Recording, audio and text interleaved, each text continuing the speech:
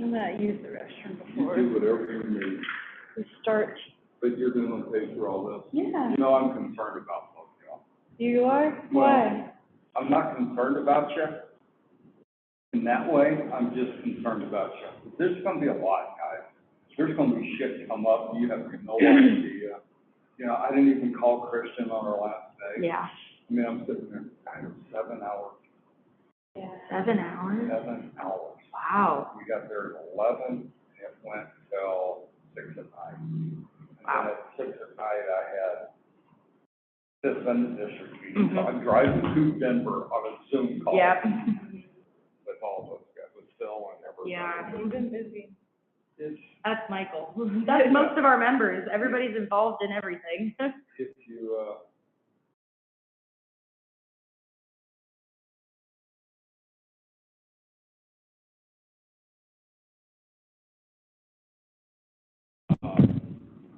it's just, it never ends.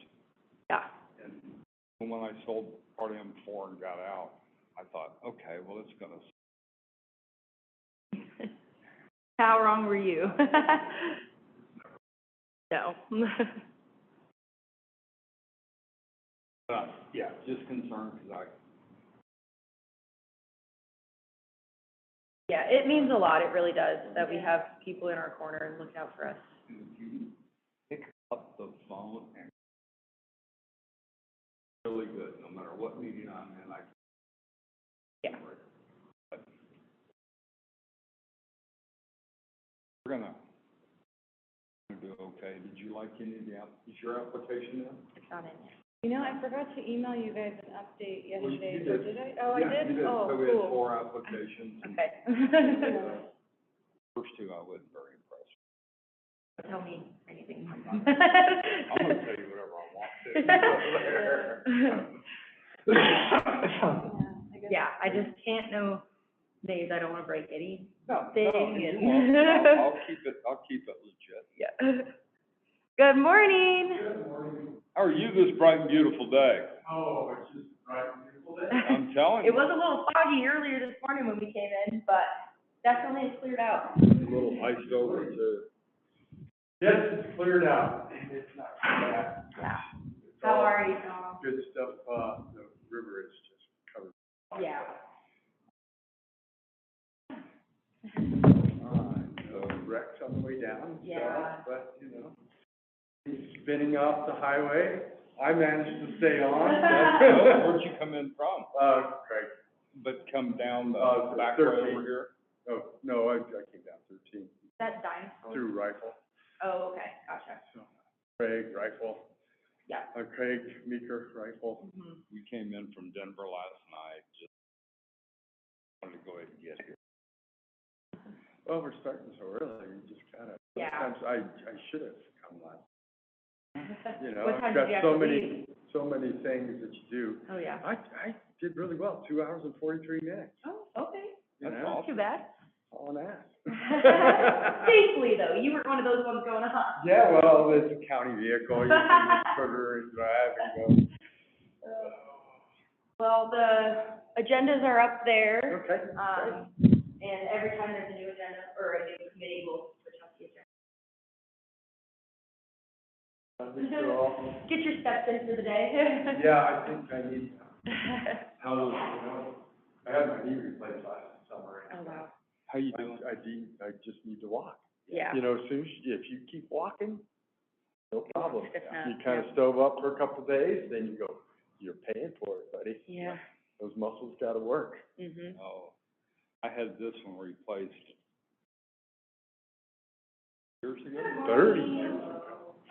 Wow, I used to cook when I was a chef. I cooked Bible study for Tom Landry in Dallas. It was a real fancy restaurant. I was running in between all of our restaurants, and I bought a motorcycle. So my job was to go and make sure all 5 of our restaurants were prepped and ready to go for the day. And then I'd go and cook the fancy one. Running in between them, and I was high side 72 mile an hour. We ran a stop sign, and I just but we called Tom Landry at home, cowboy research. don't send him to the hospital. And he gets worse. I have been awful. So I probably have pretty close to what you have now back then. Back then, wow. Because Yeah, this thing was some titanium thing that had to be made custom for you, and they put me through all these, x-rays and all this stuff. He says, this is, in the old days, they used to have, 4 or 6 of them up on the shelf, and, yeah, that one looks like it'll fit better. That's a little better one than this one, Now it's just exactly for you. Yeah. So, I'm sure that's what you got back in the. No, I don't know what I got back in the day, but You get new pieces, it's always good. oh, yeah, the hips next. I understand that's easier. Yeah, I don't know, we're gonna see. This is the medical bill of the car. Good morning, Scott. Sorry, I immediately called. I'm, at a close point in Grand Junction. I'm Rich. Yes, he's not, it's just, breaks in the scene, and I know that I know the date, but.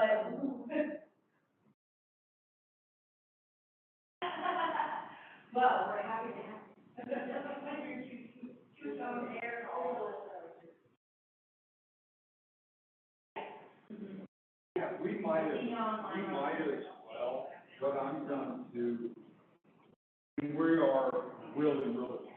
We're gonna buy it under Wild Island, which is together.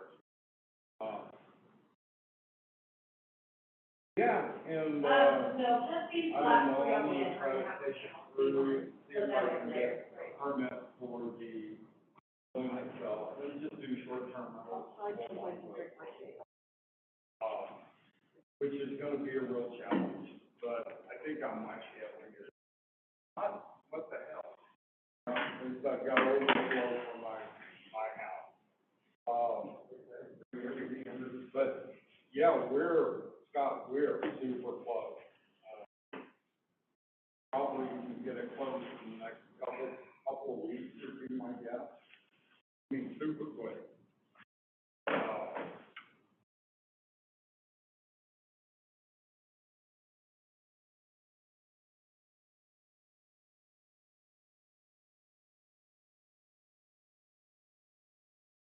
I would love to have it if you want to.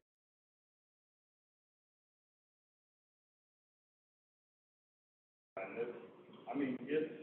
we covered some of our last financial questions.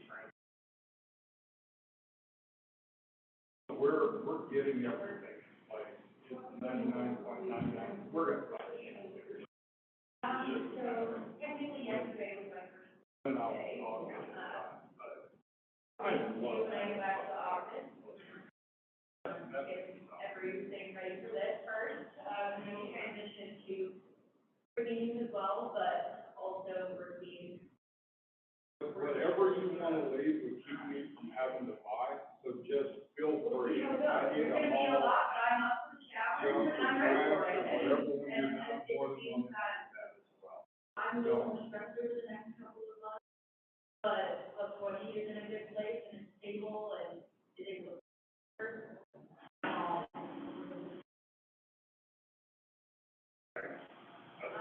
Yes.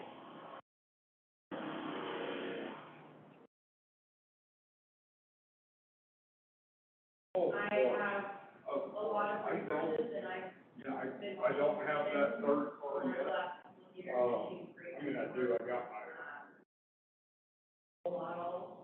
my land cruiser, but it's not. No, you're fine to leave whatever you need to wear, whatever you need. Looking forward to seeing what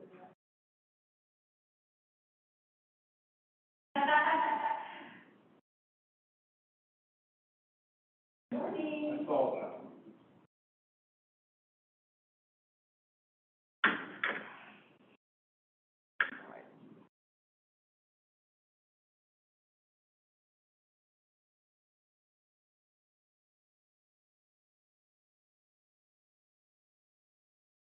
For this, that normally, but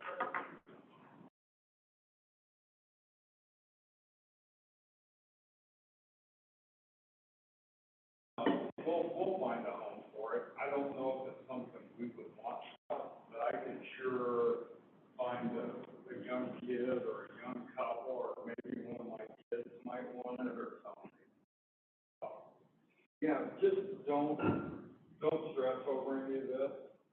Whatever you need to leave, we'll take care of one way or the other. And just don't worry. You can leave that incinerator in there. I'll make sure it gets gone. Will you be joining us? Will you be doing the update first? Whatever you need to do. Whatever you would like. Well, I just meant like you were John. Oh, I'm gonna be giving an update. Okay, perfect, yeah, okay. And then I know, did John end up coming down or? No, okay, I was gonna say, there were a couple people from the Durango area that, yeah, he was like.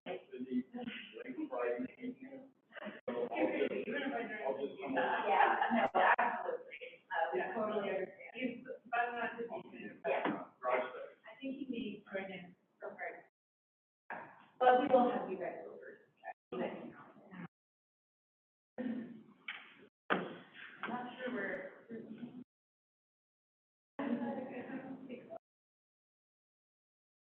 Well, we have a video, Representative over at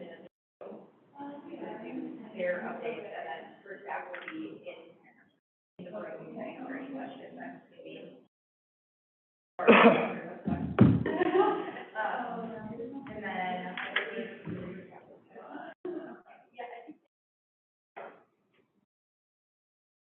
We'll have Erin here again. And she, I know that was up to a leadership board.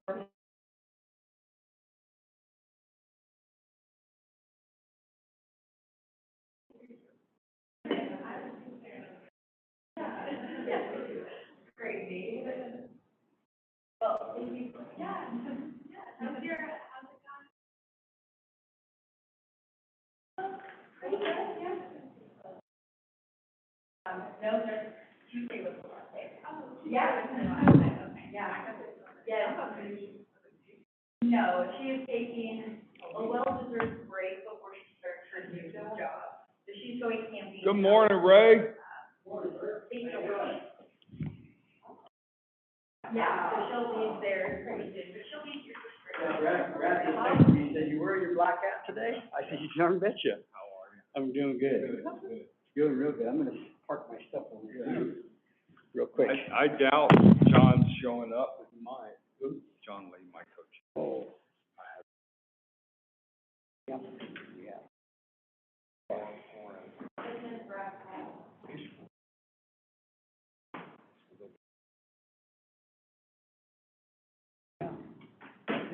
We're at 4 now? On applications? Or are we up to 5? Oh, 6, yeah. You're right, you're.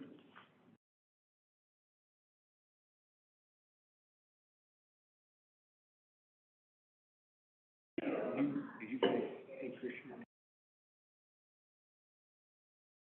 I had to go to Denver for a funeral.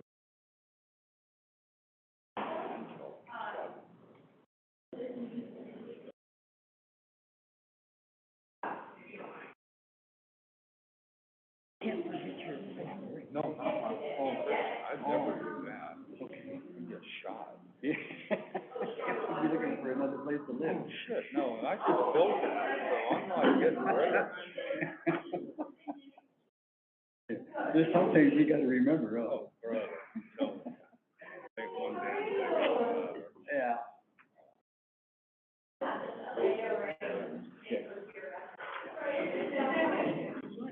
Yeah. Well, I like to be early too, and I know Michael's gonna be there early, so we're gonna have more. Yeah, we got a lot to discuss today. I don't, now, so here's my thing, we're gonna go through all these introductions, that's 15 minutes of the hour. We got introduction there, you got these. Because it just narrows it down to where you need to focus on your.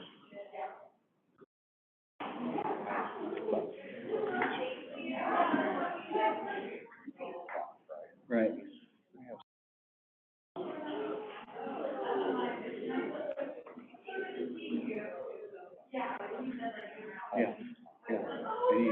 there's really nothing cost. About a week ago, bullshit, there's a ton of cost. We put the panels in, and I wanted to.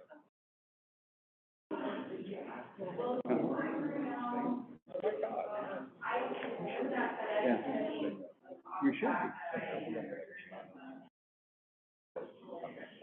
Is Bill gonna be on the Zoom or here? His associate's gonna be on this. Okay. He's also on my energy phone. Oh, good. Yeah. Good. Yep. Phil's a big Oh, yeah. Democrat or no Democrat? It doesn't matter. No. Morning. Good, good, doing real well. Hey, Bray. Good, buddy.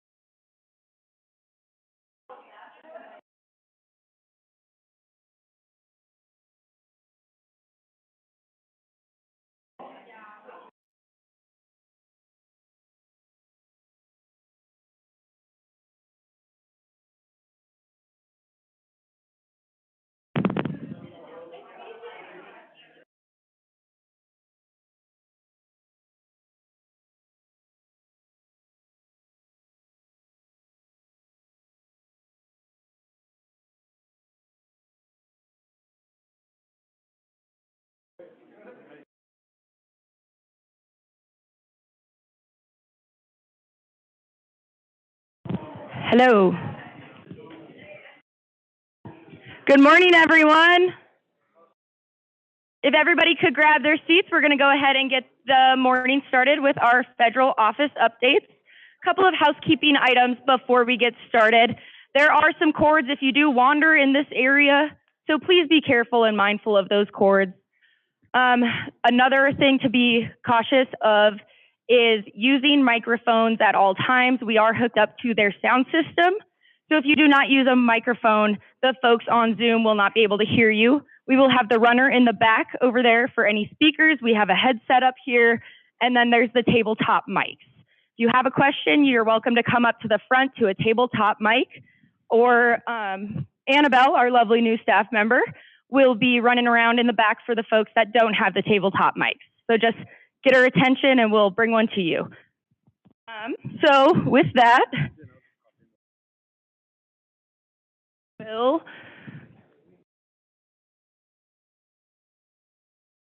go ahead and get started with the Pledge of Allegiance first. So if you could all rise.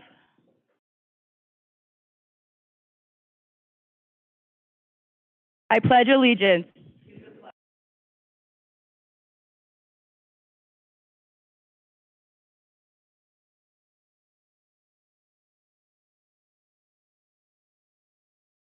All right, thank you, everyone. Then we will start with our first, our most senior office, Senator Bennett's office, and we have Hillary Henry joining us, who is the regional, oh, sorry, that was John Whitney's title. She is a regional representative for the Senator Bennett's office. Thanks, Brittany. Good morning, everyone. As Brittany says, I'm Hillary Henry. I'm a regional representative for Senator Bennett based here in Grand Junction, and I cover the Western Slope with my colleagues John Whitney and Matt Kirker. So great to see some familiar faces out in the audience today, and really looking forward to spending the next couple of days with you all. I have just a couple of updates this morning relevant to the committee meetings today. But I wanted to start by letting everyone know, hopefully you already know, but in case you don't, the congressionally directed spending process is now open, and it's open through March 10th. So as part of the appropriations process, Senator Bennett is again requesting congressionally directed spending. So this is funding for community projects. And we've had some really great projects happen all across the Western Slope in the past couple of years. And so we're excited for this to happen again. Our request form, as long as Senator Hickenlooper's request form is open, as I said, it'll be open till March 10th. And if you have any questions about this or need the form, please come up and see me. I'm happy to get you the information and talk through the process and the accounts and any other questions you have. So really looking forward to seeing some great projects again this year. And Senator Hickenlooper's office, I know, is doing this as well. So we're all eager to talk with you and eager to get some good projects funded. I also wanted to say that you all have been hearing lots about the bipartisan infrastructure law and the Inflation Reduction Act and all of the funding associated with those bills over the past couple of years. And our office, along with Senator Hickenlooper's office, worked very closely with the state in the past couple of months. And we're really excited that the state has funded 14 regional grant navigators. Those positions have been hired or are in the process of being hired. And they're based in the Council of Government, so the COGS, all across the state. And those positions are explicitly there to help you all access those funds. So we heard from Club 20 and from ADNC and other groups, especially in rural parts of the states, about the need for technical assistance and the need for help to identify, write grants. And this is explicitly what those positions will do. So it's a really great opportunity. I encourage you, if you're looking for funding, to get in touch with your COG and to see if you can work with the regional grant navigator to start putting in some applications. Also, really exciting stuff happening with broadband. I know we're going to be talking about broadband today. So the bipartisan infrastructure law included $65 billion for broadband funding spread across different programs. And we've already seen some of this funding hit the ground in Western Colorado. There's $22.7 million for the Ute Mountain Ute Tribe, $42 million for the Southern Ute Tribe and the Tribal Connectivity Program that's already been awarded, and $13.8 million for the Delta Montrose Electrical Association. So that's really exciting, and this is just the start. The bulk of the funding in the bipartisan infrastructure law is in a program called BEAD, which is the Broadband Equity, Access, and Deployment Program. And it's based off of Senator Bennett's Bridge Act. So this is a piece of legislation that he worked really hard on. It's very specifically with Club 20 and the Delta Montrose Electrical Association. So we're so excited to see this funding roll out. We think it'll be really helpful in getting our rural Western Colorado communities the broadband access they need. Colorado should get $400 to $700 million. It'll be allocated by the Colorado Broadband Office, and we're expected the NTIA to make that allocation in late June. So I really encourage everyone to start thinking about what your plans are for broadband. The Colorado Broadband Office has already stood up a grant program called the Advanced Colorado Broadband Grants. These are the grants that are going to have all of the federal funding. And they're doing a really great job getting people ready to apply for these funds.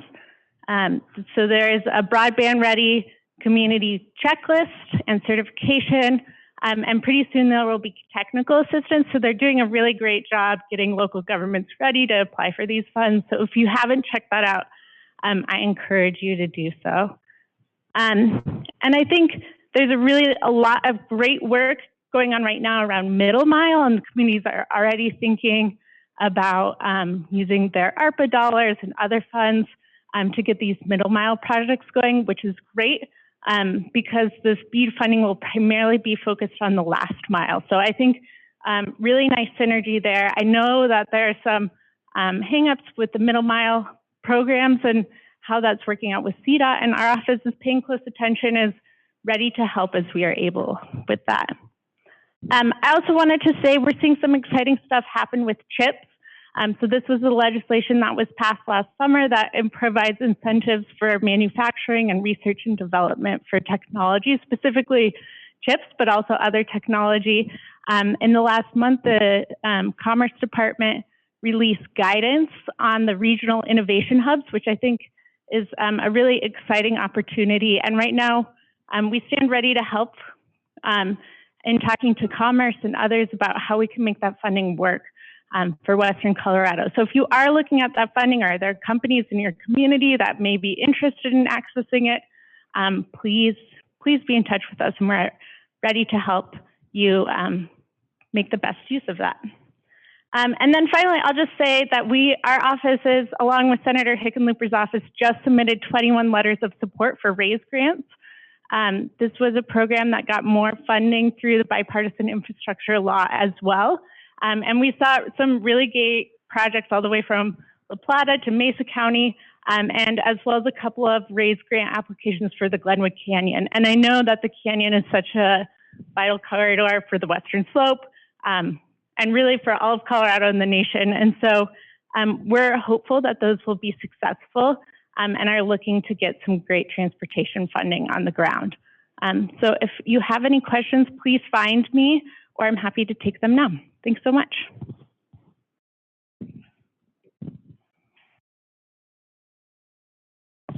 Are there any questions? Otherwise, we can move on, and she will be around to answer any questions you guys might have later on throughout the day. All right. So next we will move to Janice Stankel, which is from the office of Senator Hickenlooper, and she is our Central Mountains Director for his office. Please welcome her up.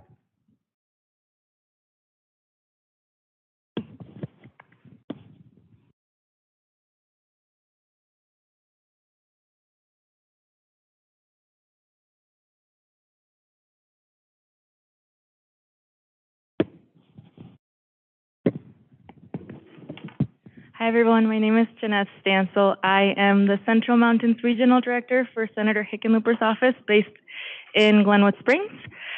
Thank you for the opportunity to provide you an update on what Senator Hickenlooper is doing currently. First, I'd like to start off by sharing that his committees for this Congress didn't change, but he is a part of a new subcommittee within Commerce, and it's the Consumer Protection, Product Safety, and Data Security Subcommittee. So we were definitely interested in learning more about this. If there are any issues within this area that are coming up in your regions, please definitely notify our office.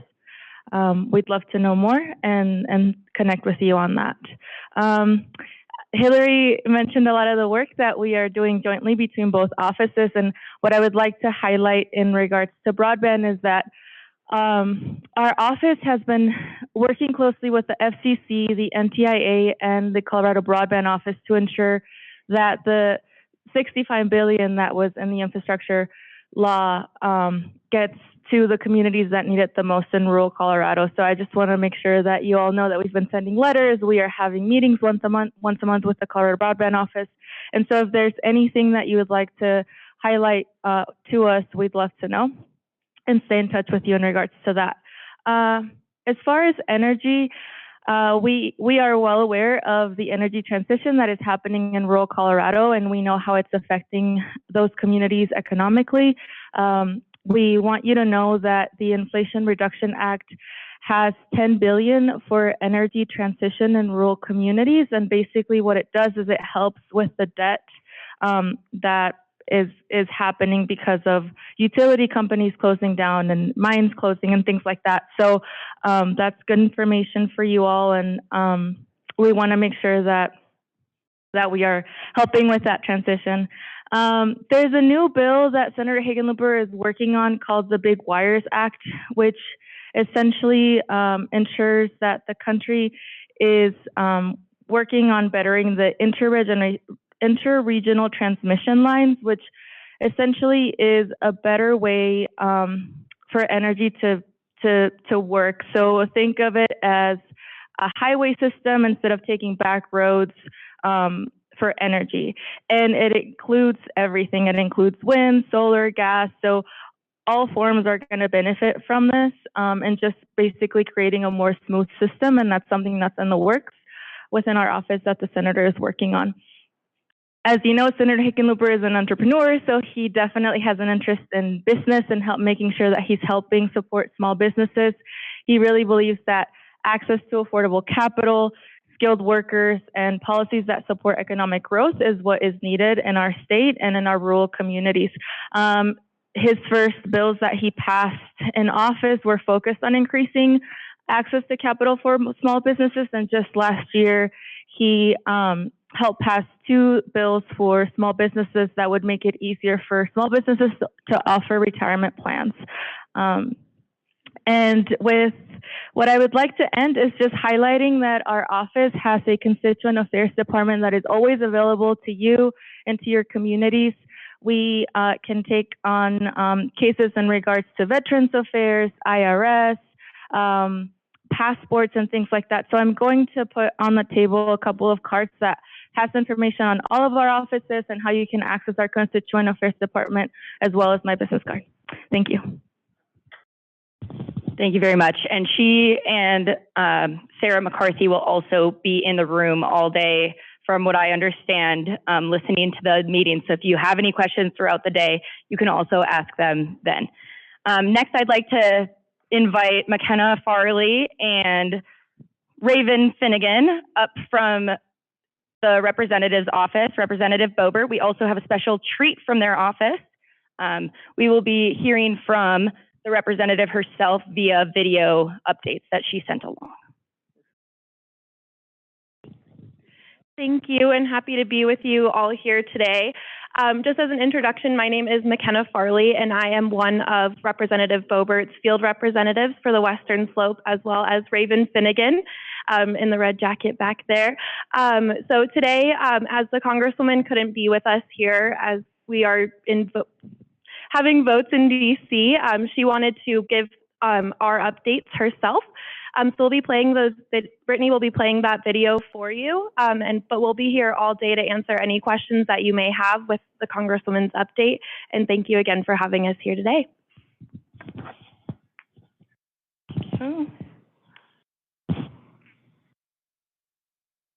I'm so sorry that I can't be with you in person, but I appreciate the opportunity to provide an update this morning on the important issues I'm working on for you.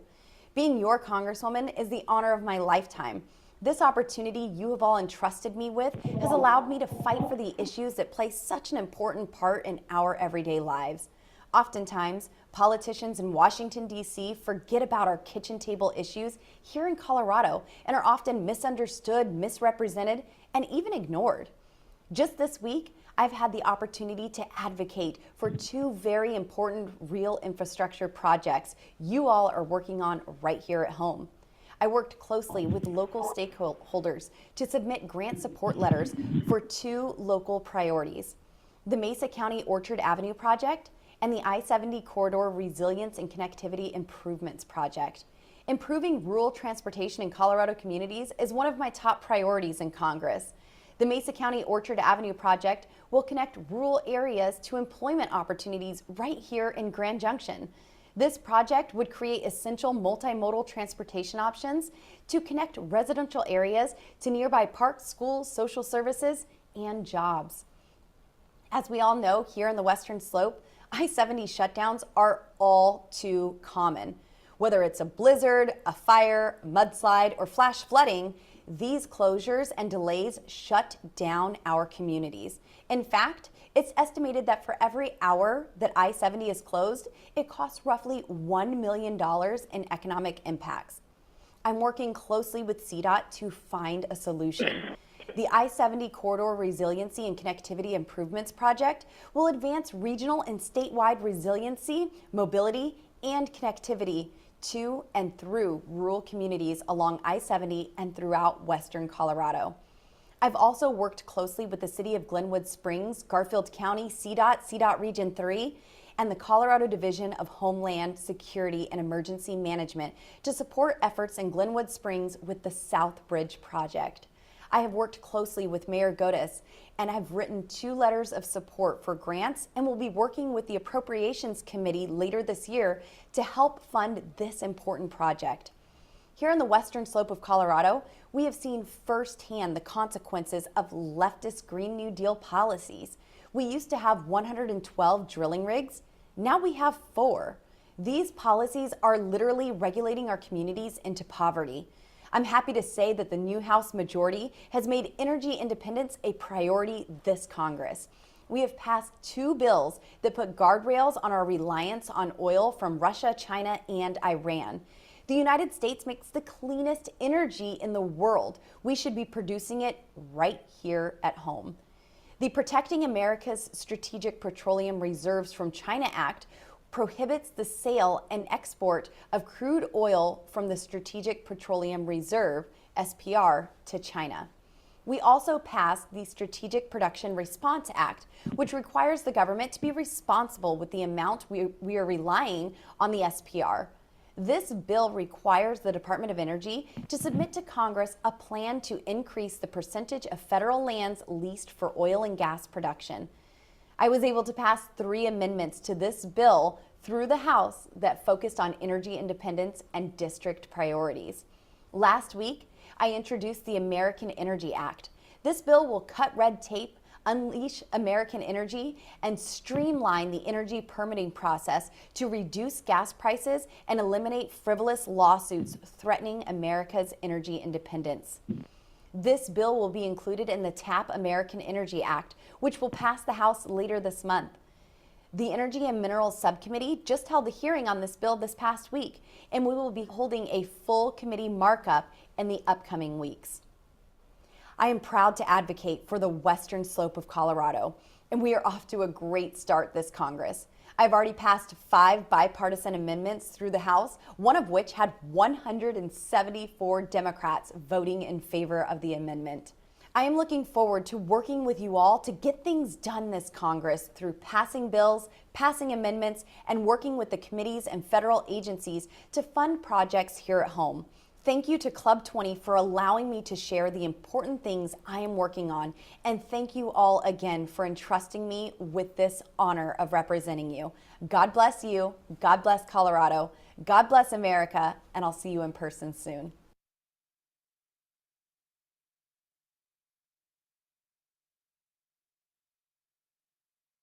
All right, with those updates, we can give all of our federal offices a hand, please. So we are a bit ahead of schedule, but we do have Senator Janice Rich online with us, a Colorado State Senator. So we will go ahead and move into our Telecom Communications Committee meeting starting now. Take it away, Michael. Good morning, everyone, and thank you so for being here. We really appreciate everything Senator Bennett, Hickenlooper, and Representative Boebert have done. As far as broadband goes, one of the things we really want to focus on today within the telecommunication broadband meeting is there's a pile of money out there. The issue is trying to get it to the ground and get it to our kids so they can go to school and truly understand what broadband does bring. One of the new things we at Club 20 are going to be doing is we're going to be bringing in Colorado updates as well, not just federal, but today we have Senator Janice Rich with us to give us her update and what's happening at the big house. Thank you, ma'am. Well, thank you so much for allowing me to be with you today. And I can see that you have a pretty good group.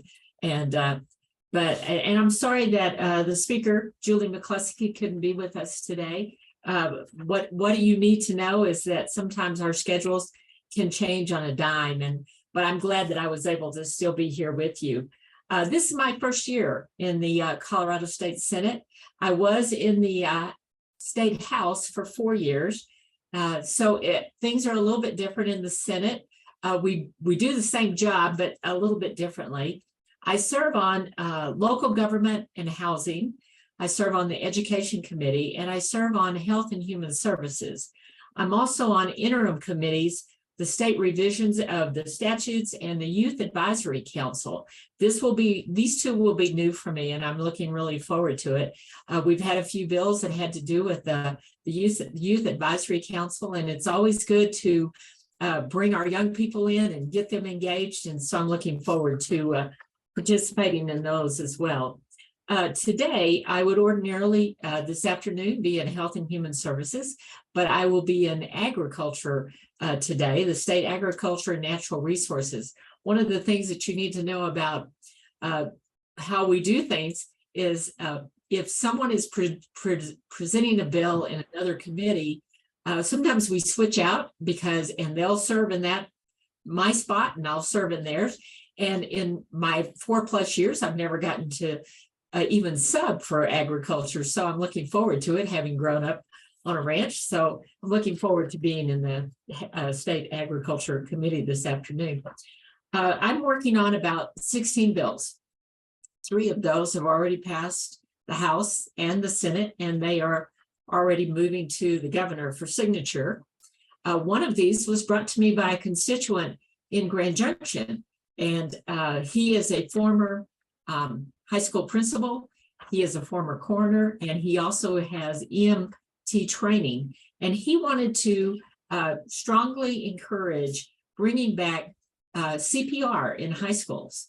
And the timing couldn't have been better, because the day that I introduced this in committee was the day that the football player from Baltimore was released from the hospital. And while they were interviewing him, he actually recommended that CPR be taught in high school. So it was very good timing to have that one in committee. But I did get that out of committee unanimously, and I got it off the Senate floor unanimously, and it went to the House, and it passed unanimously there. And so that's really good whenever you have a constituent that wants to see something changed, and we can actually make that happen for them. So I was really pleased on that.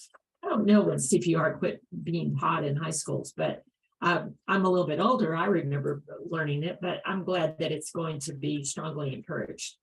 I also carried a bill along with, and you probably know, Representative Rose Puglisi. She started this bill, and it was emergency and continued placement of relatives or kin rather than going into the system for foster care. And that's a great system, but sometimes if there are relatives that can take these children who maybe have lost their parents, this is what this bill was about. And we had some really emotional testimony about this, and it easily passed with unanimous support out of the Senate. And so we're glad to have that, and we're hoping that the governor will sign that too. It's just going to relieve some of the barriers for children being placed in relatives' homes rather than going into the system. Another bill that was close to the Western Slope is the Veterans Cemetery Gifts, Grants, and Donations.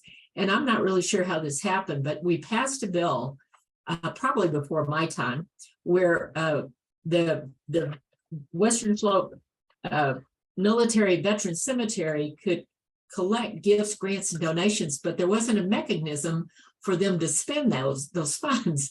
So we had to do a little bit of a cleanup there. And now the Veterans Cemetery, which is the one and only state veterans cemetery, there's more, but this is the only state veterans military cemetery in Colorado. They're now going to have a mechanism where they can expend those gifts, grants, and donations for maintenance or whatever is needed. I'm on a bill with Senator Dylan Roberts, which I know a lot of you know, and it's about the Rural Opportunity Office. We still have to take that through appropriations and then bring it to the floor. It passed in the first committee unanimously, but this bill codifies the Rural Opportunity Office that has actually been in place since 2019, and it will. The office is required to serve as Colorado's central coordinator for rural economic development matters, and work with the coal transitioning communities to explore unique businesses and economic development opportunities. This has been very popular over here, and so I'm really happy to be a part of that bill. Some of the bills that I do, because if you don't know this about me, I am a former county treasurer, and I think every year that I have been in the legislature, I've done a bill for the county treasurers. And this one has to do with the county treasurers no longer being ex officio treasurers for ditch companies. And this law has been in place since 1905. And so it was kind of necessary to update this because county treasurers don't really participate in ditch companies' meetings and various things like that. Now, the county treasurers will still collect the assessments, and they will still, send those out to the various ditch companies, but we're not going to, county treasurers will no longer be the ex officio treasurers of ditch companies. That passed unanimously out of the Senate, and it's on the way to the House, and Representative Rick Taggart from Grand Junction will carry it in the House. Hopefully we'll get that passed. Yesterday, I had a good time doing this bill. This one is such a common sense bill that I can't believe we have to actually pass a law on this, but it's called Move Over, Stay Safe. And right now, the law is if you see law enforcement or any emergency type vehicle off to the right, we all know to move over to the left. Now, this bill passed unanimously out of committee yesterday. And anytime that you see a vehicle, any kind of vehicle with their flashers on, and they have moved over to the shoulder of an interstate, or if it's 2 lanes, we're asking everyone to move over. Now, there are times, because I have driven I-70 a lot, there are times that you can't move over because there's so much traffic, but we do want everyone to slow down. And so this is going to be a requirement that motor vehicles drivers take certain actions to mitigate that risk of vehicles. State Patrol was there yesterday and talked about since the law went into effect to move over whenever you see law enforcement or emergency vehicles over on the shoulder. It went from 144 deaths in 2019 to this last year of 8. So, it's not doing everything, but we're getting better at it. So I'm looking. I was really happy to be on that bill. One of the other new bills that this is going to be new to Colorado, and I will see how this goes. But if you are a cancer survivor like myself, This might be of interest to you because this is called biomarker testing. And it requires all individual and group health benefit plans to provide coverage for biomarker testing if the testing is supported by medical and scientific evidence. They already do this in the state of Utah, and it's more preemptive. It's another test that you could take, and perhaps the medicine that you take if you're a cancer survivor, this type of test would tell you if that really works for you, depending on your biological makeup, if you will, or if something else would be preemptive of cancer. So it's going to be something new, and it's already passed out of the House Health Committee. It's on its way to the House Appropriations, and I'm looking forward to it coming to the Senate. I'm working on a bill also called Higher Education Staff Sabbaticals. We know that professors of universities do take sabbaticals, and this is going to allow higher education faculty, certain faculty, to take a sabbatical if the government board of the institution where the faculty member works approves the sabbatical. It's not something that the government is mandating, but it's going to allow the institutions to make that decision. And it extends those opportunities to the staff of higher education. I'm also working on continuation of the child care tax credit. That is coming to an end at the end of this year, and we want to extend that child care tax credit because I think the federal one is going away, but we want to continue this one, and ours would commence in 2025. This is still in the House. It hasn't come to the Senate yet. It did get out of its first committee, and I said that all pretty fast, but those are the things that I'm working on. We're seeing a lot of bills already in the Senate and in the House, and I'm sure you've read about some of those in the news, that they're going to be a little bit controversial, and we're about to start debating some of those in the Senate. I'm sure a lot of you know about I don't know. It's about the equine, the horses, and to stop the killing of horses for cooking or for food. But there's a little bit more to that bill than that. And actually it's changed a little bit. It's now become more of a transportation bill that you can't transport more than 20 horses at a time if you're going to be sending them to Canada or to Mexico. If you have 20 or more, you're going to have to jump through all kinds of hoops. I would imagine if people are doing this, that they're going to go down from 20 horses to 19, so they don't have to go through all of that. But we're also looking at rent control bills. We're looking at tenant right bills. Some of those have started in the House and they haven't made it to the Senate yet. But I'm watching some of those and see how that goes. We've had bills where psychologists are going to be allowed to provide prescriptions, but they have certain criteria they have to meet rather than just psychiatrists doing that. There's a bill today that's coming to health, and I won't be there today, but it's about allowing physicians' assistants to expand their role, if you will. And that one's been very controversial. I've heard from as many doctors as I've heard from physicians' assistants. I'm not sure how that's going to go, but those are the kind of things that I'm seeing right now. So if you have any questions, I'm happy to try to answer them anyway. Are there any questions for the senator?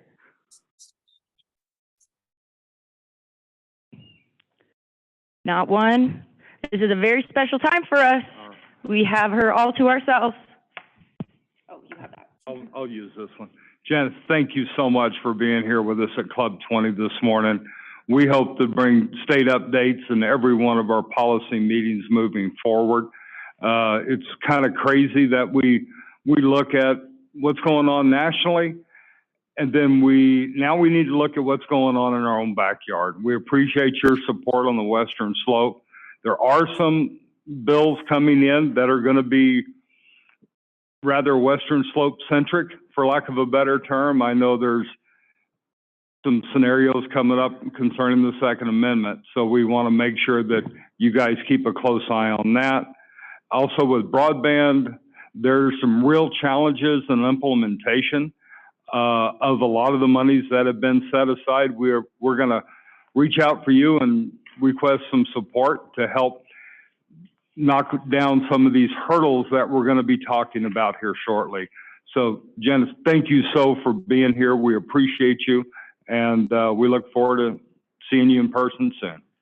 Thank you so much. I appreciate everything that Club 20 does, and you're such a great resource for all of us. And it's so great to always know where the positions of Club 20. I always take that to heart. I'm always making my notes on the bills and everything, and I appreciate all that you do as well. Thank you so much.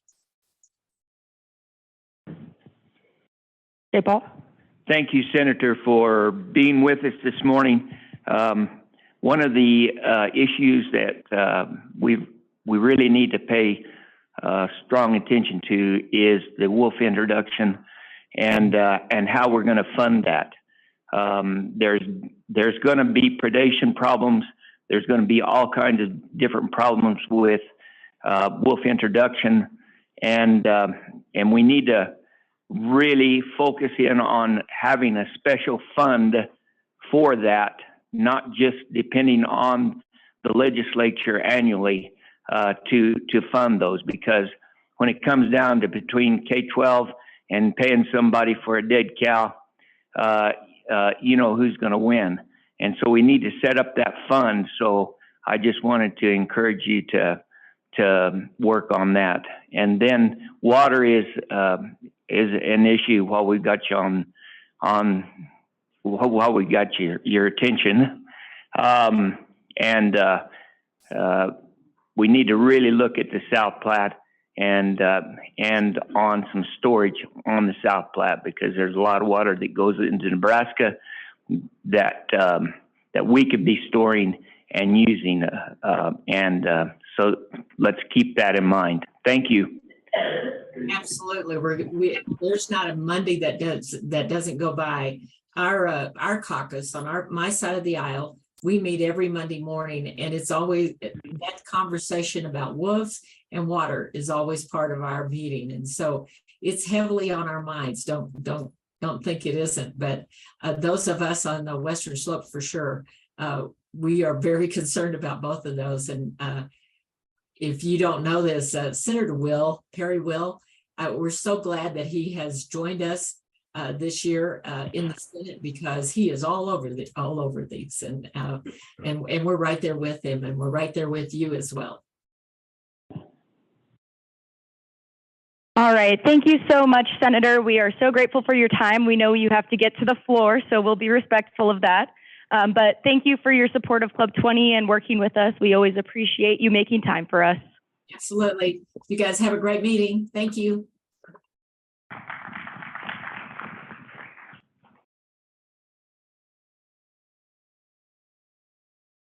Michael, go ahead. Okay, so we're going to do a little house cleaning, I guess you would say. I don't know what I'm talking about. So in accordance with our bylaws, we ask that only current Club 20 members participate and vote on matters of policy development. If you're interested in becoming a Club 20 member, please see the guy here on the corner or any of our staff. Discussion is open to members and guests and is a critical part of our committee meetings. We ask, when asking a question or making a comment, please use the microphone. And we're going to bring that up a lot of times today, guys, because a lot of the people on Zoom can't hear us unless we are talking into the microphone. For those seated on the front of a tabletop microphone, please do not turn on your microphone until the committee chair has acknowledged you, and then turn off your microphone once you finish speaking. For those of you in the back of the room, Club 20 staff will be walking around with a microphone for you to use. We'll now ask the folks who are joining us virtually to introduce yourselves. So Brittany, you want to start one of those and we'll go from there. Joining us online, we have Janet Farmer, Jamaica Watts, who will be one of our speakers today, Corey Brindle, who will also be one of our speakers today, John Whitney, Kathy Fackler, Kelly Hebard, Matt Sulka, another one of our speakers today, Melanie Worley, Melody Villard, Mike McVaugh, Tracy Sakaguchi, and Veronica Medina. Thank you. So then let's go ahead and introduce the folks in the room. You want to start with Mary Jo over here, and then we'll bring it around. Go green? Okay. Mary Jo Coulihan, Archuleta County Representative. I also chair the Tourism Subcommittee and sit on Business Affairs. Wendell Kuntz, Delta County Commissioner. Ray Beck, Membership Chair for Club 20 and Co-Chair for Transportation. Mike Goolsby, Grand Junction and Transportation Policy Group member. Brad McLeod, Chair of Club 20, Mesa County. I'd also just briefly, while we have a moment, I would like to take a moment and recognize and thank Brittany Dixon for stepping up. She is our interim director right now. Many of you are aware that we are doing our search for our next executive director, but Brittany has taken the opportunity to stand up and is doing a fantastic job. And I would like to recognize her and just say thank you very much for doing that for us today. My name's Michael Murphy, Chair-elect Club 20 Telecommunications. Good morning, John Lee, Charter Communications, Co-Chair of the Telecom Committee. J. Paul Brown, has been. How do you follow that? Ray Scott, recovering senator. Cindy Dozier, Club 20 Secretary, and I represent Club 20 on the Rocky Mountain Restoration Initiative. Kathy Welt, Delta County, on the Board of Directors for Delta County and Welt Ranch, LLC.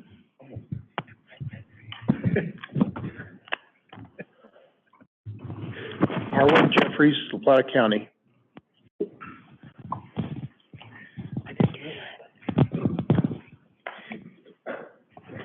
Good morning, everyone. Sarah Carlisle, Tri-State. Thank you. Shauna Grieger, Western Colorado Contractors Association, and also on the Transportation Policy Committee. Bo Flores, Mesa County. Good morning. I'm Greg Hart, Trustee, Town of Cedar Edge.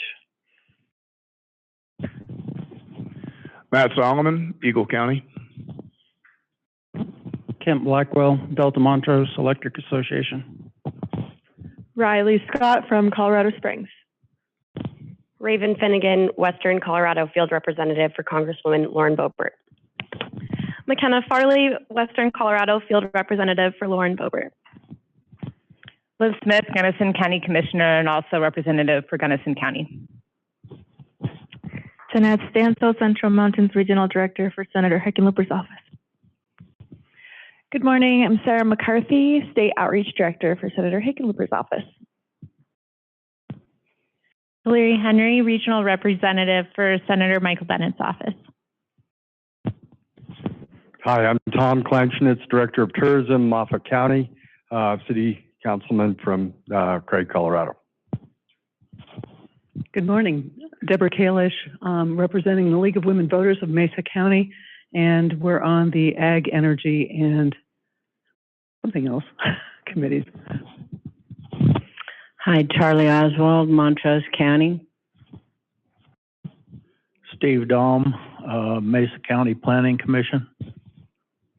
Jeff Snedden, Trustee, Town of Granby. Viska Childs, owner-operator Zero G Limo. You can see the Tesla outside. And from Carbondale. Annabelle Diaz, Administrative Assistant for Club 20. All right, so thank you everyone for being here. I know the roads aren't optimum. Mother Nature has its way of humbling all of us. But we'd also like to thank our venue and lunch sponsors, Chevron and Rocky Mountain Health Plans. We really appreciate your support here at Club 20. So let's move real quick. One of the things we also wanted to do was to bring in from the Attorney General's office their updates.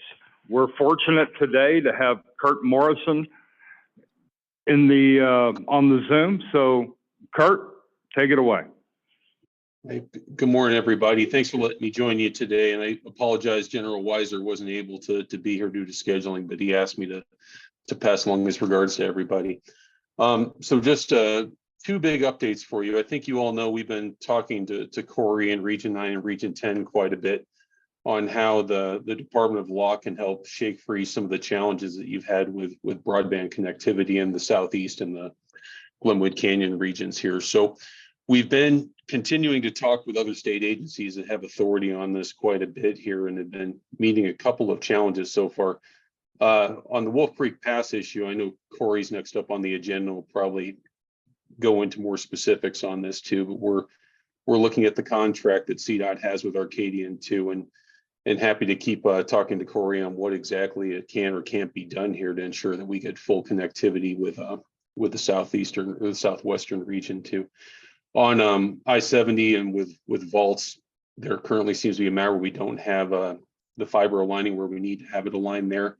We just started talking to CDOT last week about this matter to find out more on the issue, and I know Corey's also going to update you more on this.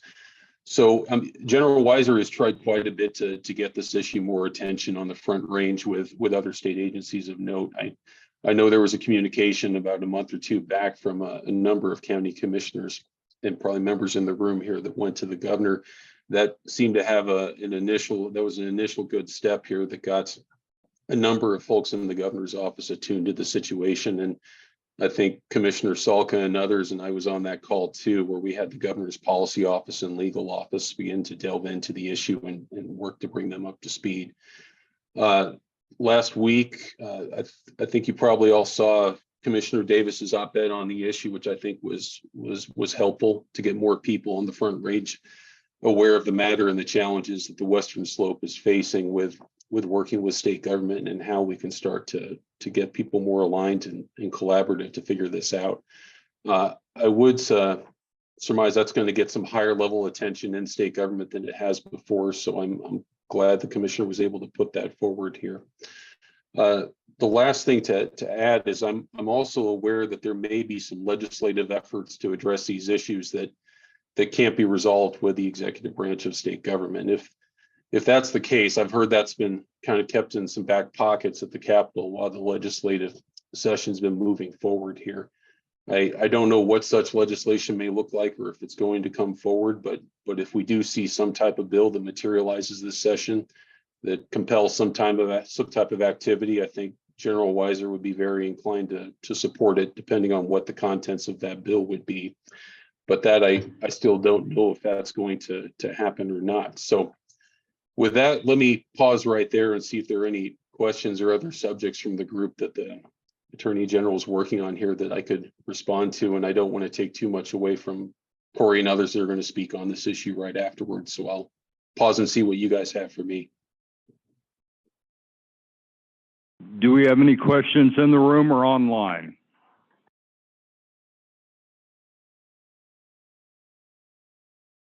All right. Matt, go ahead and unmute yourself and ask your question. Yes, thank you very much. Kurt, I just really want to say thank you very much for being a part of this and communication and transparency, working together with the AG and your staff.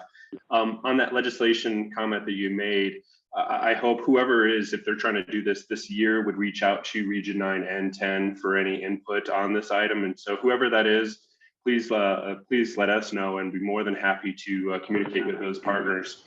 The other item too, as well, is I've been considering also putting this forward too on CCI for next year. So if it doesn't happen this year, it may happen next year then. So thank you, Kurt. Yeah, sure thing. If I find more information, Matt, on what might be planned, I mean, my understanding right now is legislators a lot of the time like to keep these ideas as a backup option in case agencies and locals can't come to an agreement. So it's possible there's one or two that are just sitting tight and watching how this plays out, and they may pull something up at the last end of session. If they do, hopefully it's something that's not half baked, and we all have a chance to look at to make sure it does what it needs to do, so we can get a solution here and not have to wait 8 months till we have another bite at the apple.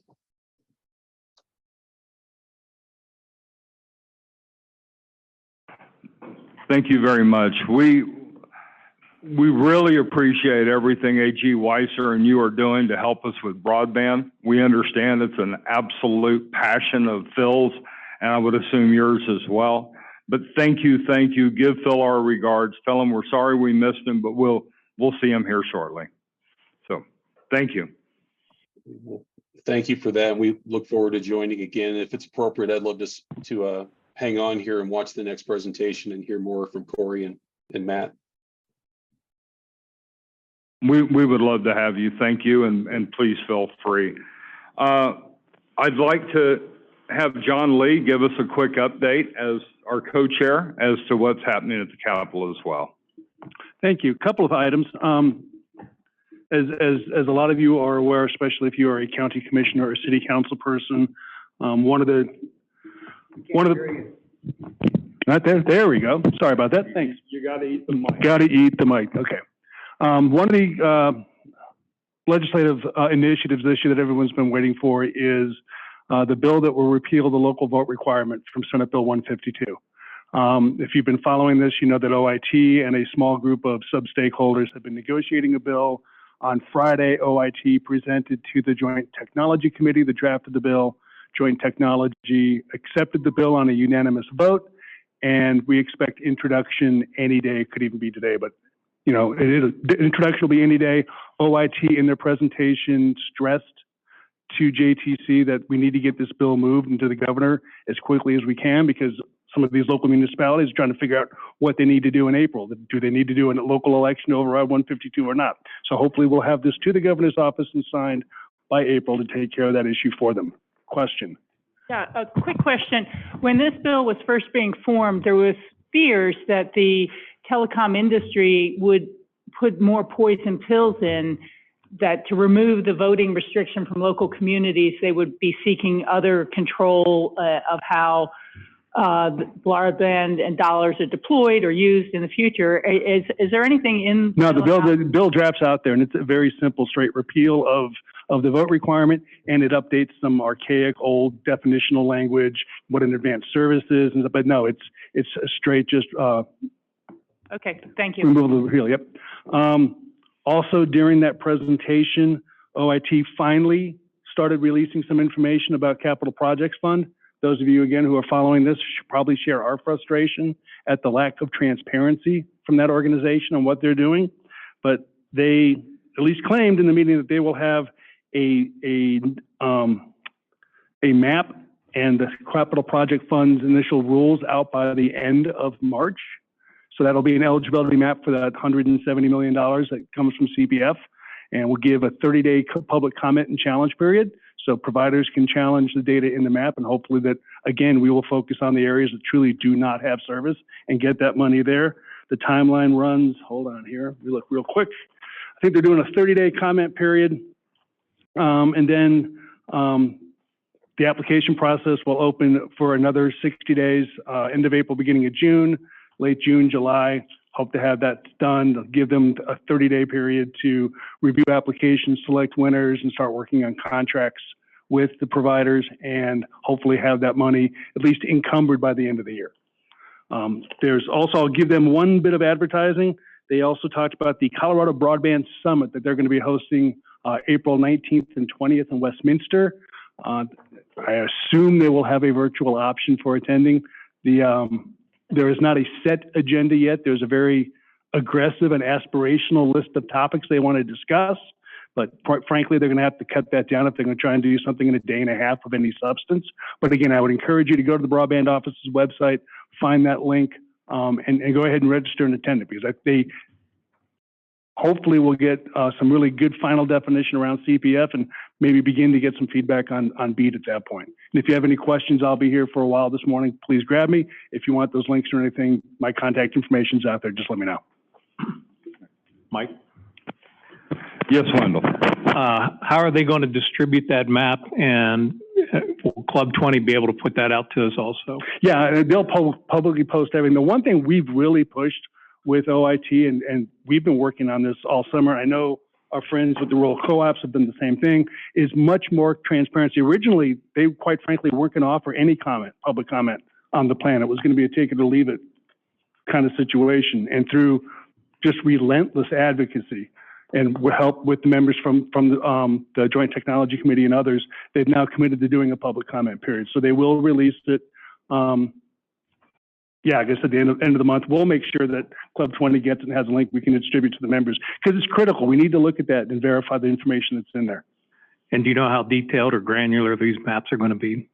They should be pretty, if you're familiar at all with what's going on right now, you know, on the BEAD project, back and forth, it should be a subset of that. Okay, thank you. I will also give them one other bit of advertising. They have just released a new broadband map hub, as they call it, which again purports to incorporate a lot of the BEAD information that's been filed with the FCC. So I would encourage you to go in there and play with that map and look at it. And if you've got issues, obviously raise it. Thanks, John. Appreciate that. So in looking at the telecommunications agenda for this winter policy meeting, what was glaring was that there's all these funds that are allegedly out there for middle mile, but we're having issues. And what we've done is we've brought together a group of 4 speakers. We're just going to do a little roundtable. We're going to throw out questions to the group. We're going to just hear what they have to say. But we're fortunate enough to have Corey Brendel with Region 10.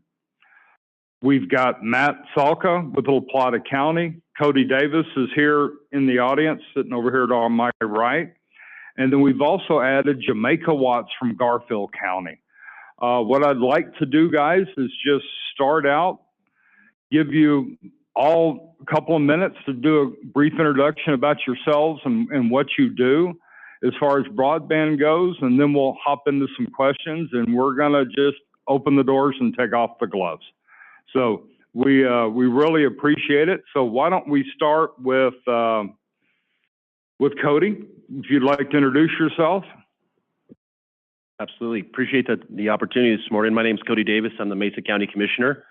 So we've been working on broadband for a long time, been working with Mike a little as well, and trying to gain access to broadband on the Western Slope. Broadband on the I-25 corridor is quite easy to access, but in rural Colorado, it's a bit more difficult. So we've been trying to access some of the funds to go after some of this middle mile infrastructure out here in Western Colorado. We've had some success going after those funds. The ARPA funds have been vital, and we've allocated a lot of those funds here in Mesa County, in Palisade, in Colburn, to access fiber, primarily in CDOT right-of-way. And we've been, made promises to connect to that, and then recently had some roadblocks put in our way. So that's kind of what I think leads us today to today in this discussion. So I'll pass it off, I guess, to Corey, or Corey next.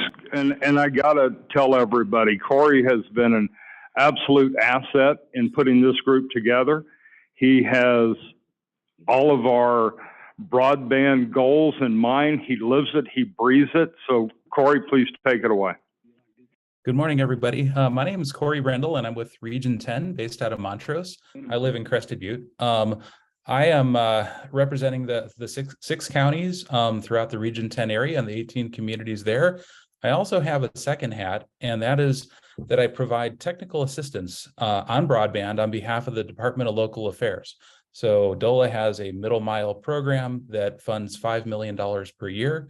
And we work with all the communities on the western half of the state and really south of I-70 for my territory. And I've got a counterpart on the northern edge north of I-70. I've basically put together an architecture and worked with each of the regions, whether it's the AGNC region, the home territory here in Region 10, the Southwest COG in Region 9, the San Luis Valley and the Sked, the Southeast, and the Pikes Peak area of governments. The concept is to basically run a ring of fiber around the western half of the state to put together the pieces that exist and construct the pieces that need to be constructed. We want to access existing fiber. And in doing that, the general goal is to take the supply of services that sits in the metro areas and transport it out and provide that supply to the small towns and the areas that are deficient in internet access. So a lot of the conversation today has to do with some of the details around those connections and how you get off the highways or off the power lines and into the towns. And we've been real active. So many communities throughout the state have used both their local ARPA money, their local tax dollars, and exercised the DOLA Energy and Mineral Impact Fund to develop those infrastructures. So basically building fiber lines from the highways into the towns. And this is all setting the stage. This is the precursor for the federal investment that will help our private partners, all the private ISPs, wireless companies, fiber to the home companies, cable and telco companies. This is the backbone that will allow them to get faster, more reliable, and lower cost sources of internet access to flow through their networks to our homes and businesses to improve the condition of broadband in our communities. So I'll move on to the next fellow, but thanks for having me and I appreciate the attention, Michael. Thank you, Corey. And let's bring up Matt. I got to tell you, Matt, my granddaughters live in La Plata County, so this is near and dear to our hearts. So please introduce yourself. And well, thank you very much, Michael. Matt Salka, La Plata County Commissioner, and good morning to you all. Really just wanted to touch base. La Plata County is very proactive on making sure that we connect all businesses and homes in La Plata County, not only just in our county, but in our Region 9 and Region 10. Our focus is making sure that we work on redundancy, connecting to that Alpine loop to be able to make sure that lights are always on if there is an emergency or situation where, for example, in the town of Bayfield, there was a backhoe that hit a fiber line, which cut out all 911 communications to Pagosa Springs. That's a problem. The other item too, as well, is that we just want to make sure that we have fair access to right-of-way fiber through CDOT to make sure that it's at a low cost.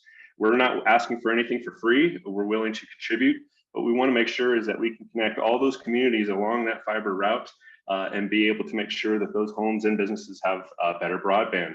I look forward to talking more about our DOLA funding that we've been receiving, as well as our NTIA submittal. Thank you, everyone. thank you. Jamaica, you're up next. Hi, thank you for having me today. I think similar to everyone else who has had a chance to speak, Garfield County currently has 4,000 homes in our area that have little to no broadband service. And so when Garfield County initiated a response to that years ago, we started partnering with Region 10. We had worked on a plan to get this going. We've received DOLA grants. We've also utilized our local ARPA funds. I think to $2 to $5 million we've invested to do this lateral fiber and CNL locations in each one of our communities within Garfield County. And now we're stuck. I think that's kind of the theme. There's been some real challenges in gaining access to that fiber along I-70, and a lot of our projects are currently at stake. And I think someone spoke to this earlier. There's also a stake of losing last mile funding. So it's a little bit about our project. I like to say it takes a village, and it certainly does. I think we probably could have assembled our village a couple of years ago, but I'm glad we have it now. And I think that's critical. We got the policy piece, and then we have the operations piece.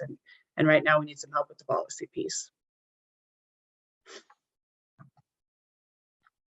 Thank you, Jamaica. I think, and I see Eric Heidel on the call as well. Thank you for being with us, Eric.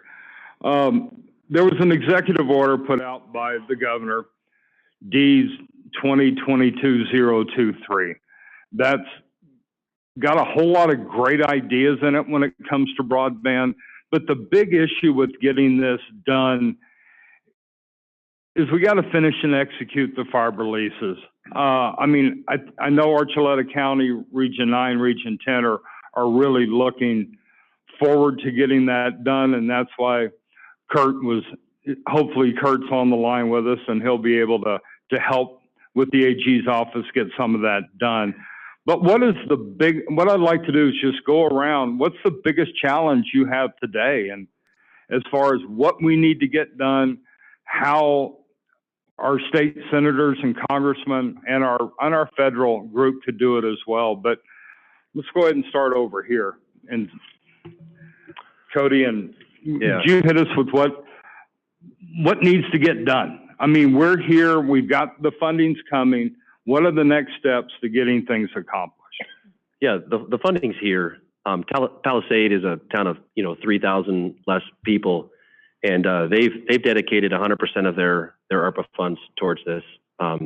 They've made contractual deals already to connect to a logical point on the interstate where there's a public asset that we should have access to. And we're being told we've got to go miles down the road and spend millions of more dollars to access that. So that is our greatest problem. And when it comes to broadband right now and getting that middle mile infrastructure. So, the AG's office, the governor's office has lent their ear, but today we haven't seen any real movement on solving this problem. Corey, what are your biggest issues with Region 10 and Region 9? Yeah, so let me just share a map again real quick, and I can kind of speak to that. Yeah, sorry, I gotta find it in Zoom, and there we go. Okay, so we're working on a similar model all around the state. There's 9 communities between Glenwood Springs and Fruita. Those communities have all invested in bringing fiber from the center of their towns up to the highway, and whether that's Colburn coming 19 miles.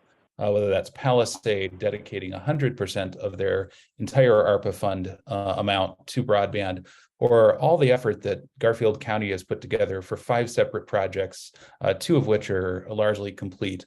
Our biggest challenge there is getting access to vaults that are at the highway exits or nearby. Right now, we're being asked to build a total of $8.5 to $11 million in additional fiber to run parallel to the highway to reach splice points that are not located next to the towns. We know that we have no technical hurdle in splicing into the cable that is sitting in the vaults of the off-ramps of the towns, and we want to make this cost effective. We want to make this as reliable as possible. We want to make sure that we're not running parallel cables to existing cables. So if one fiber cut event occurs, everything goes down. We're trying to reduce those single points of failure. And then down in the southern part of the state, getting access to fiber across Wolf Creek Pass between Pagosa Springs and South Fork that's currently being constructed and funded by CDOT. CDOT has direct contracts with Paonia to finish up that fiber from the summit down to Pagosa. That's critical as well, because this ring that you see on the screen here, this is designed so that if we have a mudslide in the northern part of the state, if we have a fire out in the San Juan National Forest and the Dolores Canyon, or if we have a post hole digger go through, a fiber cable setting up fences in the spring after the snows have gone, all those things can take out the services entirely. The additional benefit of this is that we deliver twice the capacity, east and west, to each of the communities along the route. So getting that fiber connection, and let me show you a picture of what that looks like. If we have the highway here going east and west in the top of the screen, the communities have all funded fiber laterals, or this extension going from the highway or the backbone down into the towns. This is Palisade. And they're funded to connect that at the vault that was newly installed this past 2 summers at the on-ramps. We're being asked by CDOT to build between 1 mile and 4 miles in parallel to CDOT's existing fiber to meet between the towns out along the highway, middle of nowhere. That's just because one cable, is butt-ended to the next cable. It's like connecting extension cords in your lawn, in your front yard. We really need to mid-span splice and get into that cable right at the vault. There's no technical reason we can't do that. CDOT currently has 1,300 splices in their network. They have 10,400 vaults for access to fiber, and they've got 135,000 strand miles of fiber. So making these accommodations, In this case, for these 7 communities, and when we get to the southern half of the state along Highway 160 for another 5 to 10 communities, those are critical decisions. And that really allows that community to have capacity, to have the reliability of having the service go west to Salt Lake City or east to Denver or south to Albuquerque. That's a critical decision for us, and we really need to complete the fiber leases that have been requested nearly 2 years ago by Region 10 along Interstate 70, and the same lease requests that went in the summer of 2021 for Archuleta County and Region 9. So thank you.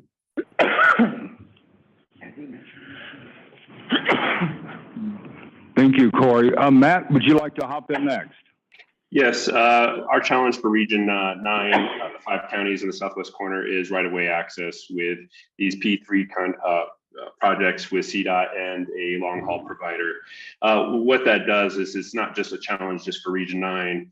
It is also going to be the same situation for all of Western Slope. If we can't connect to that fiber to be able to make sure that there's redundancy, Mesa County is going to be affected by this. And so what we are trying to do here is make sure that we can secure, La Plata County has received over $2 million in DOLA funding for 2 projects in La Plata County, and great partnerships with the Southern Indian Tribe. And what that does is, yes, we're going to still be moving forward and making sure that we have this fiber impacting rural communities in La Plata County as well as Archuleta County. But if we can't connect to that fiber, all it's going to be doing, all that will be succeeding is just lighting it at one end, and there's no redundancy whatsoever. So we have a lot of money, just like Commissioner Davis had stated, that's coming in. We in La Plata County have allocated $2.5 million from ARPA funds for broadband projects. And without having right-of-way access, fair and not cost prohibitive, we're not asking anything for free, but we want to make sure that what's right and what does best is for our communities and businesses in our region to make sure that we connect. So that is our challenges currently. Jamaica, would you like to chime in next? Yeah, same challenges of the other communities. We have a current contract in place, and we're getting ready to award another contract. And I think for us, it's timing. We're ready to go on these things. On our last contract, we've had a lot of claims and delays due to the timing. And I don't want to run into that on phase 2. And so I think timing is critical. We're hearing from CDOT that a decision on whether or not we can or cannot use the splice locations that Region 10 has requested, we're hearing that could be 6 months. And I think so that's the critical piece for us right now is 6 months does not align with what we need to get done. We have grants that expire in October. And then again, the last mile piece. So I think for us, timing is critical. Thank you. So one of the things that Corey and I were talking about not too long ago was about how history could possibly repeat itself. We've seen some issues in other areas, not so much on the Western Slope, how not having access to the fiber ring is slowing down projects and actually keeping them from happening. Cody, would you like to expand on that a little? Sorry, will you repeat the question? My wife was texting me. Oh, buddy, I get that and take those first. But there's conversations that we've had in the past about how not being able to connect to the loop is killing or slowing implementation down of the Western Slope. Absolutely, and that's what we're fighting for is redundancy. We'd like to have more players in the valley. John's been in the valley for a long time, trying to increase broadband. We'd love for him to tie into our middle mile, if you will. But yeah, we've got a new map that we're trying to develop that we want to implement in the future, and a lot of that is creating new carrier-neutral locations where guys like John can tie into and take out into the community. And it's also creating redundancy. So if you do have a backhoe that plows through a line, you've got a loop, you've got redundancy. It doesn't take out our services. So that is the goal in the end. Again, in rural Colorado, broadband, high-speed broadband is a luxury these days. It is not the basic that everybody has. So that's what we're fighting for, because 20 years ago, broadband was not a need. It is absolutely a basic utility. People use it for work, for education, as we saw through COVID. They use it for financial means, connecting to their banks. So it's an absolute utility, and we need more redundancy throughout the state of Colorado, and that's ultimately what we're fighting for right now. Well, that brings me, Ray, I'll be with you in just a second. That brings me back to why Club 20 is here. Back in 1953, Club 20, 75 years ago, folks, was formed and to help us with our roads, to get pavement on our streets. Today, here in 2023, 75 years later, we're fighting the road battle again, but it is not with roads, it's with broadband. So, Ray, question? Yeah, thank you, Mr. Chair. So since it's a roundtable, I was just going to ask, in partnership, are you guys working with, or can you explain to us how, at least in my opinion, how good the model is working between broadband industry and rural co-ops?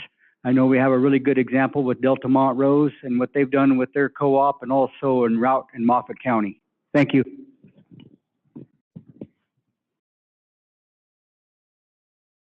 I mean, I'll jump in and speak for Mesa County. Mesa County has a different model than what I think you'd see probably in Delta.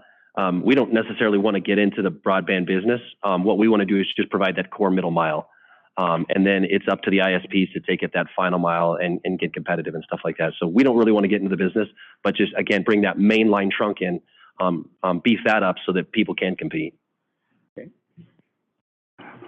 Corey, I see you wanting to comment.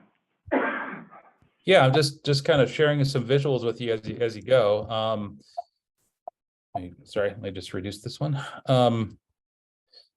So yeah, the whole idea here is to partner with private industry. You know, if you look at the middle mile piece, the connections between the major cities and getting that out to our small communities, that is the hardest thing for a last mile ISP to do. That is the liability side of the P&L.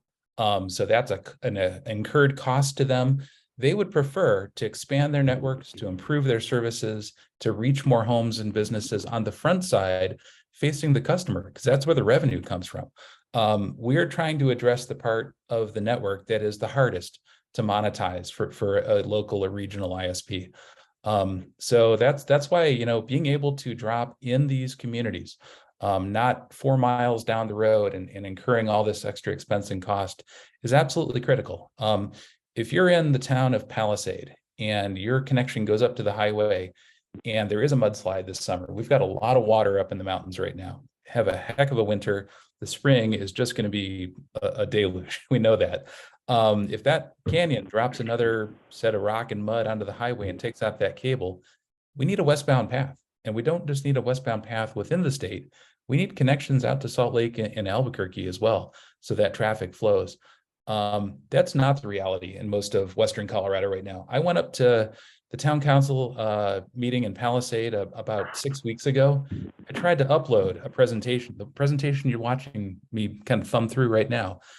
It took me 7 minutes to upload that presentation as a town council waited for that presentation to become available on their screens. If I do that in Highlands Ranch, if I do that here, I'm sitting in Boulder, Colorado today for meetings. If I do that in Boulder, it takes a few seconds. Those networks here, the private industry has done their thing. They've found revenue, they've invested in the community. Where there's density, it works. Where we have low density, there's this just systemic problem with investment that they can't make an ROI. So we're really trying to affect the part of the balance sheet that is the toughest for our internet service providers to address. And we're doing that with public funds. We're doing that in cooperation with the communities. This is a ground up effort. I think what you're seeing here is the counties getting involved very actively. They're supporting this. The internet service providers have partnered on this effort. And you're seeing the cities and the municipalities now speaking with their pocketbook and actually investing in the infrastructure. What we're not doing is trying to come in and compete with private industry. I think we've watched that effort fail several times in the past. We want to be complementary to private industry. We want to reduce the barriers of investment. we want to see Parachute and Silt and Rifle and Palisade benefit from those federal dollars, and really private equity as well that's coming in. So that's kind of the things I'm focused on. And I've come up with this architecture, and I think we need some help on the policy as far as some of the roadblocks as to how we physically connect the communities into that backbone infrastructure. Yes, if I Thank may, you, Mike. Corey. So just on that question on co-ops, we are actually have a current project right now for Highway 151, which is Ignacio to Pagosa Springs. And with that is with the La Plata Electric Association, Southern Indian Tribe, Archuleta County, and La Plata County. What we're trying to do is make sure that we have focus on this redundancy, focus on middle mile. With that project, that would then tie in Region 10, that would make sure that we can keep this Alpine Loop, to keep it connected and to have all the lights turned on here. The other item too, as well, is I think this is the most I've ever seen. Before I was county commissioner, I was mayor of Bayfield, and we were all just really focusing on taking care of ourselves.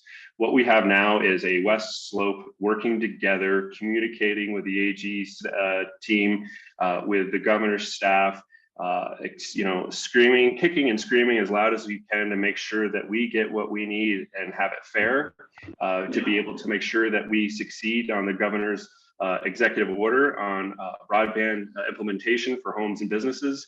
And what we're seeing now is we have here in Region 9, we have weekly meetings, bi-weekly meetings, monthly meetings. We are meeting a lot to make sure that we're all on the same page, and we make sure that we can move forward on this. Again, La Plata County does not want to be a broadband provider, but we have these ARPA funds that we want to see through. We want to make sure that the taxpayers' money is used best. When you have CDOT asking to go out of several miles out of a way for a vault location, we are now double dipping into taxpayers' dollars. We are now using funds that we've received to now then pay more into connect into those vault locations. And so it's unnecessary expenses, and we want to make sure that we use the best, get the best bang for the buck. Just a general question for the group, and Cody and others. During OIT's presentation of the Joint Technology Committee on Friday, Michael McReynolds made a vague reference to a potential CDOT bill, but that was, at least what he talked about, was much more simplistic. It was just kind of a scaled fee structure on accessing the right of way, whether it was a highway, county highway, whatever, kind of scaled down. Has anybody had any contact, any kind of stakeholdering with the organization? And it also, and Corey, I'll get you in just a sec, it sounds like they're strictly focused on fee structure, and your issues are far more mechanical than that. Corey, I'm sorry, were you going to say something? Yeah, so Michael, CDOT did allude in their last update to their Transportation Commission, the CDOT ITS team alluded that they are developing a fee structure and plan to present that in the coming month or months to the Transportation Commission for their approval. There is also in the executive order and later in Senate Bill 083 legislation that required CDOT to actually enact those fees for access to the right of way to construct new fiber lines by March 30th of 2022. So we're well a year beyond what both the legislation and the executive order required of CDOT in that case. It's good to see the progress, but we need to get that over the finish line. That is for new construction in the right of way. What we're talking about primarily here is access to existing or under construction fiber that is being built today or has been built and provided to CDOT. We need to have the connections at these communities. What I'm showing on the screen right now is a 4-mile span from where the town of Colburn is going to build 19 miles up to the highway. And this span, this blue line, is the additional 4 miles that CDOT is requiring us not to meet at DeBeck, but to actually go 4 miles out in the middle of the highway here to meet. This adds construction cost. This also, since it's over 3 miles in parallel to a state highway, it requires a new unsolicited proposal, a new approval, compensation to CDOT for use of the right of way that's not defined. There's no price for that, as we were just talking about.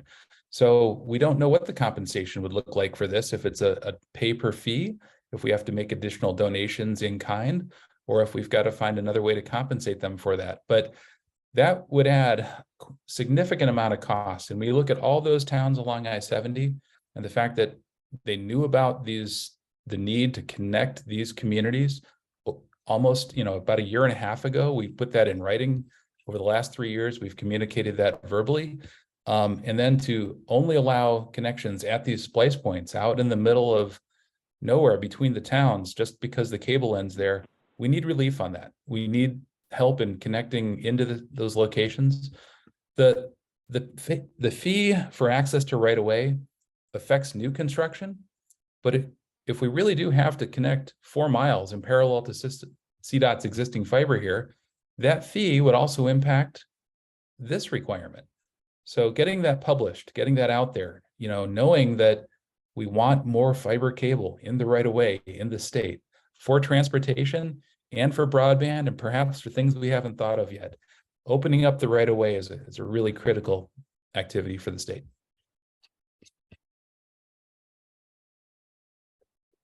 Thank you, Corey. This is, we've got about 2 minutes left. This is a huge subject, and we didn't have a whole lot of time. What I'd like to do is give everybody on our panel final comments, and then John and I'd like to bring up something after that. Thank you. Let's start here in the room. Yeah, I'll just repeat. We're just hoping that both the AG, CDOT, and the governor's office stay at the table, and that we can solve this issue. So any help you guys, any one of you can lend to that would be greatly appreciated. Corey, you want to chime in next? Then we'll go to Matt, and then we'll finish with Jamaica. Sure. No, I similarly, I'd like to thank, all the stakeholders in the western part of the state. The communities have really done the work. They know where the cables can be run. They know what the need is. They've put their funding forward, and they've assigned their staff and resources to make these projects reality.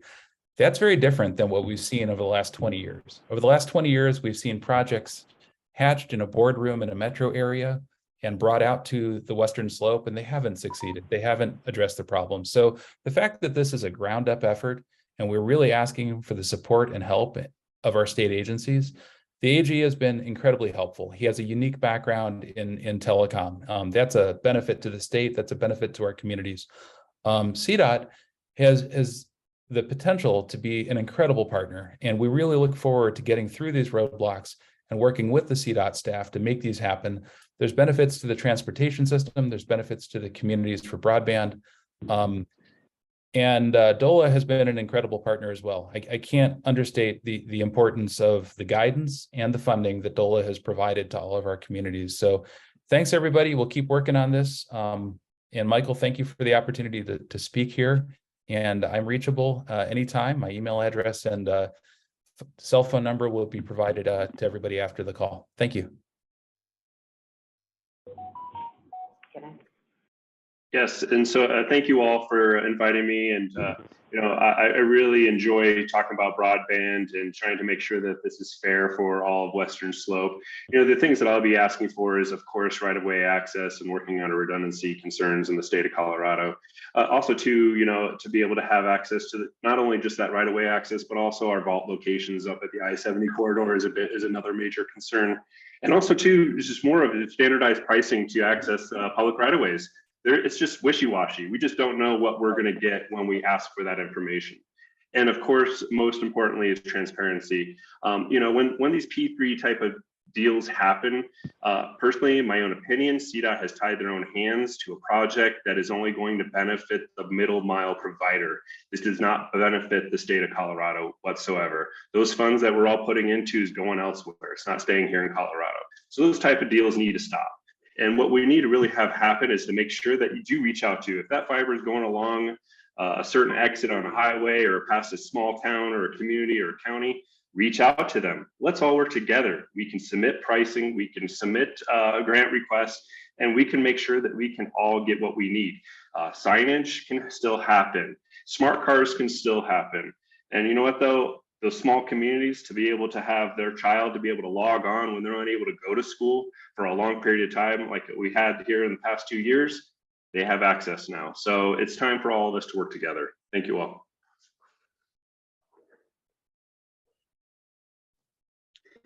Not a lot to add to that. I think that sums it up well. I think just the continued support and partnering to get, the state agencies to work with the local agencies and our partners to get this done. And again, going back to the timeline in a timely manner. And also fiscally responsible. My other hat for Garfield County is the finance director. And it's a real hard pill to swallow when we're being asked to spend, upwards of $11 million in additional funding to get this done when we have the fiber there. It's just not, it doesn't make common sense. So, yep, just help pushing it forward and, keeping the conversations going. And this is, avenues like this are super helpful. So the more we can do this, I think the better it helps all of our communities on the Western Slope. Thank you, ma'am. Now I'd like, go ahead, I'm sorry. Oh, no, I just wanted to give a huge thank you to Corey. I think, we all need to realize the asset that's in the room and the one that's helping this move forward. So I just want to thank you. Thanks, Jamaica. We're trying. If anybody speaks with Corey, they understand his passion immediately, and he actually puts it in layman's terms so all of us folks can understand it. I'd like to ask Kathy Hall, one of our transportation commissioners, for her comments. Thank you. Am I on? Yes. Thank you so much for letting me have the last word here. Boy, this has been an issue. When I was chairman, that was an issue that I kept bringing up with CDOT that we needed to get addressed. And so the commissioner from District 8 and myself have been pushing hard. Now, we finally got a lot of attention at our last CDOT commission meeting, and many of you, I think, listened in on it. And so we've really got, I think, some progress going. This, to me, has been, and as this way, I've brought it up many times, this is an economic development issue, as long with roads were when we started Club 20 all those years ago, which I wasn't here, even though it feels like I was, but I wasn't. But anyway, it is an economic development issue, huge. Tried to present to the state for years, long before I was ever on the commission, that the more you can move economic development around the state, which broadband is a huge part of that, the more it helps with water issues, helps with congestion issues with transportation.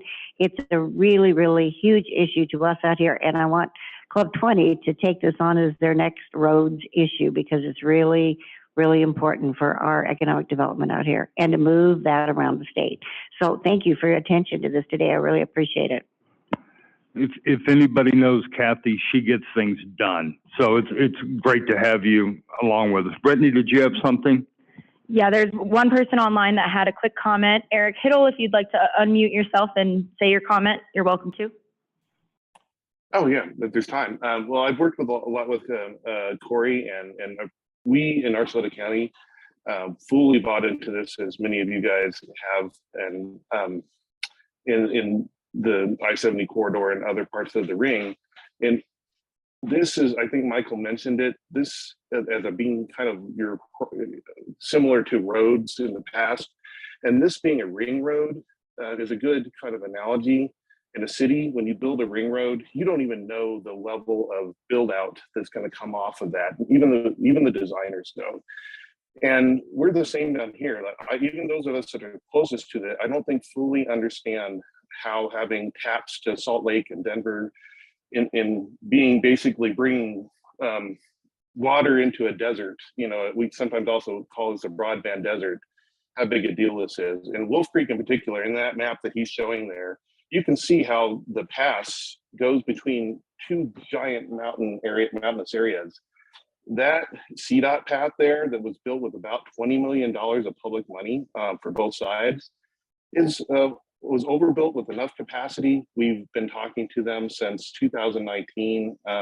We fully believe that there is not an encumbrance for getting access to that after we've talked to our lawyers. And there seems to just be continuous delays, and that affects this entire route more than very important to get those taps for monetary reasons and up there on I-70 too. But if we don't have that particular portion of that built and connected to, the ring will not be complete. And so the game-changing element of this ring will not come to pass. So that's what we're pushing for. And right now, getting a CDOT IGA signed and delivered to say that we will get access to that is paramount.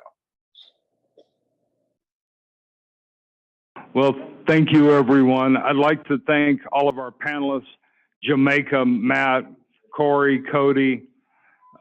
Thank you very, very much. John Lee and I, we're going to be putting together a resolution from Club 20, but prior to that, we're going to pen a letter and we're going to send it around to all the counties and all the stakeholders for all the Western Slope, and we'll present it on all of our folks' behalf. But thank you so much, guys. This is a huge subject. It's something that Club 20 believes greatly in, and we will be in touch and we will work this out together. So thank you all. Ray, I'm sorry I ran over like I always do, but thank you all, and we'll go to Ray's committee next. Thank you. Thanks, Michael. Take care. Yeah, that's her name. Just take me. Okay, I think we'll go ahead and jump in. Thank you, Michael. Thanks for running overtime. Appreciate that, sir. Yes, we are.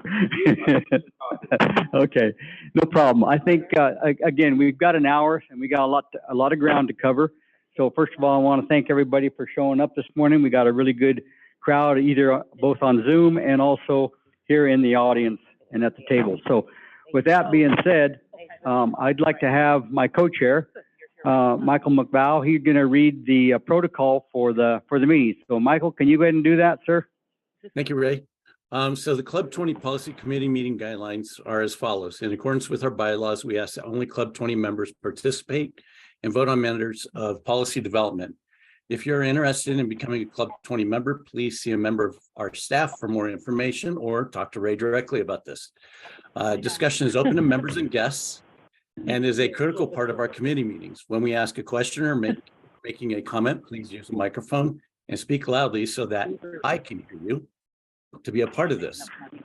For those seated in front of a tabletop microphone, please do not turn on your microphone until the committee chair has acknowledged you, and then turn off your microphone once you are finished speaking. For those in the back of the room, Club 20 staff will be walking around with a microphone for you to use.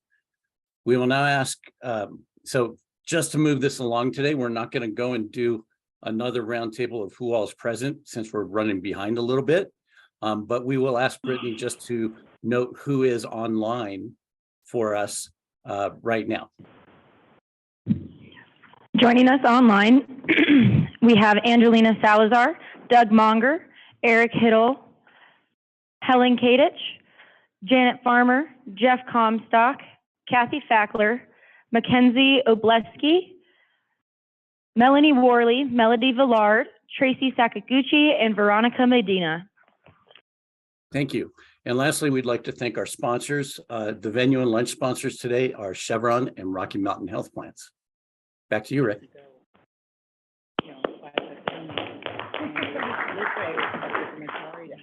All right, thank you, Michael. Appreciate it. So I'd like to just give a little plug for membership here real quick, and then we're going to move on into our agenda. As we approach the end of 2022 and look forward to 2023, this is a good time to reflect on the reason for the success Club 20 has experienced over the last 70 years. You have heard me say it before, and it still holds true today, that our members are the lifeblood of Club 20. You are the members. The members are the bedrock of the organization, and it is because of you we celebrate 70 years together as the voice of the Western Slope. We would not exist without your financial support and belief in our mission to promote and protect the Western Slope. So as we start to focus on a new year, you can be assured that Club 20 will continue to provide a forum of balanced and informed dialogue in the spirit of cooperation, seeking to understand all relevant perspectives with the goal of building consensus solutions which benefit the Western Slope community. Club 20's leadership is convinced that by working together to achieve a stronger voice, the Western Slope can help shape the destiny of Colorado and continue being the voice of the Western Slope. As a membership chair and on behalf of the leadership and the staff, I want to take this opportunity to say thank you for your continued support and look forward to working with all of you in 2023. For more information, and if you'd contact Club 20 office. Their number is 970-242-3264. So thank you for that. As we jump into our agenda this morning, I can't say enough good words about our Club 20 staff.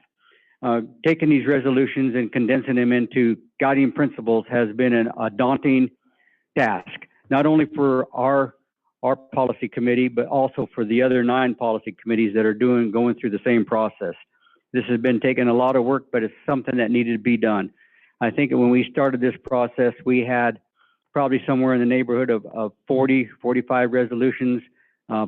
Public Lands and Natural Resources had the next highest, or the highest, I should say. We were probably the next highest. But so our goal this morning, and our ask is from the group here this morning, as we go down through these resolutions and guiding principles, is to get them approved and recommended to the full board this spring, so we can get these approved and move on, so we can get this behind us. But again, it's important work. So with that being said, I'd like to break this down. So you got 3 guiding principles here, and you got a number of resolutions that were incorporated within those guiding principles. And the first one on your agenda today is the guiding principle, delivery of freight to the Western Slope to incorporate. Now, before I turn this over to Brittany, as if we have time later in the program, I've also asked Kathy Hall to give us an update from the Colorado, the State Transportation Commission, and also to ask Tracy Sakaguchi, who is the Colorado Motor Carriers representative, and I'm asking her to give us a little bit of update and to introduce her as one of our newest advisory board members. So with that being said, now Brittany, you want to take it away? Thank you. So just to walk you guys through your packets that you picked up or haven't picked up yet, they're up front if you haven't yet. So the first page is going to be your agenda, but the next 3 pages after that will be the proposed resolutions within the packet. Those are the ones that we have drafted up and fully vetted. Following those 3 will be our edits tracking document, and it is color coded, and you'll notice delivery of freight will be purple, orange will be passenger transportation, and pink will be air service on the Western Slope. So if you flip to any resolution, you will find a square that is colored in your packet. Any resolution that has that color square on it, you will see the edits that were inputted into the resolution that is to be proposed. Along with that, after each statement that is in our resolutions that was taken from a different resolution to be incorporated, it has, after the phrase TR-XX-XX, that will indicate which resolution it came from in your edits tracking document. If there are any questions throughout this process, I know this like the back of my hand right now, so feel free to ask, because it is kind of a lot. I tried to make it as easy as possible, but I know it can be a bit convoluted.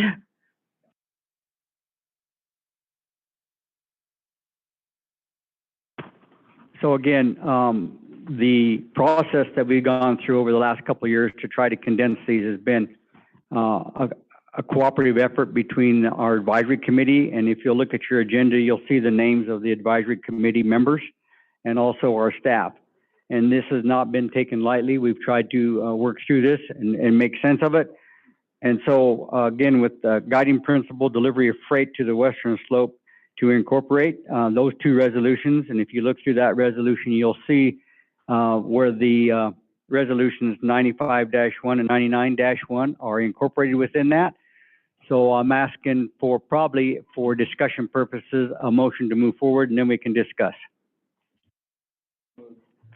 Okay, thank you, Michael. We got a motion to adopt. Second. And a second from Rachel. So is there any discussion? Yes, sir, Mr. Linky. So, Merritt Linky, Grand County, and I just wonder, maybe Brittany, you can correct me, but why did we strike out the "and passengers"? It seems like that's a critical part of why we should have that in there. So to clarify that one, we had started out by doing a delivery of freight and passenger resolution. We decided to then break them apart. So the Amtrak passenger is now in the following resolution, which is passenger transportation in Western Colorado. So we inputted that one into there. Understand, I'm good. I'm good. I'm good. Okay, thank you, Commissioner. Is there any other comments? Cindy? So just to clarify, I think we need to clarify that we're creating guiding principles.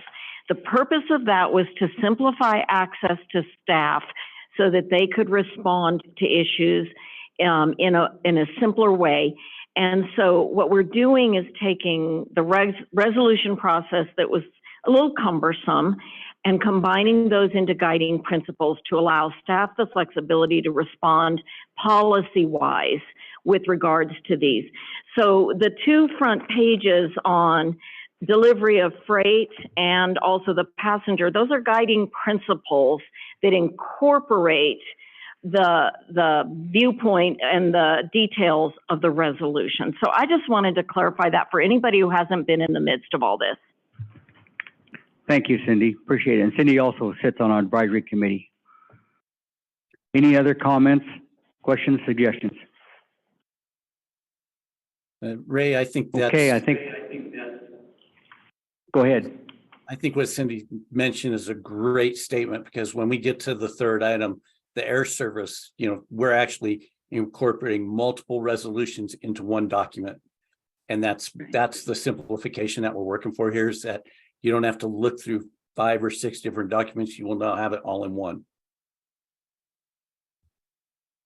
That's correct. Thank you for that comment. So not seeing any hands raised or any other comments or suggestions, I think we should go ahead and call for the vote. So all in favor of adopting this and recommending to the full board, please say aye. Aye. All opposed? Okay, motion carries. Thank you. So let's move on to guiding principle number 2, which is passenger transportation in Western Colorado to incorporate. And we have 4 resolutions. I'll turn it back over to Brittany. Not really much to say on this one. It follows the same platform as the others. We did incorporate a couple more resolutions than the past one, so there are 2 extra ones that are being incorporated into this one. But if there's any questions that anyone has, I'm happy to help. I do have a question. Yeah, go ahead, Rachel. Yeah, thank you. Yeah, it's on red. As we're incorporating these, the one element that was in the larger guiding principles that is in the packet, but most of these have been reincorporated into something else, talks about securing funding and IDing future funding sources. And I'm just a little concerned that that is not reincorporated into any of these in the classic sense. And maybe we separately just need a resolution in the future on supporting increased funding sources. But even with the passage of the road usage fees and the federal money, I think we're still billions behind the curve in terms of the projects we need.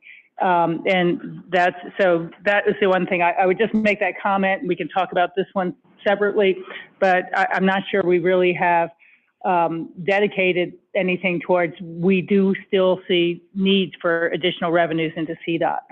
Okay, I have a comment, but I'll let Brittany go first. So during our summer policies last year, we actually did do a guiding principles on funding mechanisms specifically. So we did incorporate those parts of that resolution into the transportation funding guiding principles that can be found on our website. Okay, sorry, I didn't realize that without it is. No worries, yeah. Thank you, Ray. Yeah, thank you, Rachel. I'll forego my comment because I was going to say the same thing Brittany said. So go ahead. Hi, Liz Smith, Gunnison County, and I just had a couple of comments for the purpose of clarity. So under the first whereas, I would recommend actually just moving some of the wording around, whereas the viability and sustainability of the western slope of Colorado's economy, quality, and tourism. I was really, when I read it, I was a little bit confused just what it was pertaining to. Mm-hmm. And then the third whereas statement, Well, hang on just a minute. Sure. Let's go ahead and type in what you want for there, and then we'll move down to your second comment. Make sure we get that right. Yeah, whereas the viability and sustainability of the western slope of Colorado's economy. Yeah. Yeah, good. That's a good one. And then under the third whereas statement, I didn't know exactly what maintenance and prevention were pertaining to. So I think that it's the maintenance of existing transportation infrastructure. Is that what we mean? And prevention of its degradation. Is that? Yeah. So Okay. do you have different verbiage for that? Maintenance and prevention of transportation infrastructure, is that where you're going?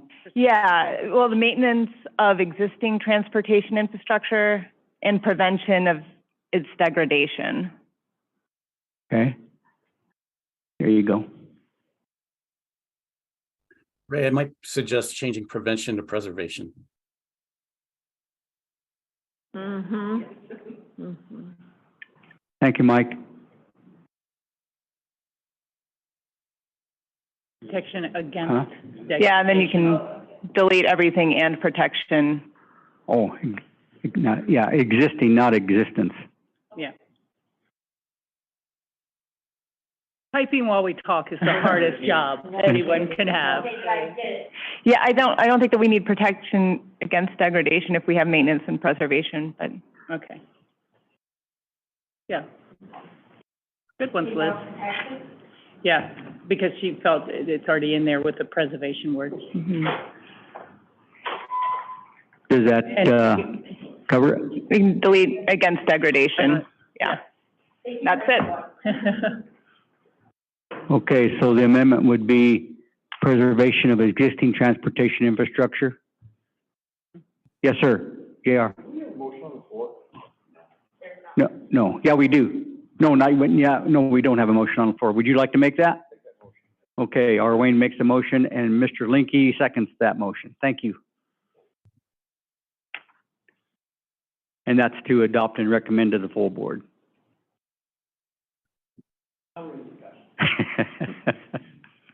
Any other comments, questions, or amendments? Yes, in the back. We still have people on Zoom? Yeah. I'm just wondering if preservation then rules out improvements, because we're looking for those. Did you hear the question? So she's wanting to know if preservation would overrule or take out improvements. Is that correct? So Ray, I don't believe so, because preservation is actually, there's in the realm of CDOT, preservation is reconstruction, rehabilitation, simple overlays. It could actually include expansion. So I think we're okay. Okay, thanks for the breakdown on that. She's good. Thank you. Yes, who else? Mr. Chairman? I think where Ms. Childs was coming from also on this is the question of maintenance and preservation are redundant of each other. Because we're maintaining and preserving, they're very similar. Now, by a CDOT definition, I don't know if there's a difference. Yeah. To me, maintenance is the snowplow drivers and maintenance is the resurfacing. It is two different things. And from a maintenance perspective, you're maintaining the road, you're doing what you need to make sure it's usable and passable. And that's the maintenance side of it. The preservation is actually to do a betterment of the roadway. Yeah.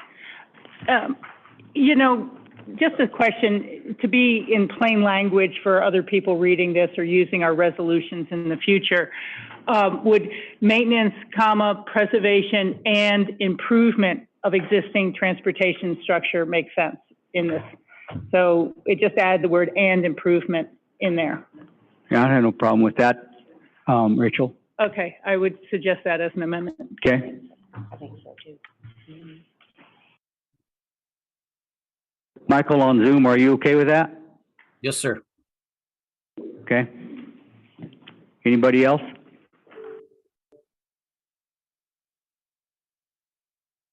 Okay, so we have a couple of amendments to that. So I think really the protocol, I'm going to break this down. So before we vote on the whole resolution, let's vote on the amendments first. But we do have an existing motion on the floor. So I need a motion to adopt the amendments, and then we'll go back to the original motion. I would move to adopt the amendments. Okay, we have a motion and a second to adopt the amendments. Okay, any discussion? All in favor, say aye. Aye. Opposed, same sign.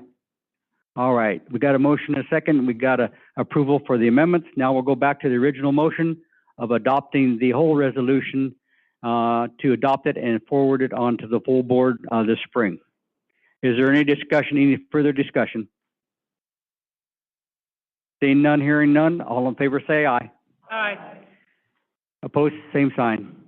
All right, motion carries. Thank you very much. All right, we'll move on to our third and final guiding principle this morning, which is air service on the western slope to incorporate. And it looks like we have 6 resolutions that we're incorporating. Brittany, you want to make any comments?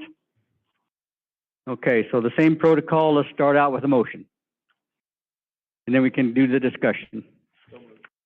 So we have a motion here and a second from Merritt. All right.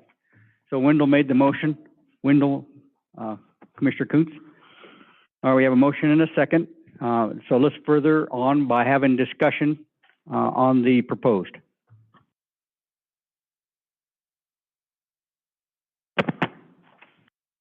Give people a little bit of time here.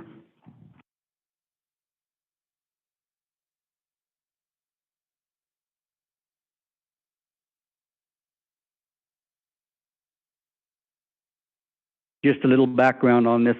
I sit on the Colorado Aeronautical Board for 6 years, recommended by Governor Hickenlooper at the time. I also chaired it for 3 years and got a lot of background. One of probably the best boards I ever served on for the state of Colorado and for my community, so, and the Western Slope. So this has been very well vetted. Working with Dave Ulane, who is the director for the Division of Aeronautics, and helping us with some of our wording as well. Cindy. So I just have a question on the last whereas on the front page that continues to the next page, where it says that a substitute for PFAS would be expected in 2023. Where is that situation right now? Yeah, I don't know yet that there has been a replacement named that I'm aware of. They're taking other, I guess, a workaround to that. First of all, the government comes out and says that commercial airports need to provide it for wildfires and so on and so forth. And now they're saying that they can't do it because it contaminates water. Shauna. If I can get to the microphone. Shauna, WCCA, in that one, could we make it a little bit more vague to cover it to allow staff more? Because if it changes in 2023, if it carries over to 2024, we are revisiting this again in another year. So can we make it a little bit more fluid for that reason? I mean, can we try to make it a little bit more vague on that date? And yes, and there's another option for that. So guys, keep that in mind. The other option is we could make this a standalone resolution when it comes to PFAS. We don't have to have that incorporated in this particular resolution, in my opinion, since we are, since it's a little up in the air. And I know that we have a proposed resolution ready to rock and roll, but we've been holding back on presenting that to the committee. We might be able to do that this summer, depending on what happens at the federal level. But that is another option. We could make that a standalone resolution, just a thought. So can I propose that we take out 2023 just to make that more, and put in there something along the lines of future changes to PFAS, and then we can separate that out for future meetings? I have no problem with that. Let me see what Cindy has to say. So I would suggest that we start until a suitable replacement to PFAS-based foam has been developed or approved. and skip that whole last phrase about 2023. Or some sort of wording of that sort. I agree with Shauna, let's just leave it open-ended. I don't actually know whether it needs a separate resolution or not at this moment, but right now, all we need to do is clean up this language. Thanks. Okay, thank you. Shauna, are you okay with that? Yes. Okay, so we can leave it open-ended like that. I don't have a problem with it. And at some point in time, if the Transportation Policy Committee, Advisory Committee would like to bring forth a separate resolution, we can always do that in the future. Yeah, go ahead, Rachel. I was just going to say, I think Cindy needs to read her language again for the, you started typing it in there. I knew it was happening when it was happening, Rachel, but I didn't know how to fix it.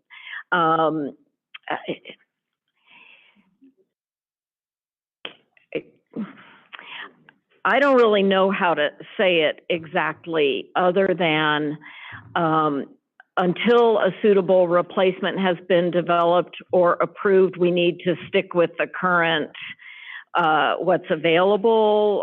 What do you suggest on that? I'm open.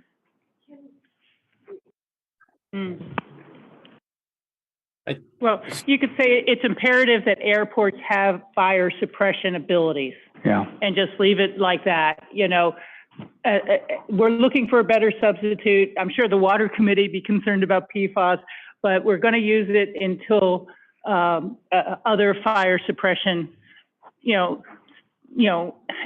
are developed. Right. You know, that's kind of what people are looking at. Thank you, Rachel. Shauna? This is just a thought, but can you move it down into the therefore be it resolved, and then with the points that are down there put in there until a more suitable replacement for PFAS-based foam has been developed or approved?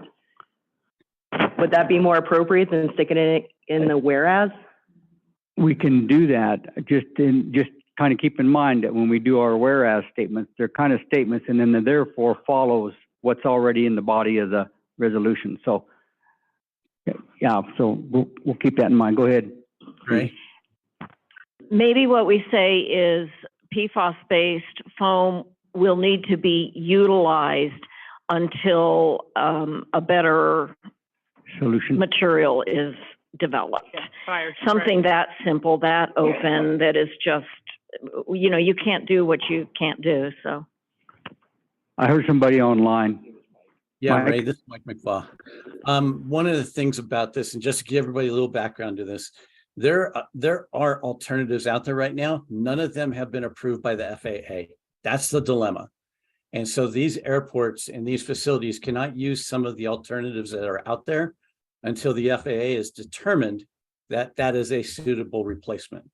So that's the dilemma we're up against. And so the titles and the dates that were in there, the 2023 date was actually a mandate to FAA to make a decision by and have that new solution in place. So it might be just as simple as the use of PFAS-based fire suppression techniques or chemicals, shall be used until a suitable replacement has been identified and approved by FAA. Yeah, I like that. After the word technique. Perfect.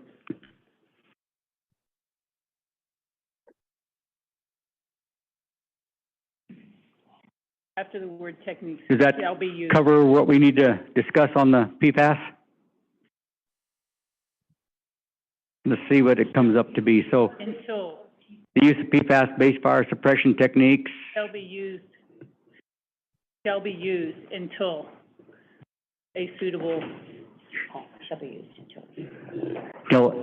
shall be used until suitable replacement to PFAS-based foam has been identified And approved. So it is important to note that the phrase does start with that Club 20 supports the use of PFAS-based fire suppression techniques. So having the shall be used in there does not make sense. How would you word that? Okay. Until a suitable replacement to PFAS-based foam has been identified and developed or approved. So we need an and after the identified. identified Mike, does and that look developed. okay to you? Yeah, I was listening to everybody talking, so use PFS. It needs to say identified and approved. There you go. Yep. Okay. Yep, and All right, any other discussions around this?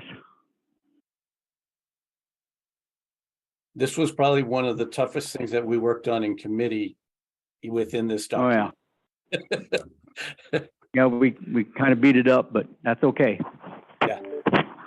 Is there any other discussion? Yes, sir, J. Paul. I moved the amendment. Okay. If we need to, I don't know. Okay. So we've got, I think we had a couple amendments. Was PFAS the only amendment we had? What was the other ones? Or were there any?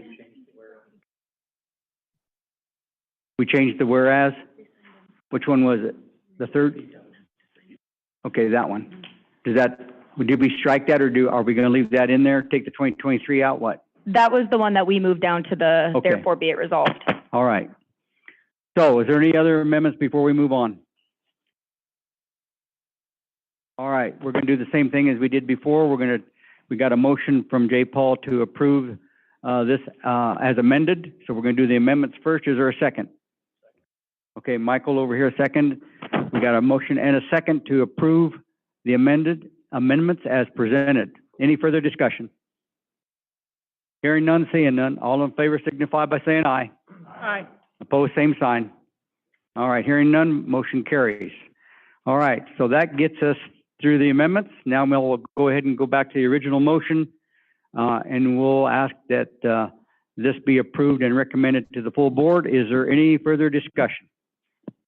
Yeah, Rachel. Yeah, I would just like to put something out for the committee to consider in the future related to aviation. The Federal Aviation Fund has always been hurt tremendously by the way the airlines break different components of your ticket out. And so when you're paying the extra $35 for an extra bag, when you're paying for an extra seat preference or things like that, that isn't part of your ticket price that pays the fees into the FAA. And so they've really kind of broken a third of what used to be the revenue off of a ticket price, even though the facilities still need the same level of support. So I'd love to have you look at that in the future of how much that has reduced the revenue to the FAA for airport maintenance and improvements. So you're talking about the passenger facility charge?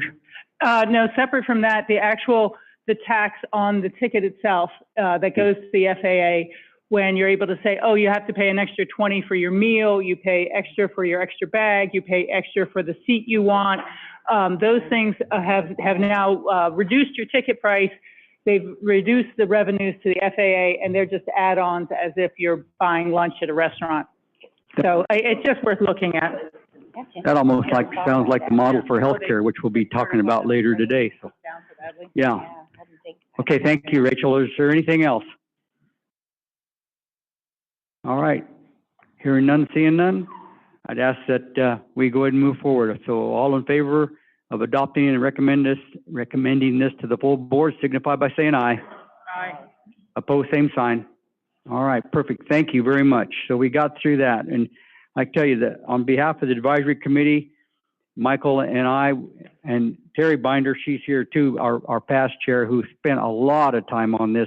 So thank you, Terry. I know you're in the room somewhere. There she is.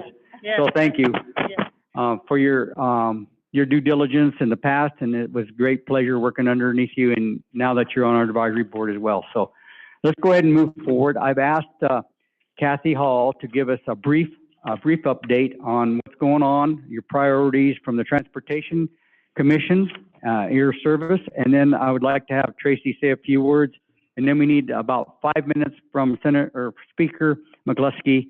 Right towards the end of the meeting, she'd like to say a few words too. She's online. So, and I also want to thank the folks for being online today. So go ahead, Kathy. Okay, I'll be real quick. Several things. Number one, I brought with me quite a few copies of the 10-year plan for the whole state. And, well, I'll just put them here and they can come get them, whoever wants them. I'm going to put them right here on the table for whoever wants them. I only made about 10 or 11 copies, but that shows where the 10-year plan, all the money, the last few pages are Region 3 and Region 5. I'm going to put them right here. Whoever wants can come get them or they can come get them because maybe everybody doesn't want them. You could also get those, of course, online. The entire vision is the 10-year plan that we approved back in August is here. I have that. And anybody that's really bored and wants lots of time, I brought the entire asset management plan. And I didn't make any copies of that because it's really a big document. Anybody wants to borrow it, they can borrow it and then bring it back to me. But this is the entire asset management plan for Colorado. There's so much going on, and I'm going to read. I contacted our office over the broadband, and so I'm just going to read their comments real quickly because that was such a big topic, and I think it's real important. Okay. As a general update, I just got this. Our team has been reviewing the KMZ. We received 223 with each suggested meet point for our dark fiber lease with Region 10.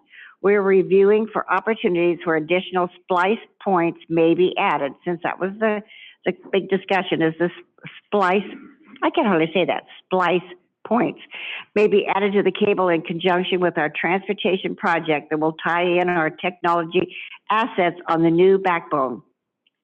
Each site, we are looking for opportunities to ensure meet locations are feasible. Part of the feasibility assessment is field verifying locations and Slack loops, which our team is doing early next week. We should have much more progress and details by the end of next week.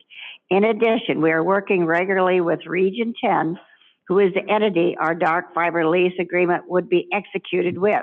First, we need to execute the intergovernmental agreement.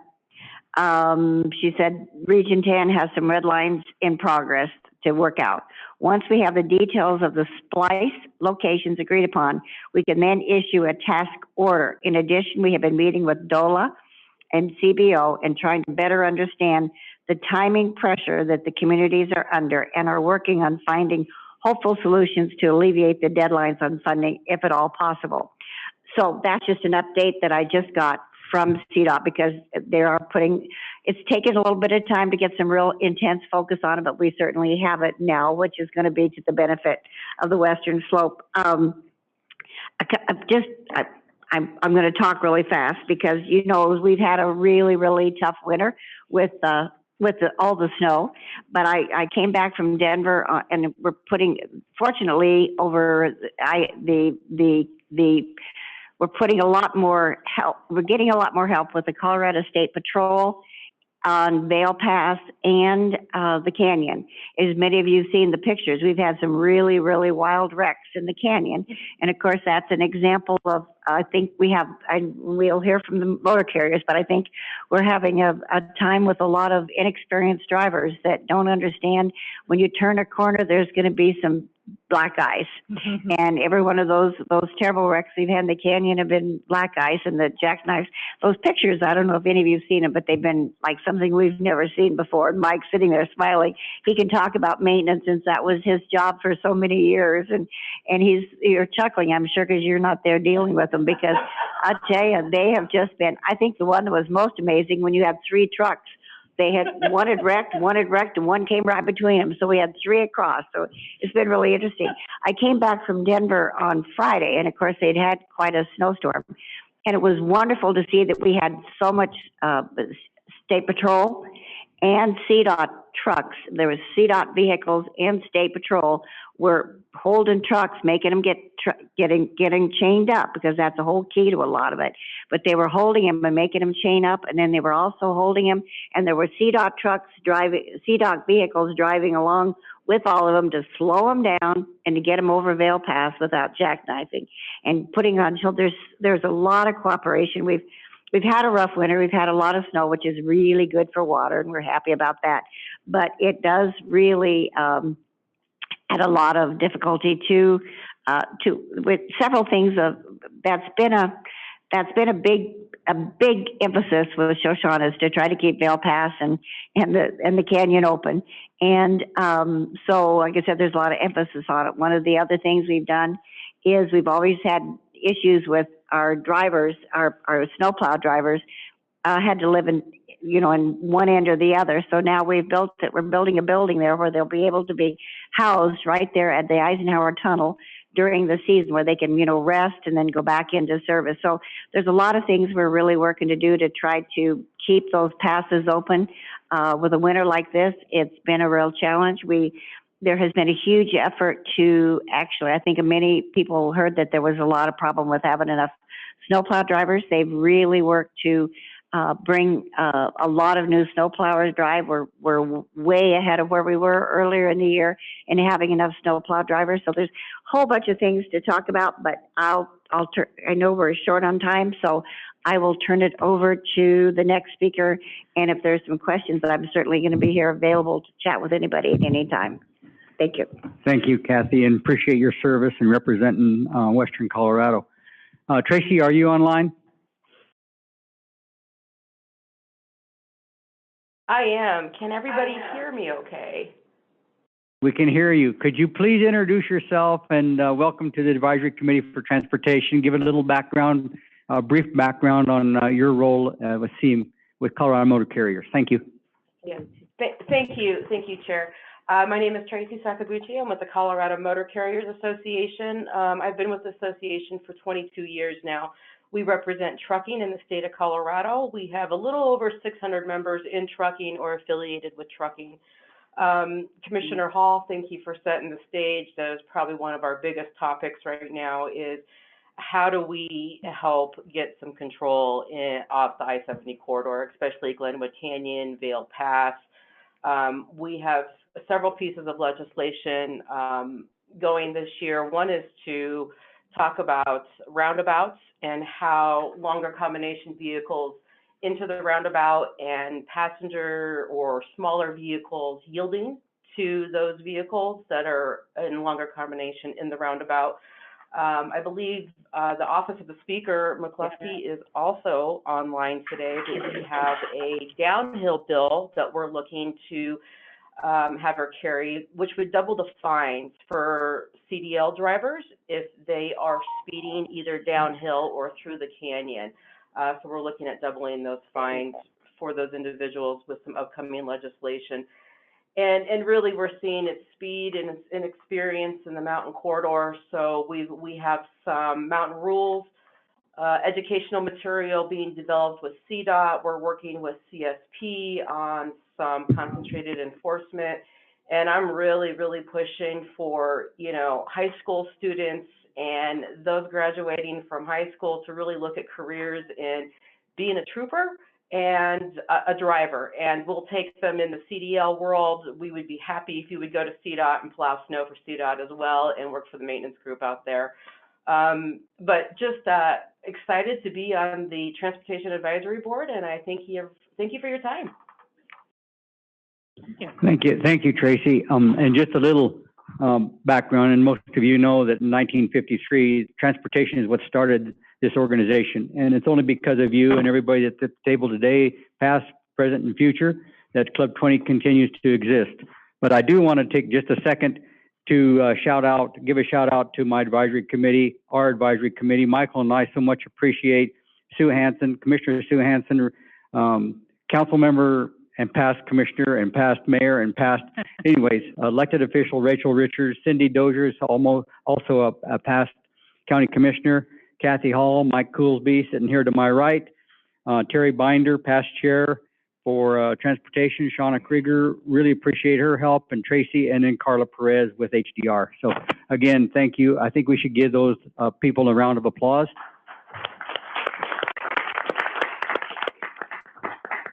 And then I'd like to ask my co-chair online, Michael, do you have any last comments before we turn it over to Speaker McCluskie?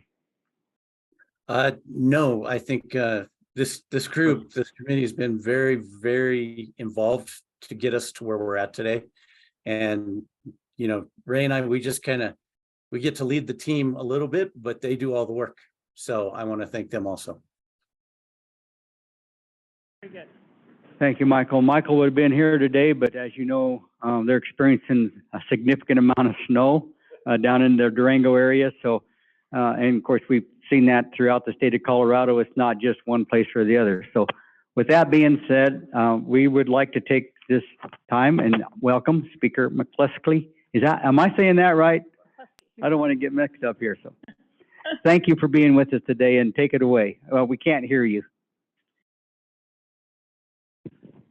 No, we still cannot hear you.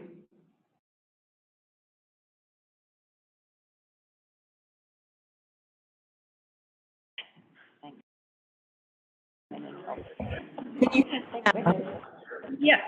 Oh, wonderful. Sorry for the delay, and delighted to join all of you today. And just for a quick hello, we are busy on the floor. We've got some debate going on, but please know I am awfully excited to connect with Club 20 and make sure that we are staying in regular communication so that you're hearing from me and knowing what's happening here at the Capitol.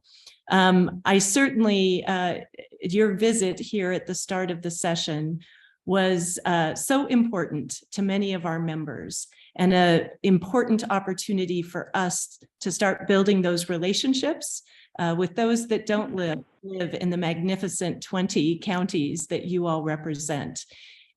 We have really launched a pretty comprehensive swath of legislation. Many of the issues that I spoke about with you just a month or two ago are now into bills and bill paper and moving through our committee process. I want to highlight a few of the efforts that are underway, and then certainly if there's time for questions, happy to take some of those. You know, the conversations we had at the start of the year around affordability continue to be a priority for all chambers. Yeah, because I took the 2-year pipeline. And the Senate. Is that different? It's all the same thing. I'm better. That will continue to focus on healthcare. Speaker, we're having a bit of a hard time hearing you again. Oh, shoot. My apologies. Can you hear me now? We can hear you now. That's better. I think it's, I need to be right up on top of the computer. My apologies. I was just talking about affordability. You know, we so often talk about affordability when it comes to housing, healthcare, and childcare. We know on the Western Slope that there are many areas, rural areas, that certainly have a desert when it comes to childcare providers or hospitals and doctors, and continuing to press on providing more support for workforce in our rural areas is a true priority. I wanted to lift up that today we're bringing forward healthcare bills. There'll be an announcement today about continued improvements to try and help our hospitals be more transparent. Representative Soper from the Delta County area will be carrying that bill. We have bills coming forward to help us keep the lid on prescription drug costs. We're going to be looking at the Colorado option to make sure that that program remains as affordable as possible, and in next year achieves our goals of reducing health insurance premiums on the individual marketplace. We're also very focused, as I said, on workforce. And when it comes to healthcare and childcare in rural Colorado, we know part of our challenge is that we simply don't have enough people trained or educated in leading early childhood education or in serving in the healthcare workforce. So I will be bringing a bill forward in the next few weeks that will ensure that we have zero cost credential programs at our community colleges, our local district colleges, and allow individuals in our communities who want to retrain, re-educate themselves to pursue new careers, or for those younger students coming out of high school, that they can get access to a zero cost credential in the area of early childhood education, healthcare, law enforcement, wildfire, and firefighting. So I am very excited that we're trying to tackle affordability on these many fronts.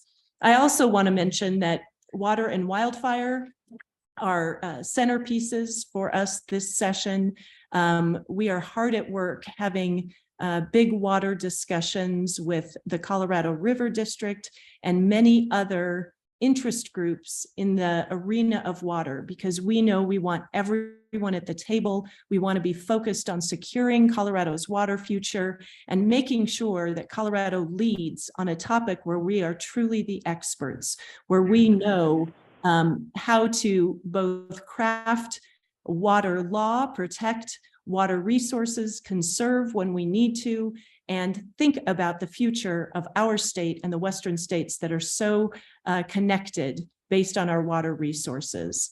And finally, I am truly delighted that with so much of the work we do down here at the Capitol, we talk about and raise up our partners in agriculture. It is some of the challenges that we are facing with wolf reintroduction. We're partnering with the Department of Natural Resources in their proposed reintroduction plan, providing feedback where we can. We are also talking about extending the Ag Workforce Development Program. Again, trying to keep our eyes on what we can do to support our ag producers across the state. And I am happy to take a few questions. I have all of just a couple of minutes before I need to get back out on the floor. Thank you, Madam Speaker. Brittany would like to make a few comments. Thank you. Well, first of all, let's go ahead and give the speaker a big round of applause. Oh, thank you. It is such a big victory for us on the Western Slope to have a Western Sloper in such a high position within the House at the state level. It is somebody that we have worked with closely and will be a champion for the Western Slope. Not only that, but when we did our Capitol visit, she took a big chunk of time, and I know that she is busy, out of her day to come meet with us and tell us about the priorities for the session, what she's working on, what the House as a whole is working on, and we can't thank her enough for being a big supporter of Club 20. Absolutely. Thank you. Oh, time for one question. Go ahead. Sure. Okay, Paul. Thank you, Madam Speaker, and thank you so much for being here and listening to us when we were in Denver the other day. You know, the wolf introduction is very, very important, and I'm glad you brought up agriculture, but also wildlife and also tourism. I think it's important that we get this wolf introduction done right, and we need to really work hard to have a special fund that we can build up so that we can take care of the wolf damage that is done and not depend on the legislature for an annual appropriation. We may have to appropriate on an annual basis to the fund, but we need a special fund for that. And in water development, I'd like for you to maybe review House Bill 16-1256, which was just a study on the South Platte, and you'll find out that that's the only place that we really have some wet water that we could store, and I think that would relieve a lot of the problems that we have with water. But thank you very much. Thank you. I will comment that I am meeting with the Department of Natural Resources about a compensation structure. I will certainly get back to you with the update after we have that meeting, and appreciate the reference to 1256. I think there is a lot more conversation ahead, obviously, for us when it comes to water resources. So thank you for that note. I need to run, but again, appreciate all of you and your partnership. My door is always open. Welcome a phone call or an email at any time, and I will try to circle back and see you again before the session is out. Okay, thank you, Madam Speaker. Thank you. Okay, with that being said, I think for the good of the order, I think we've completed all our business today, so I'm going to go ahead and adjourn. Our next meeting starts at 10:45, so we've got a short break between now and then, so 10:45, and then we'll have our energy meeting. Thank you. I gave my husband for Christmas because he always brings home the hotel room, trout. And then, about a year later, I find it in the take to the thrift shop pile. I'm like, come on, I'm gonna use these if you're not. And then, yeah, that's right. How are you, sweetheart? Good to see you, honey. Guess what? What? I got some super exciting news about my daughter. So a couple weeks ago, she went through the application process for the Disney program. And she did all the online stuff, scheduled an interview last Wednesday, did the interview, and I sat down here the very first thing this morning, and I got a Snapchat from her.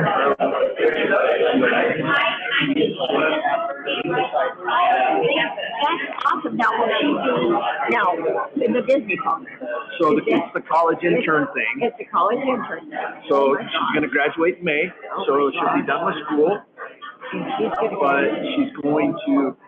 she wants to go in October because she's making a wedding cake for two of her friends in September, but she wants to go in October, which means it will be an 8-month thing. She'll be down there from October to May. Awesome. And she is she needed something like that. And she is so just excited for her. talking to her. So I stepped out and called her. Oh my God. And you could just tell she's just listening to her. I'm excited for her. Yeah, so she's super excited. Awesome. Oh my God. That is so awesome. Yeah, so she's tickled to death. Oh my gosh, I'm tickled for her. Yeah, the proud papa thing, I had to. Oh, I'm glad you told me because what a great opportunity. Yeah. Whole concept. Good morning, sir. One of my favorite people in the world right here. Good, I'm sorry. If I'd have so Ray was yelling at me here 10 minutes ago already. So you know how Ray is. Yeah. Oh, no. How you been? Good? No, you're not.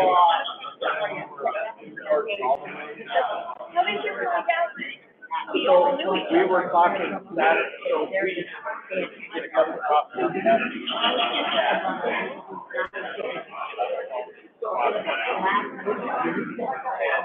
I made some comment about it, and we're going to get a letter from I didn't even know.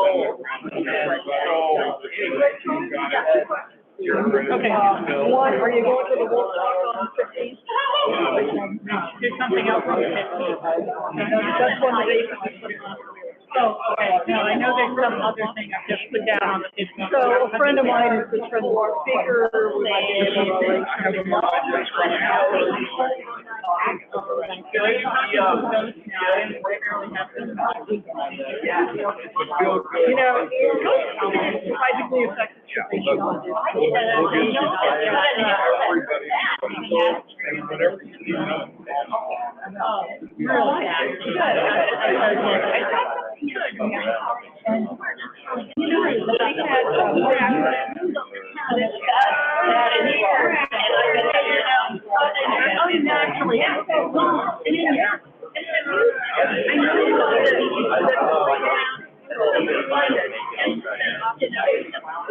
it would help if you're fielding candidates that actually get bigger and bigger. So I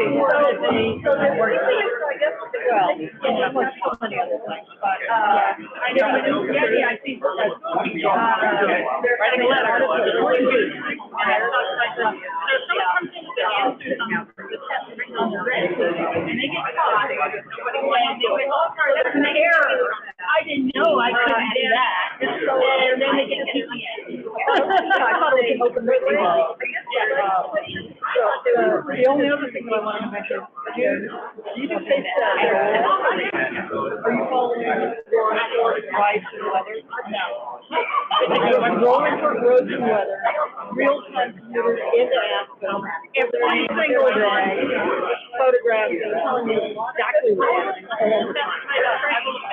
It got really weird when they started saying all this, and other stations like, I get a lot of people, their names look like they are. They're way down. I guess with an R.RU. Yeah, but no, that one is really well curated. The I'll send it to your city council.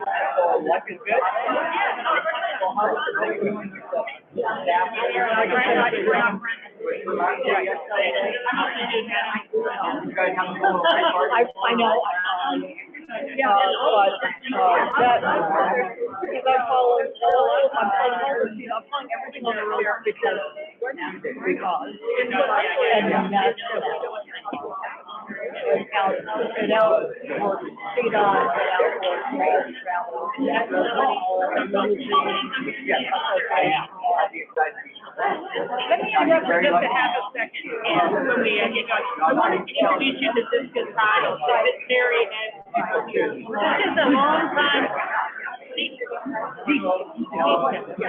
a long time Club 20 member, and first joined over film issues, and getting a film offer right now. But sometimes I'm not doing my show anymore, I'm just doing what I call very private parts.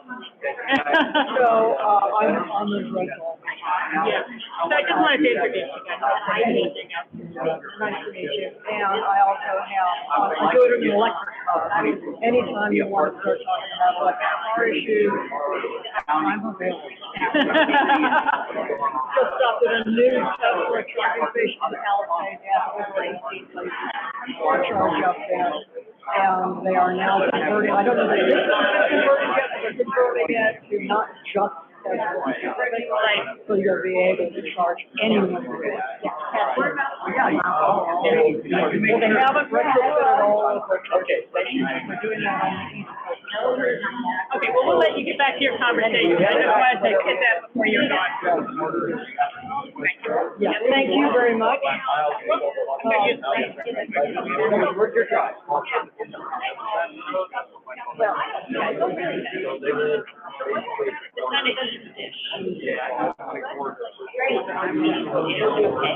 And I make the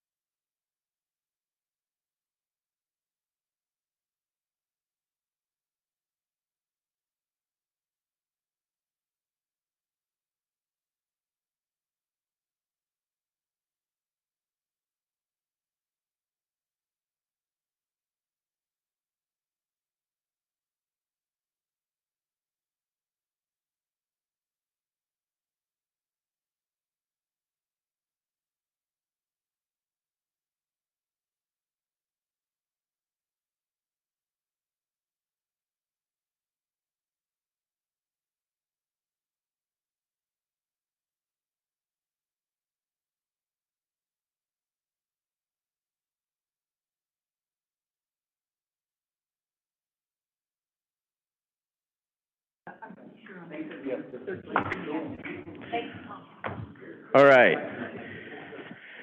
Thank you, everyone. My name's Derek Elder. I'm with Grand Valley Power. I'm the Chief Administrative Officer. Also co-chair in the Energy Committee. I'll go ahead and let's go ahead and do the introductions. Carrie or Brittany, if you wouldn't mind telling us who's online and introducing those people. Joining us online, we have Angelina Salazar, Doug Monger, Jason, Jeff Comstock, Jim Sims, who will be a presenter for us today, Kathy Fackler, Melanie Worley, Melody Villard, Steve Garcher, Steve Harris, and Tracy Sakaguchi. All right, and if we'll start, since we just took a break and some people have left and some people may have stepped in, let's do a quick introduction around the room. Mary Jo, why don't you give us a start? Maybe. Mary Jo Coulihan, Archuleta County Representative, Tourism Committee Chair, and also sit on the Business Affairs Committee. Rachel Richards, I sit on the Executive Committee and I represent Pickens County. Thank you. Wendell Coons, Executive Committee and Delta County Commissioner. Ray Beck, Membership Chair for Club 20, Co-Chair for Transportation, and Executive Board Member. Mike Goolsby, Mesa County HDR Transportation Committee. Brad McLeod, Chair of Club 20 and member of Ray Beck's Black Hat Club. Way to go, Brad. J. Paul Brown, La Plata County Ag Committee. Michael Murphy, Hinsdale County Chair-elect. Cindy Dozier, Club 20 Executive Committee, and I sit on Rocky Mountain Restoration Initiative on behalf of Club 20. Kathy Welt, Delta County Representative on Club 20 Board of Directors. R. Wayne Jeffries, La Plata County. Merritt Linke, Grand County Commissioner, immediate past chair of Club 20, and I sit on any committees that they want me to sit on. Liz Smith, Gunnison County Commissioner and also representative to Club 20. Sarah Carlisle, Tri-State. Kohlberger, Club 20 member. I'm Will Harmon. I'm with KLJ Engineering. Bo Flores, member, Mesa County. Margie Joy, Western Slope, Community Relationship Manager for CHAFA, member. Greg Hart, Town of Cedar Ridge. Matt Solomon from Eagle County. Kent Blackwell, Delta Montrose Electric Association. Kate Daniel, Mesa County resident, member. Riley Scott, member, Colorado Springs. Raven Finnegan, Western Colorado Field Representative for Congresswoman Lauren Boebert. McKenna Farley, Western Colorado Field Representative for Congresswoman Lauren Boebert.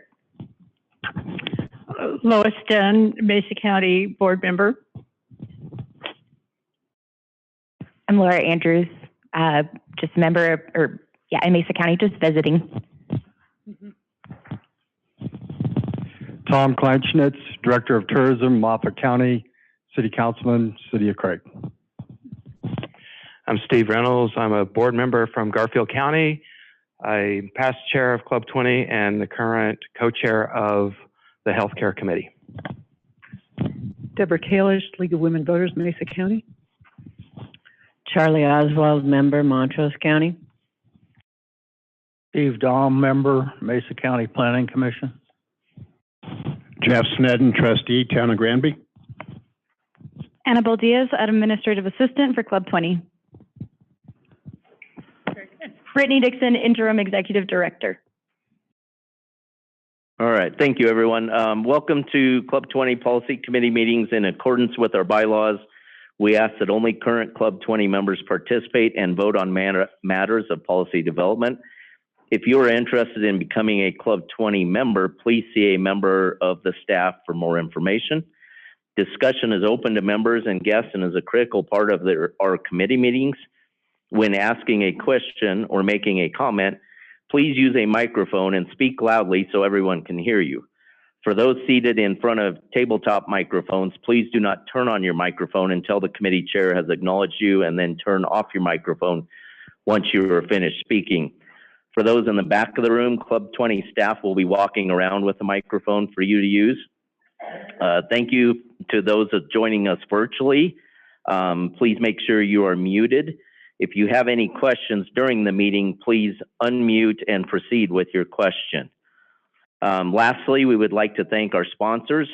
The venue and lunch sponsors are Chevron and Rocky Mountain Health Plans, and the committee sponsor is Grand Valley Power, probably the best power company in Western Colorado.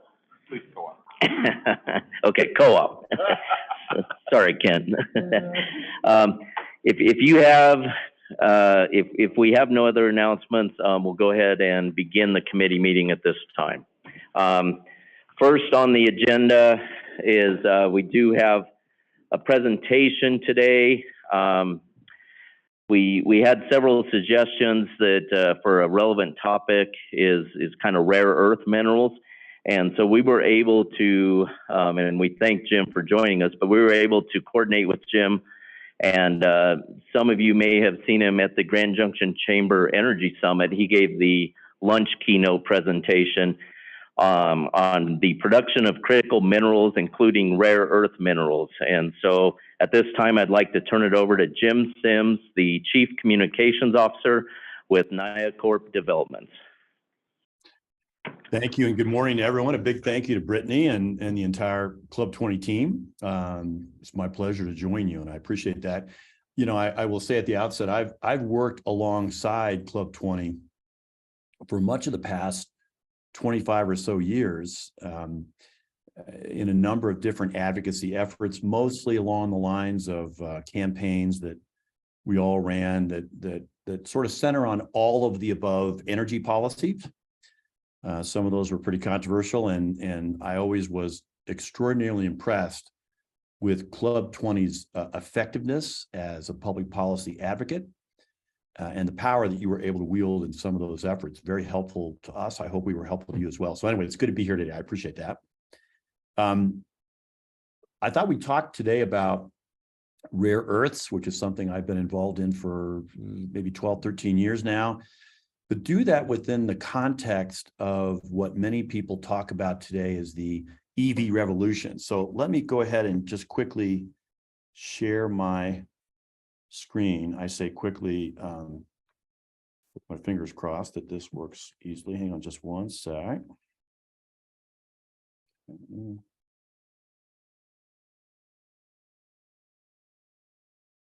don't know if I'm going to do this pretty well.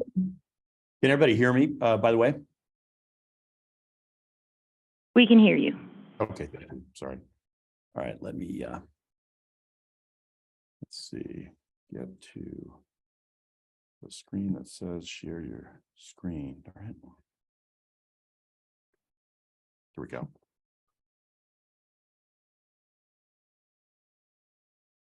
Okay, Brittany, I apologize. I think I've got, I don't know if you guys have allowed screen sharing, but normally I've got a button that says share my screen. So if you guys wouldn't mind. You should be able to share it just as is. Yeah, I don't have the share screen option. And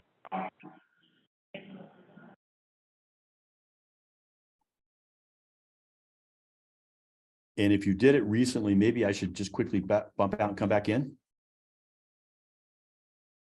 Let me make you a co-host quick. Yep. After all these last several years of all of us living on Zoom and Teams, you'd think we'd all have this. There you go. Thank you. We'd all have this down, but sometimes it doesn't work as well as we'd like to. Let's see. Breakout chat. Actually, I still don't see it. It normally pops up a little button that allows me to do that. I can just go ahead, guys, and we'll just kind of talk through things. I'll send you the PowerPoint presentation that I have. I wasn't going to speak PowerPoint anyway, but I'll just kind of walk through it. And if I see the share button pop up, then I will, I'll go ahead and do it. But let's go ahead and just kind of get started. So when I say the EV revolution, I'm not entirely convinced that there's going to be a revolution and we're all going to be driving EVs in the next 10 or 15 years, and there isn't going to be internal combustion engines. But what I thought I would do is present some data, which I would normally show you, but that does make the case based on the data that the penetration of electrified transportation, and that's of course electric vehicles, battery electric vehicles, plug-in electric vehicles, hybrid electric vehicles, is really expanding. And it's starting to expand at a pace that surprised even those that made fairly aggressive forecasts. The question really, I think, is are we going as a country, are we going to enable that technology to take off and to be sustainable? I won't say that I'm pro or con our EVs. My better half and I are as of today the proud owners of a plug-in hybrid. And maybe you know Holly Probst, who has been with the Western governors for many years and served in the Congress when I was there. She didn't want to go all the way to a battery electric vehicle because of range anxiety. Neither did I. So we got a car that has a little battery. It gets us around Grand Junction. But also has a gas engine, and that's really why we bought it. But I think the question becomes, it's interesting to me in many countries around the world, particularly of course, in China, because the government just tells you what to do, but in the European Union in particular, you're seeing government policy drive the increasing manufacture and consumer uptake of EVs. In the US, it's different. The government is there, encouraging manufacturers to make more EVs. They're providing a lot of financial incentives now to do that. But it's noteworthy that most of the automotive OEMs, most of the automotive manufacturers, Ford, GM, Stellantis, almost all of them, have come out on their own with commercially driven announcements that they're going to make that transition to mostly or all EVs over a certain period of time. They weren't required by government to do it. They did it on their own because that's where they see the market going. So the question I've been asking myself is, are they going to be able to make that? And will EVs be as ubiquitous as many people would like to see? If you start to look at the trends, they are really pointing to numbers that I wouldn't have guessed even 2 years ago, i.e. more and more people are buying electrified transportation. And some of the numbers that I would show you is just evidence of the trends that are going up. Consumer spending is going up fairly dramatically, and that's tracking with a decrease in the cost of battery pack pricing. Batteries are really the primary cost of these electric vehicles. If you look at where the battery cost is going from a perspective of $1 per kilowatt hour, it's precipitously falling, which is a good thing. And that's helping people like my family decide at least to take a baby step in this direction and do a plug-in hybrid. You're also seeing an explosion of the number of models of electric vehicles. And that's also been key to greater consumer acceptance. It's not just the Tesla these days. It's all kinds of different models. And the number of models that automotive OEMs have announced are exploding over the next several years. So that helps with consumer acceptance. And I think to the extent that more and more people, I really don't know. I'm kind of curious as to what people think in the crowd there, whether, most people are buying EVs today or electrified vehicles because they're concerned about the environment, because they're concerned about climate change, whatever that is on the sort of do the right thing by the earth side of the equation. I think more and more people are actually looking at EVs because they like the features, they like the convenience. That was certainly our reason for doing it.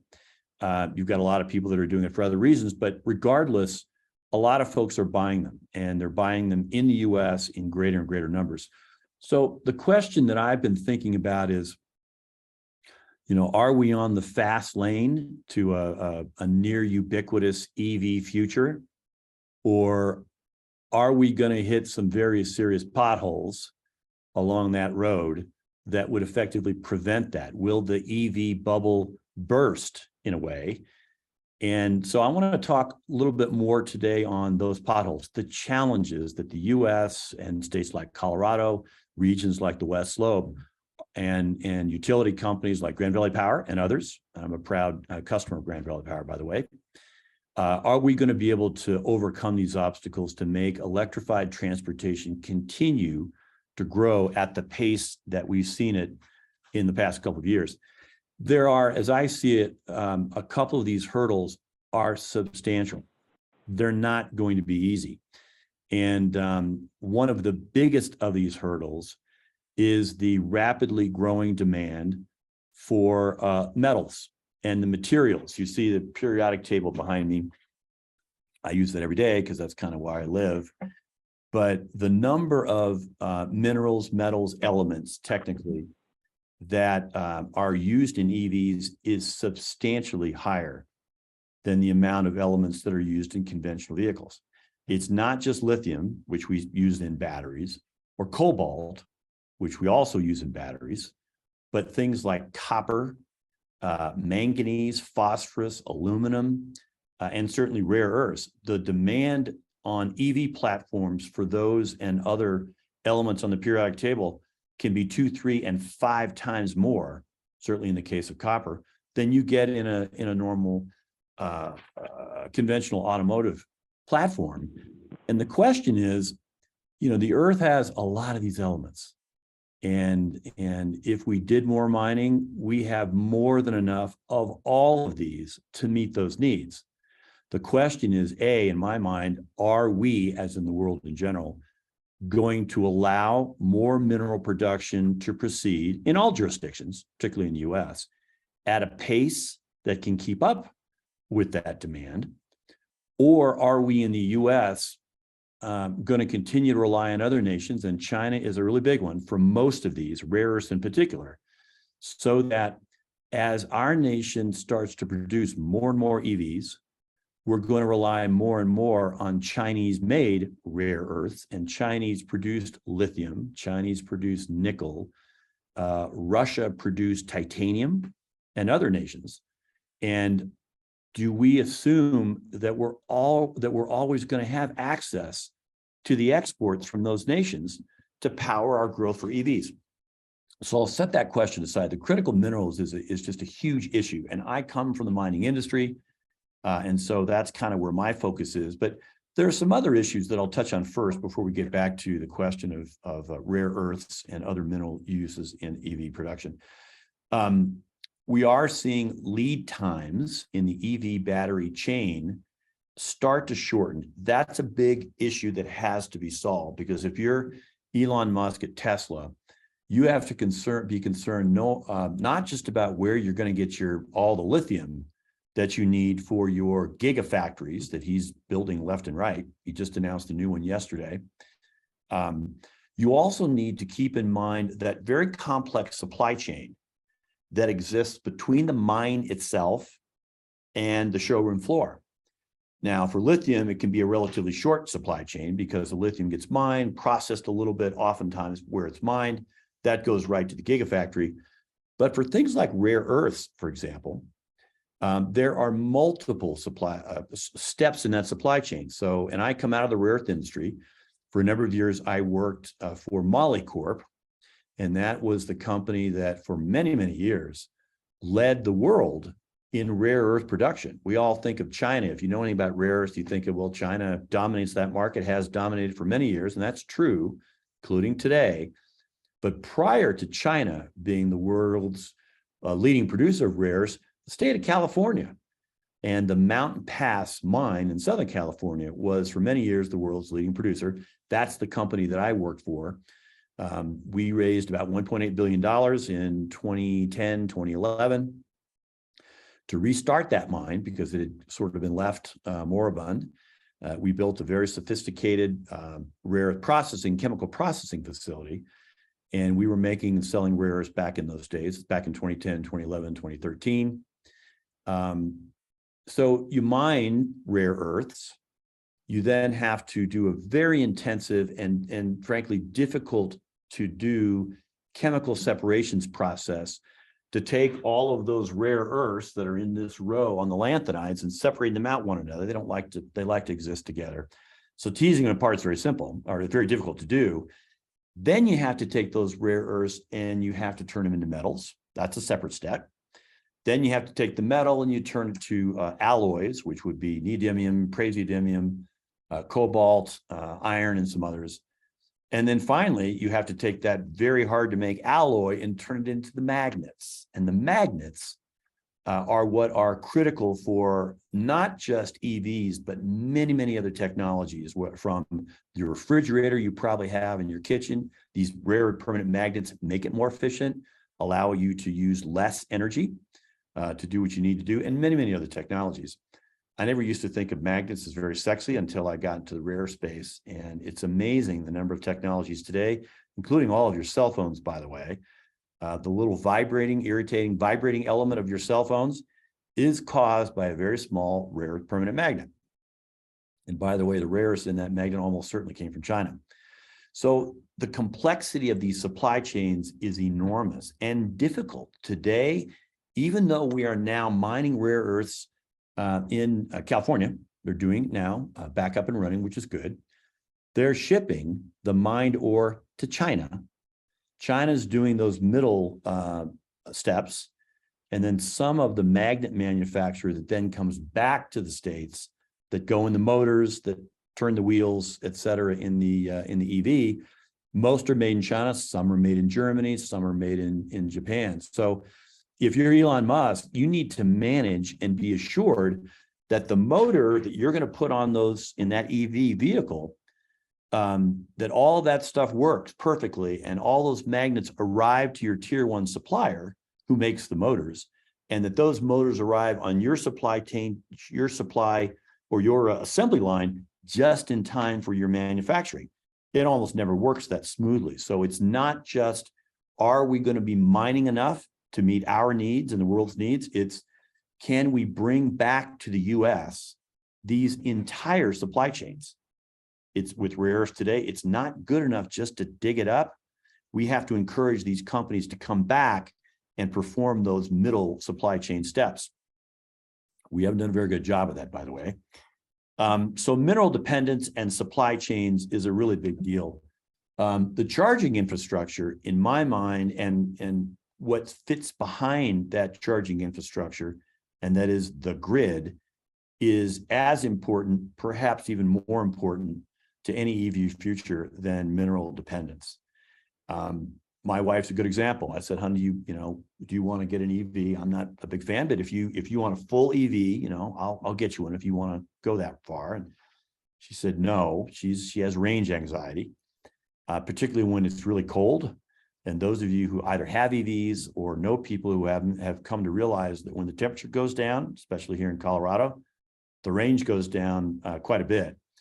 So the other issue that she was concerned about is, if we can't charge it at home, will there be enough charging stations around the country so that we could actually travel with this vehicle?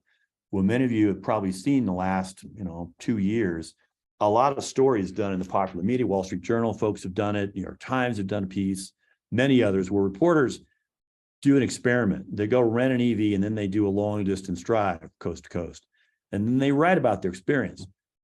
I have yet to see one of those stories come out where they said this was smooth and wonderful and EVs are no different from gasoline powered vehicles. All of them were the opposite.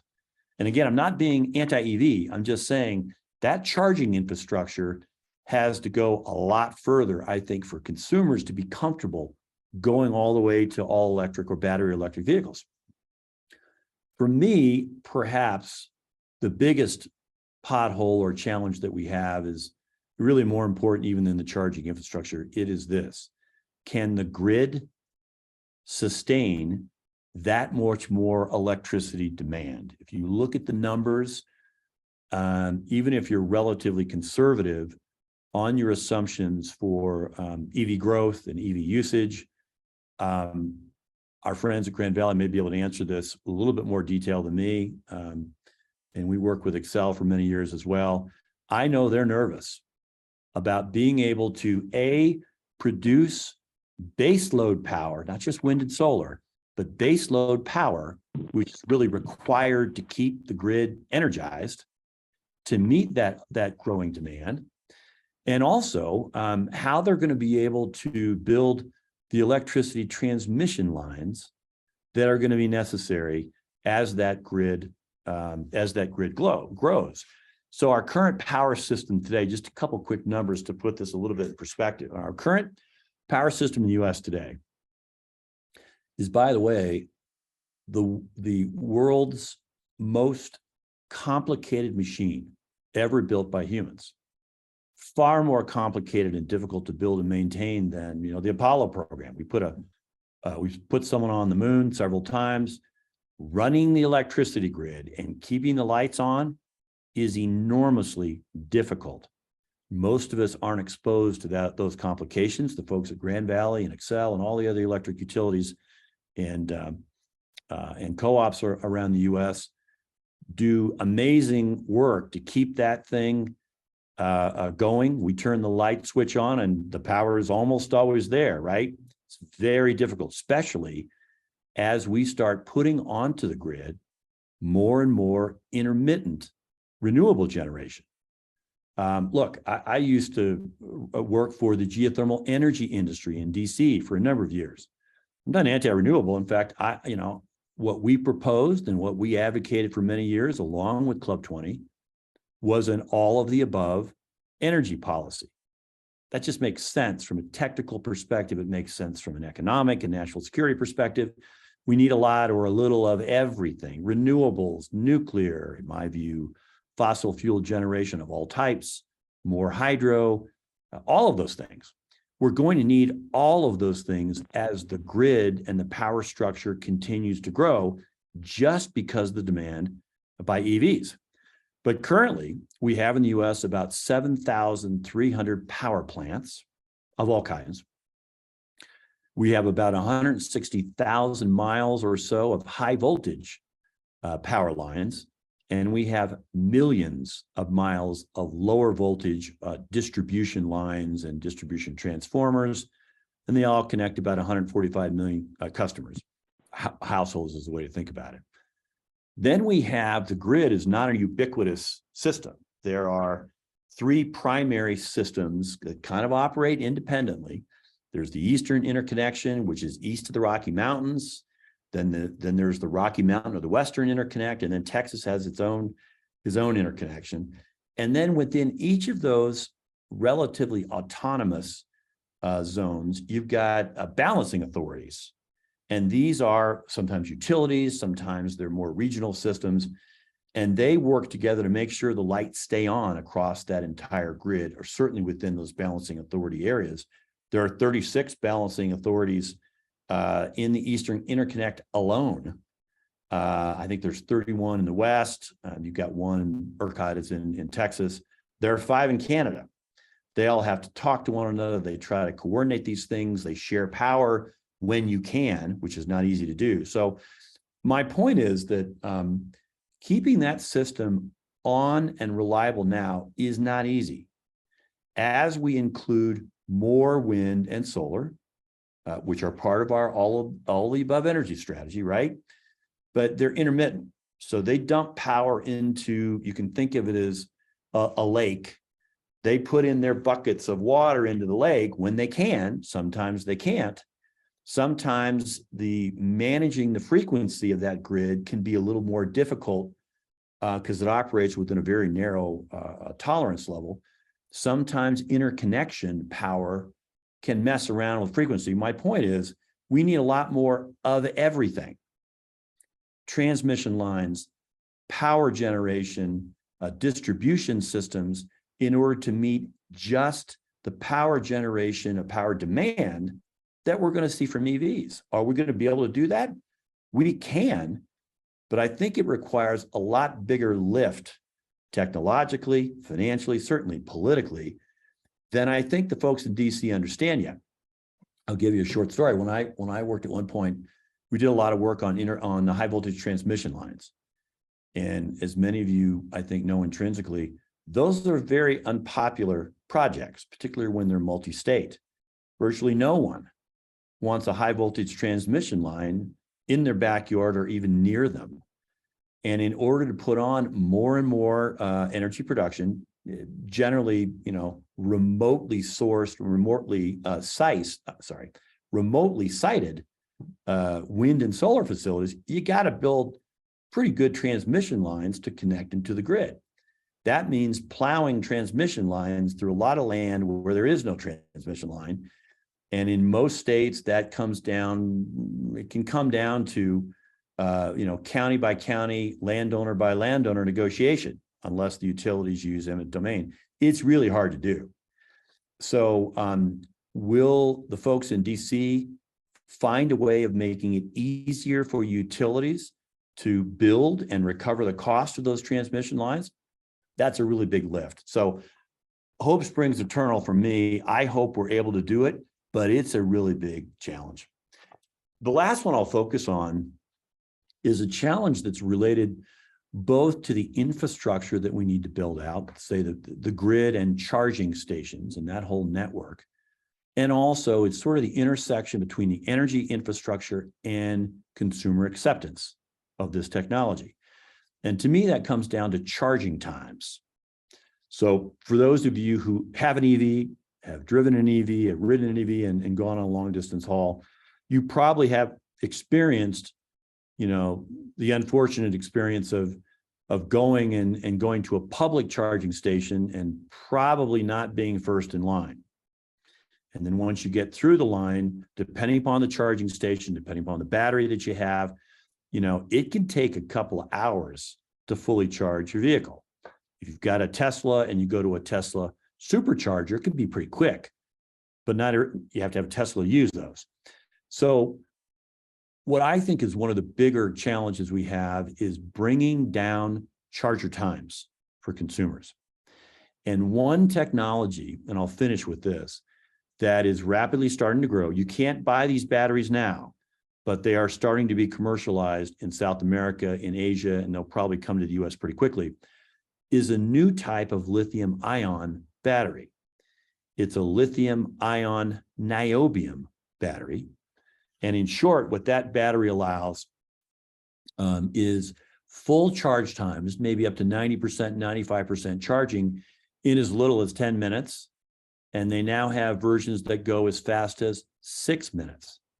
So with that new battery, you can pull into, charging station and charge up your car almost to the top in about the same amount of time it takes to fill your tank with gas.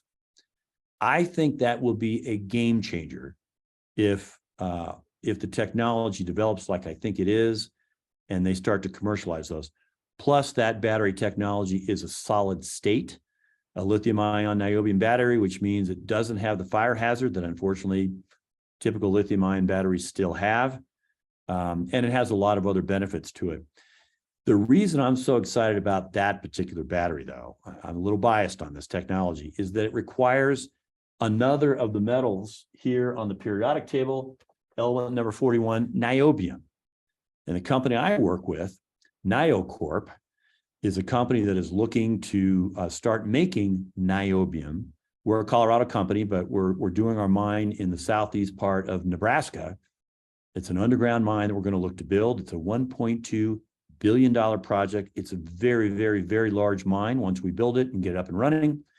And we'll produce from that mine niobium, in addition to rare earths, metals like titanium, and also a very unique metal called scandium.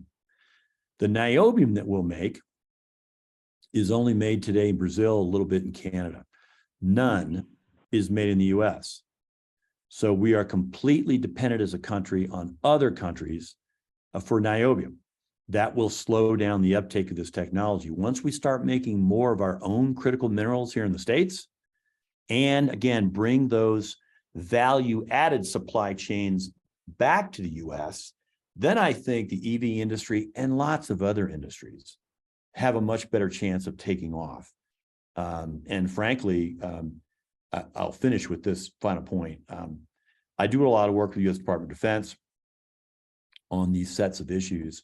I worked in the Congress for years, and my boss was on the Armed Services Committee. So I've been in that world for a number of years. And over the last 10 or 15 years, as I've done critical minerals development, we've worked very closely with the DoD because from the perspective of the U.S. military, while the military is typically a minority consumer of most of these critical minerals, they just don't consume as much as the commercial sector does. Unless you have niobium, unless you have scandium, titanium, rare earths, cobalt, lithium, et cetera, our tanks don't roll, our jets don't fly, and even with things like vanadium, we don't have protective armor for troops.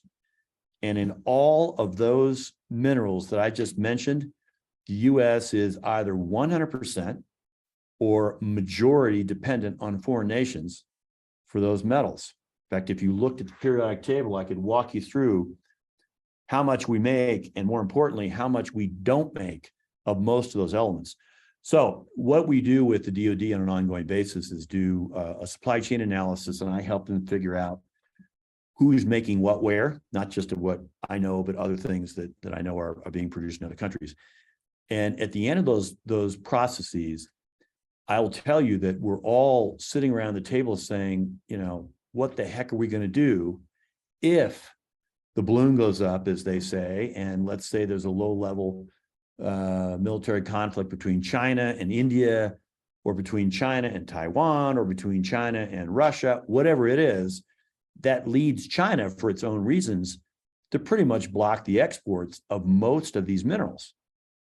I went through one of these Chinese export halts in 2010 for rare earths. It only lasted 8 days. Almost every CEO of every Fortune 500 company, certainly manufacturing companies in the US, not a single one of them, I think, knew anything about rare earths. They had no idea that they were even using rare earths in their technology. In this iPhone, it doesn't work without 9 different rare earths, but they all awakened to that fact. The US government awakened to that fact. And if that blockade or that export halt had continued beyond about 8 or 9 days, we would have quickly, our economy, just because of the rare earths, would have quickly started to ramp down and halt, because without those minerals, things just don't work.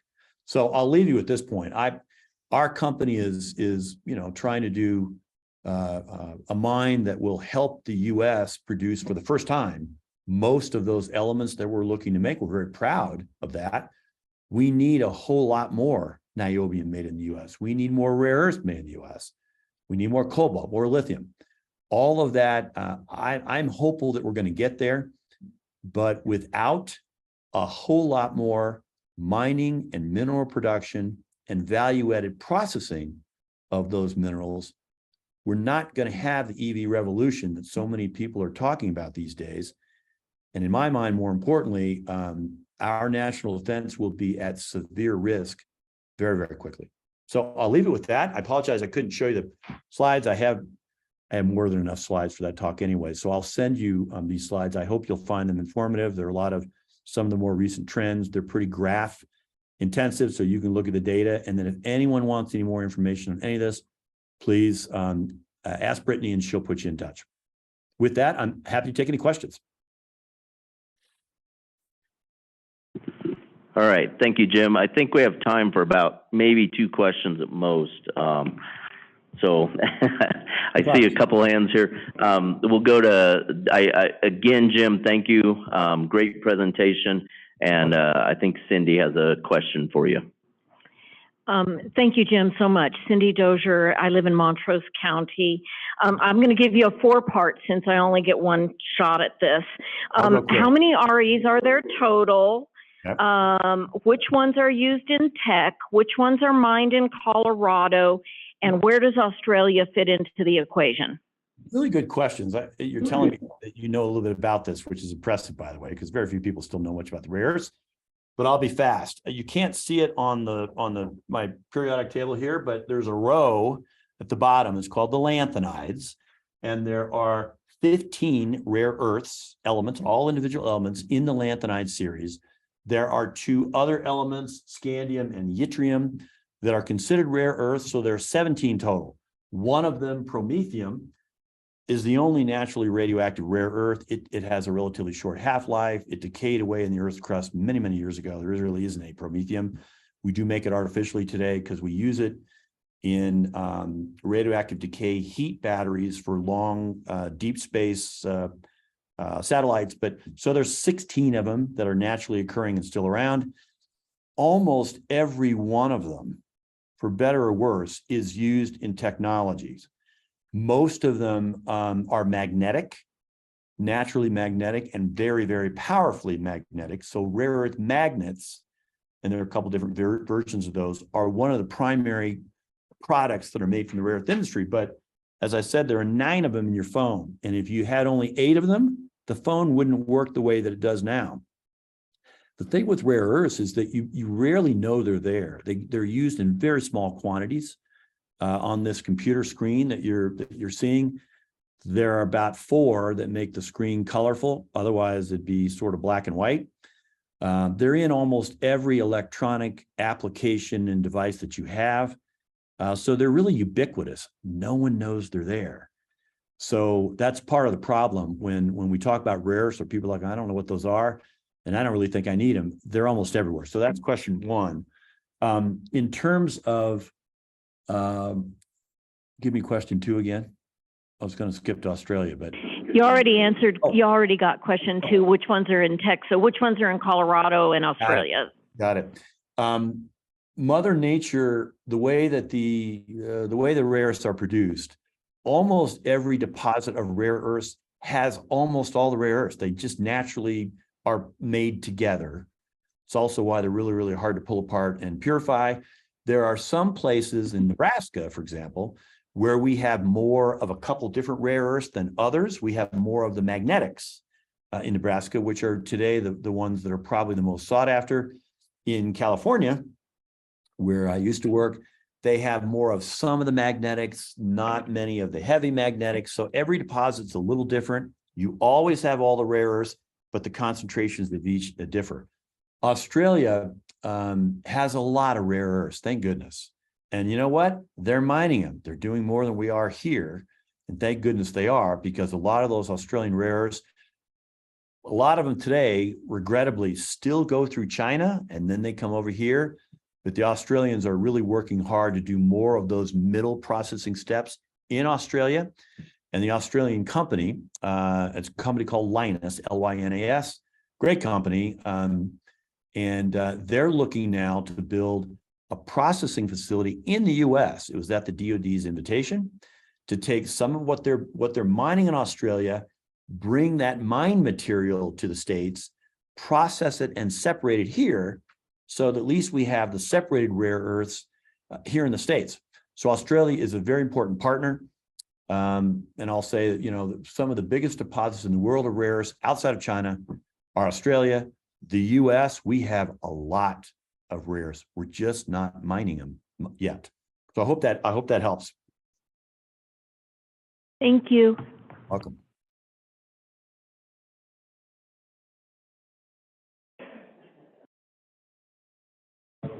Wendell. Jim, thanks. This is Wendell Kuntz from Delta County. At what stage of development is your Elk Creek mine, and when do you expect first production? It's one of my favorite topics. Thank you for asking. We are a greenfield mine. So the mine, the deposit is located under soybean fields in beautiful southeast Nebraska. We spent the last 12 years getting where we are today, which is shovel ready. I kind of hate that term because it became popular back a couple of administrations ago. But what that really means is we are unusual in that we're not on public land, or we wouldn't be shovel ready. We'd still be going after permits. We're on private land. We have all government permits in hand. Local, state, and even federal permits, which are usually the hard ones. We have them all. It took us a while, but we're now there. That's usually the biggest roadblock to starting a new mine. That's A. B, we have almost ubiquitous local support. Nebraska is a great state. There is, I always knock on wood when I say this, we have no environmental group opposition, because typically virtually any proposed mine in the US attracts opposition. We don't, for other reasons, for good reasons. We designed it in a way that's unusual to minimize environmental impacts. And I think we just didn't get on the radar screen because we minimize environmental impacts. It's also why we have our permits in hand. We have all the engineering done. We have almost all the design or the design engineering, the final engineering done. We only are waiting for the money. Of course, that's the other big element to mines. It's a $1.2 billion CapEx project. I have to be careful since we're a publicly traded company in saying this. I think the chances are very good. I can't put a number on them that we may be all or substantially all financed this year. That's our goal.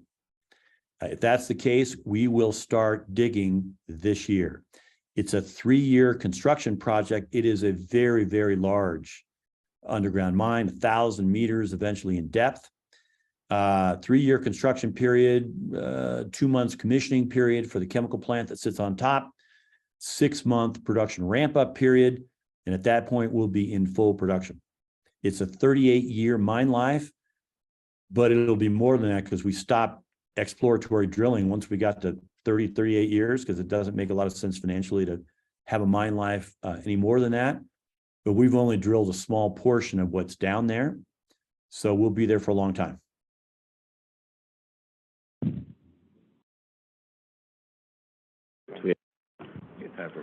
No. Yeah, not for you to do your resolution. Okay. Sorry, Jim, thank you for your time. Great presentation. Good discussion. I think we could go on for hours on this topic. So we will look to definitely include you in future conversations, and we look forward to what NioCorp's doing as well. It sounds like exciting things, and thank you again for your time. Thank you, everybody. I'll send you the slide deck so you can distribute that. It's all publicly available information. Thanks, everybody. Okay, great. Thank you so much. Take care. Good weekend.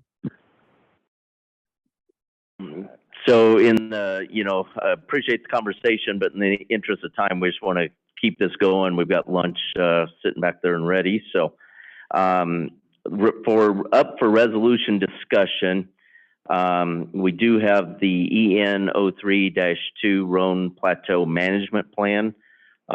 This, as presented, I guess,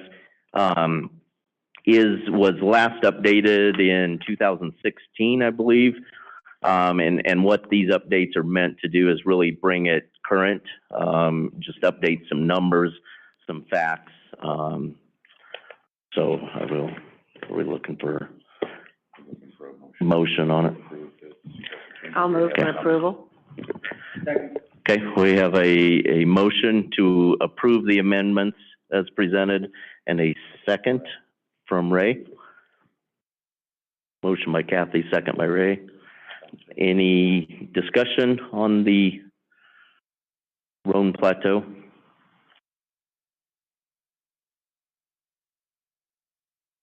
Okay. Seeing none, I move that we call for a question and vote on the motion. All those in favor of the amendments as presented, say aye. Aye. All those opposed, same sign. Okay, motion passes. Thank you. Second on the list is, and this one comes before the group. We've had a lot of people involved over the past 6 months, meeting and kind of getting together. We're moving the Energy Committee in a direction that some other committees have done, kind of establishing guiding principles. And so this is really in front of you kind of as a show that here's where we are. There's still some work to be done on this, but we wanted to at least get this in front of everyone for some discussion, some comments. As the committee, we don't feel it's ready for a vote or any action or further discussion, but I would invite everyone to take what you have in front of you, review it, and provide comments that you may have on this guiding principle to Brittany or myself, and you will see this come back before you probably at the next meeting, and at that time we'd like to move it forward at the next meeting. So I apologize, we worked really hard to try to get it in final format this time, but a lot of things going on and a little bit of the transition also. I appreciate Brittany's efforts on this, but we're really close, and we'll get there next time, I feel. But please look at it, provide comments to Brittany or myself. Okay. I would say the plan is summer policy meetings. Is that okay? Should you have any comments in the meantime between then and now, please send them our way and we'll get those edits made in there as suggestions as well. Yeah. Just as a point of clarification, typically if they want those suggestions, you should have them probably 2 weeks prior to those meetings though, correct, Brittany? Yes, correct. That way you have enough time and we're not getting them last minute. Yes. Just a friendly reminder to everyone in the room. Okay. Thank you, Brad. So, and I guess at this point, I'll turn it over to Ray. Ray had a little bit of discussion you wanted to have. Is that correct? Okay. Yeah, thank you, Mr. Chair. I think it's appropriate during the Energy Policy Committee. As you all know, we're going through an energy transition, not just in Colorado, but throughout the United States. In Colorado, because of the shutdown of coal-fired power plants and coal mines, we'll be experiencing the shutdown of those power plants and coal mines over the next, I'm going to say 7 to 8, maybe 9 years, just depending. And so, as a result of that, there'll be 11 counties that are going to be directly impacted by that shutdown as we transition into a new energy economy. And that's directly, and that doesn't include the indirect impacts that we're going to see from an economic standpoint. And it's not only going to affect counties and cities, but it's going to affect the state government as well. So with that being said, I'm involved in an ad hoc committee with a number of members on it. I got about 6 people on this committee, and we're called JOLT, which stands for Just Organizations Leading Transition. And we are in the process of organizing the Northwest Colorado Energy Summit, which will be held in Craig, Colorado at the Quality Inn on June 2nd and 3rd.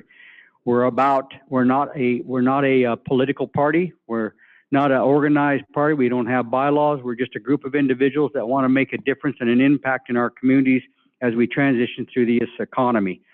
My members include Commissioner Sue Hansen, Representative Rose Puglisi, Dr. Lisa Jones, who's the president of CNCC, Matt Schuler, who is the editor of the Jackson Star, Commissioner Wendell Kuntz next to me here, and sometimes former Senator Bob Rankin. So our goal is basically, let's put it this way, our mission statement is to advocate, communicate, and educate. Very simple. And so we're nonpartisan, as I said before. We just want to bring this forward, plant seeds of opportunity for our community, for our industry, and for our elected leaders as we go through this transition. We think this is the timing is correct. We're getting a lot of verbal and financial support for this event.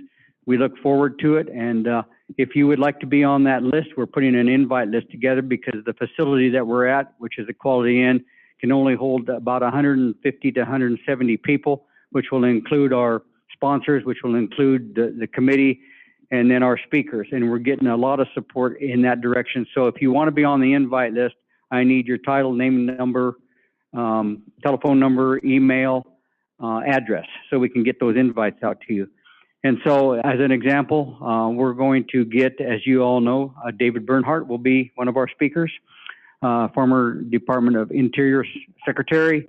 We're also getting Melissa Simpson, who is with Sempra. She's out of Washington, D.C.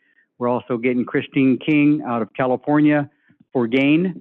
We talked about nuclear. We have biomass in the works. We have rare earth minerals that we're going to be talking about, battery storages, solar. We're going to try to cover all our bases, and because we have so many speakers and only so many hours in a day and topics, we had to extend it to the day and a half. So it'll be at the Quality Inn, $98 a night plus tax for that. They have about 150 rooms, as I understand it, and so the event is going to be there. We'll have like a breakfast, we'll have a dinner or a lunch reception, and we got a lot of industry support, including from Tri-State and Excel, by the way, and of a lot of our Western Slope County Commissioners has stepped up to the plate to help put this on. So I just wanted to bring that forward and let people know. Thank you. Thank you, Ray. Appreciate that. Okay, we caught up and we're back on time. So 11:45, I think we're ready for adjournment unless anyone has any comments, and we'll go straight to lunch. All right, let's have lunch.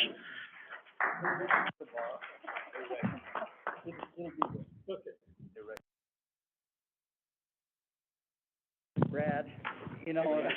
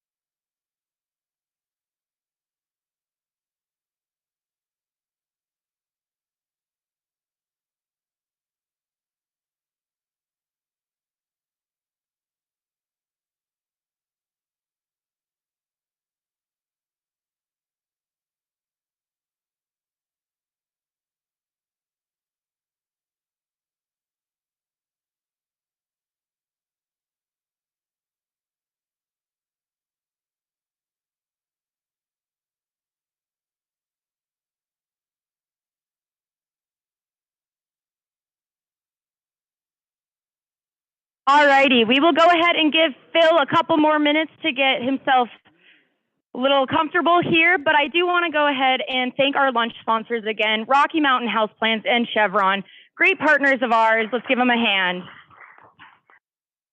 Another one that hasn't been mentioned quite yet is Swire Coca-Cola. They are also great partners of ours.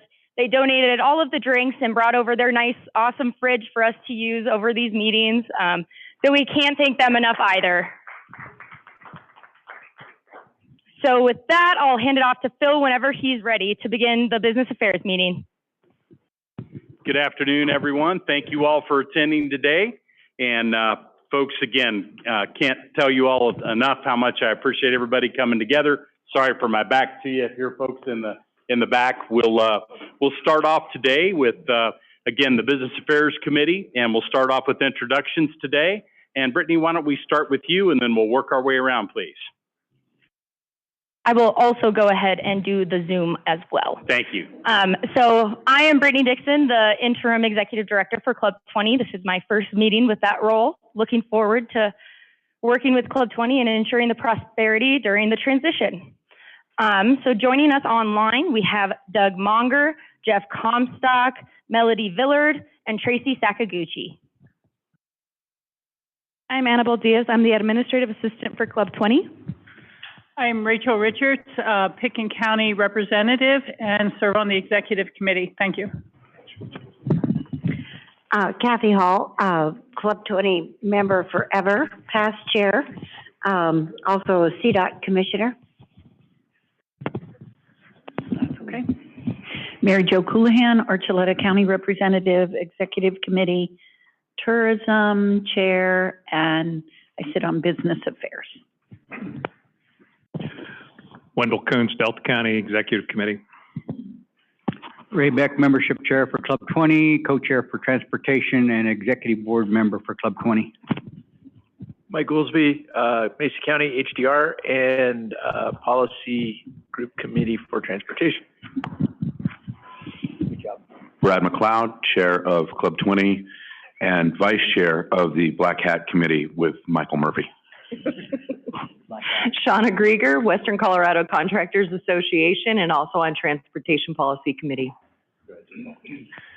J. Paul Brown, La Plata County, Ag Committee, Public Lands, Water, activist.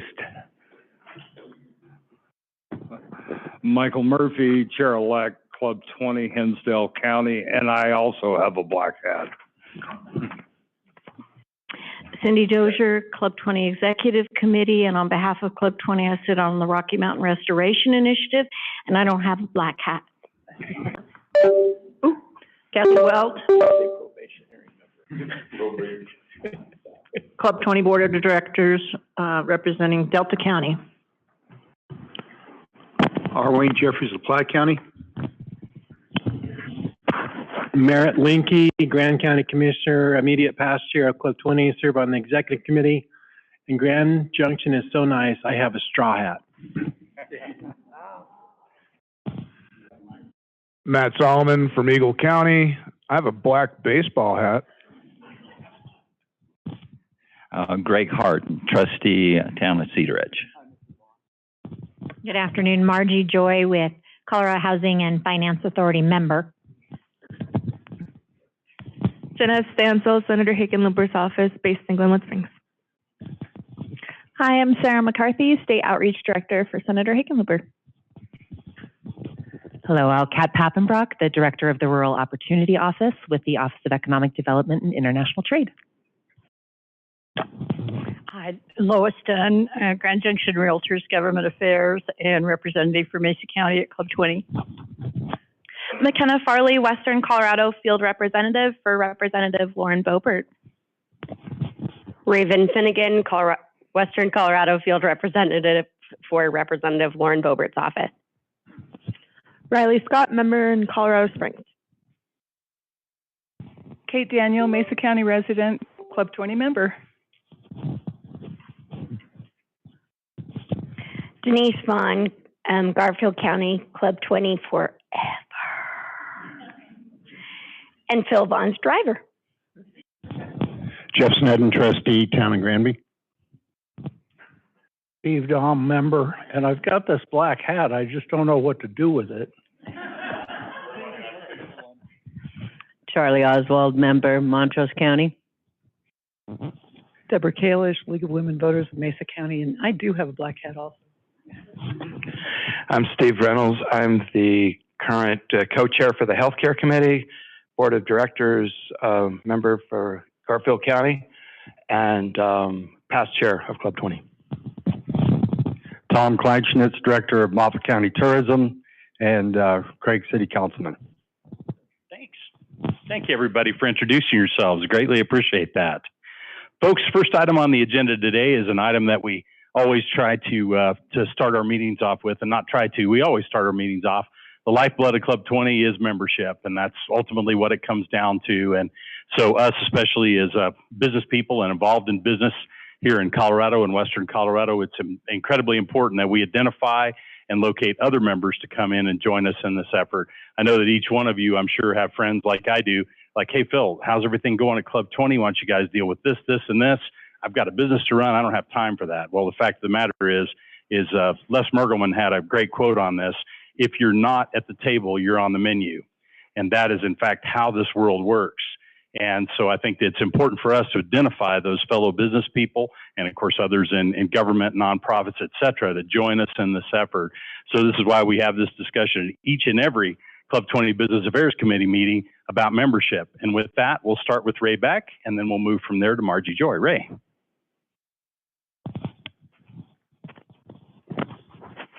Thank you, Mr. Chairman. And I just want to throw out, before I get started here, the fact that Phil has always been very coherent, if you will, for lack of a better word, that he always brings membership forward, and really appreciate his efforts and his membership over the years, him and his wife, Denise. With that being said, I can't emphasize enough, we're a membership-driven organization, and we depend on you, as you depend on us, to be the voice of the Western Slope. So this is a partnership. And based on that, our members are the ones who keep the lights on. Those of you that are involved in the policy committee are the ones who drive the bus. If you get the opportunity, thank a sponsor and welcome that new member. Take time to offer thanks to our Club 20 staff. And if you want to have the opportunity to network with others of like mind, I want to encourage you to attend our informal reception we have in conjunction with our meetings. And tonight it'll be at the Ale House. I believe, Brittany, it starts at 5:15, is that right? Okay, got it. And it'll go till 6 something. So if you're looking for something to do tonight, and also having that opportunity to interact with others of like mind, please join us. So as a member of Club 20, potential or otherwise, you have the opportunity, once you become a member, to receive up-to-date information on key issues affecting Western Colorado in the form of a monthly email, updates, newsletter. Participating in policy committees that guide local and state elected leaders on the Western Slope through annual trips to Denver and biannual trips to Washington, D.C. Voting at county caucus meetings to decide who will represent you on Club 20 Board of Directors every 2 years. Being eligible to vote at all Club 20 policy committee meetings. Having problems solved or questions answered as a courtesy of the Club 20 staff. Networking opportunities with a diverse group of individuals, elected officials, and business folks of from all across Colorado. Also on there is the opportunity, and I can't say enough about our advisory committees. Our advisory committees for each policy committee is, I'm going to say, very important and instrumental in helping us develop policy that we either oppose or we support. And that gives the members and the leadership and the staff the ability to speak on those issues that we either support or oppose. And that's been the protocol since day one, going back to 1953. We are now celebrating 70 years in existence. And I think that deserves a round of applause in itself.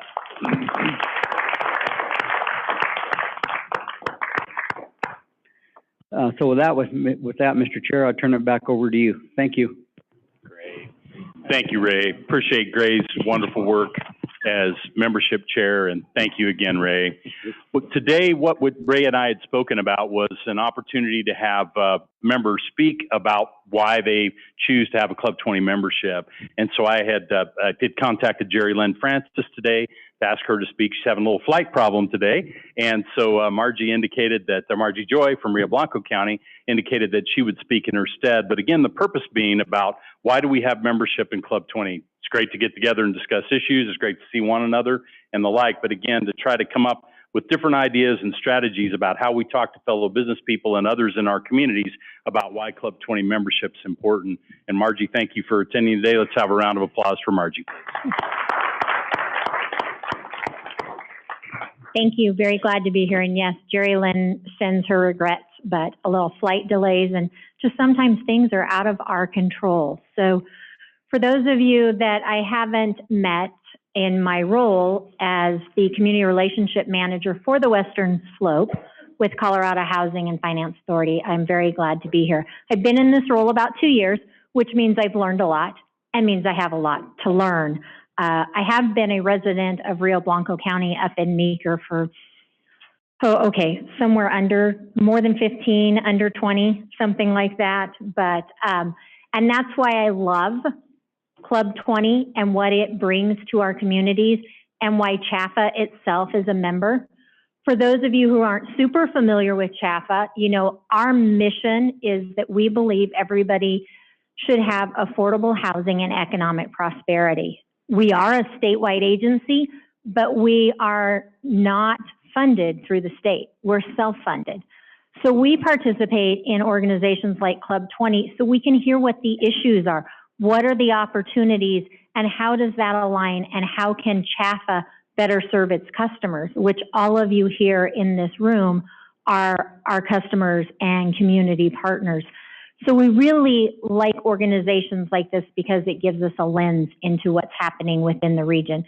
It helps me to better see where those partnership opportunities are, the challenges maybe in housing, which we all know about that, or economic development. Many people don't realize that CHAFA also has a business side to it, as well as working for a lot of our not-for-profits and some grant opportunities.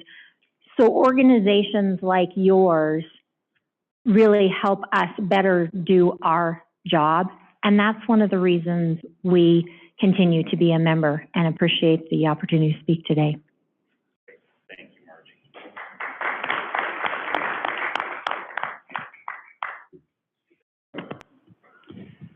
So I think what Ray had asked me to do is just to talk a little bit about membership. And you know what? I'm going to do this just so I'm back to people.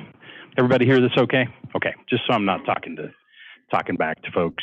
I think that as I had mentioned earlier, just again, how do we identify fellow business people and other peoples in our communities to become involved with Club 20? Ray needs help with this, and we need to provide that kind of help. Michael Murphy and I have had a number of conversations about this, about how we identify folks and how we bring more people in.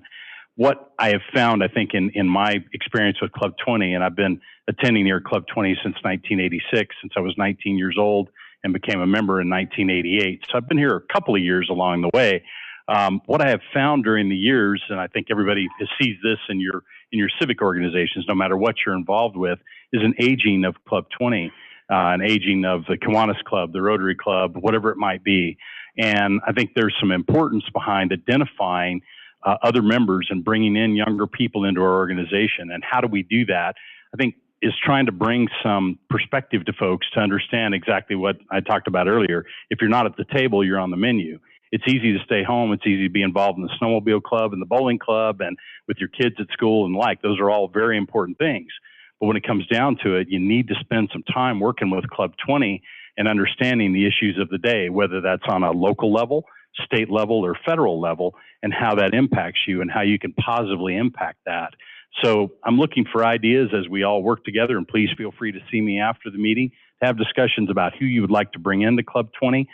Ray and Michael and others in the group here are always happy to go meet with folks, have conversations with them, and talk with them about the benefits of Club 20 membership.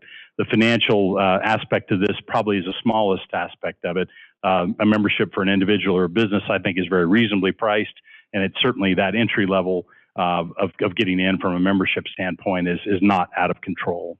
And so, folks, again, if we could have a round of applause for Ray Beck, and thank you, Ray.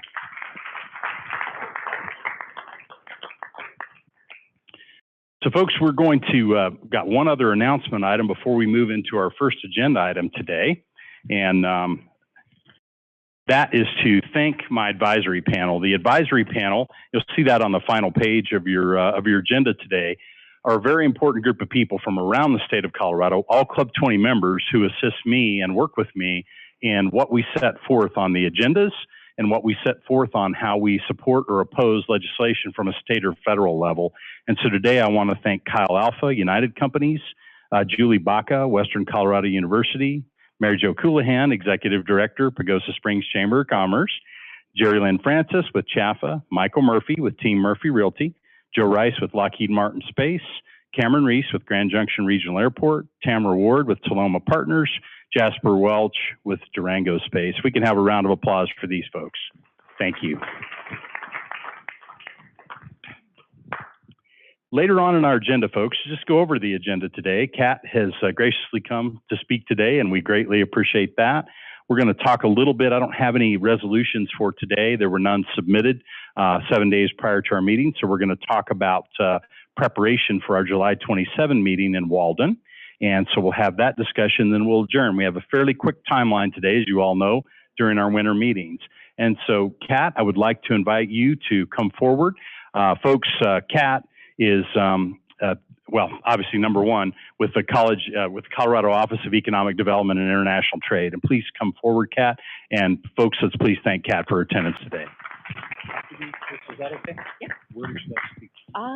That's up to you. Well, I think Brittany said she had a headset that I maybe needed to use Brittany, as well. or have a headset to do that? Or would you rather I can just do the mic too if that works? Sure. Yeah. Okay. Perfect. So, folks, the first thing I want to let you all know is that Kat was so gracious to come today. Our partnership with Colorado Office of Economic Development and International Trade, yes, OEDIT, I can say that easier than speaking it out loud, is incredibly important. It's been an incredibly important partnership that we forged really over 20 years ago with OEDIT, trying to identify and help out on what can the state do for us and how can we help the state in economic development efforts.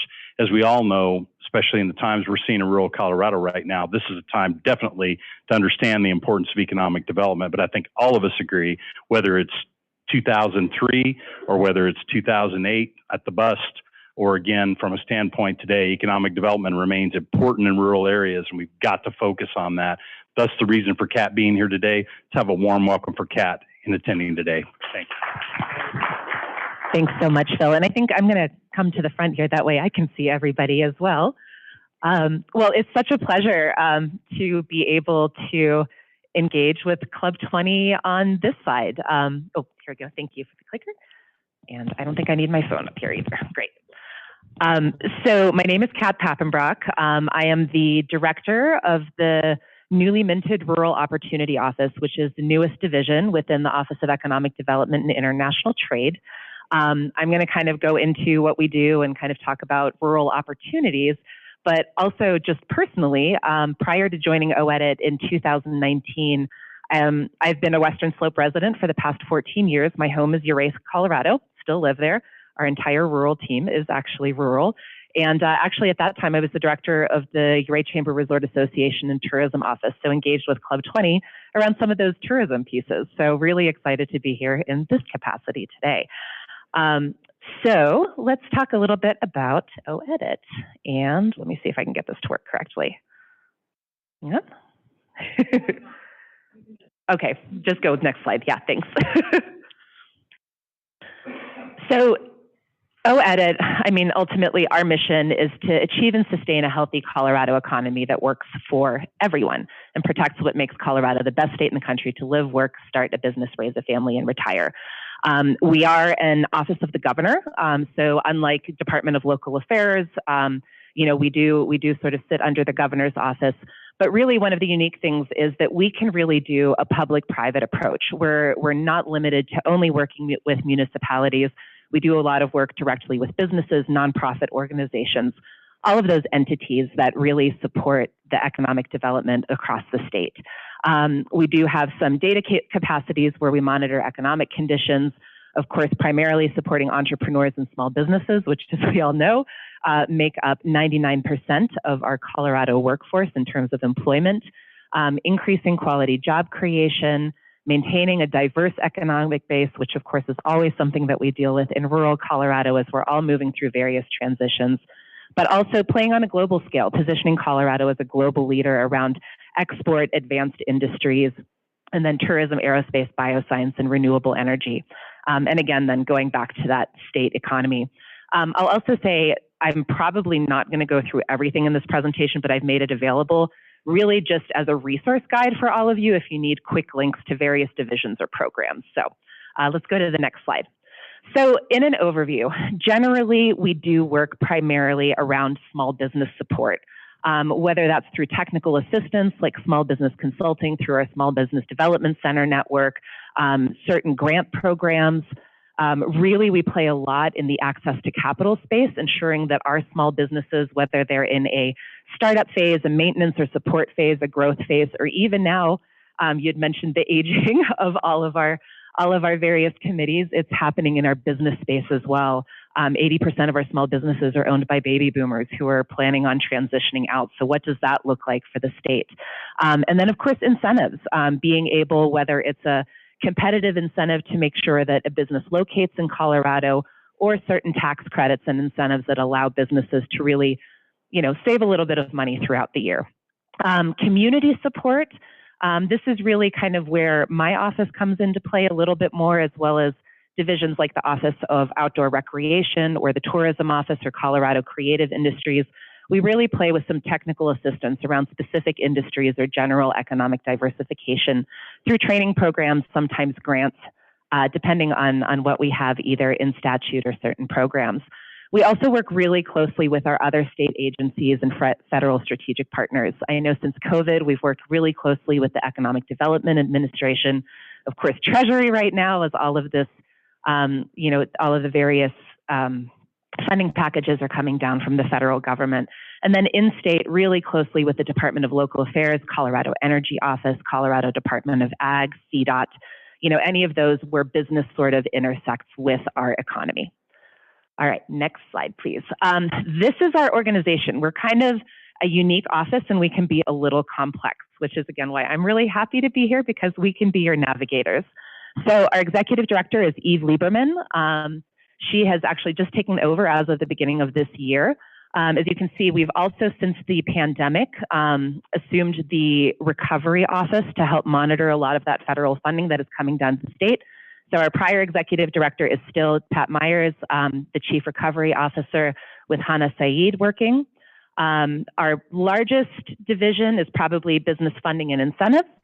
And then under that, we have global business development, business support, the Colorado Tourism Office, Colorado Creative Industries, Outdoor Recreation Office, Colorado Film, Television, and Media, and Rural Opportunity. We also have a Legislative Affairs, Marketing, and Operations division.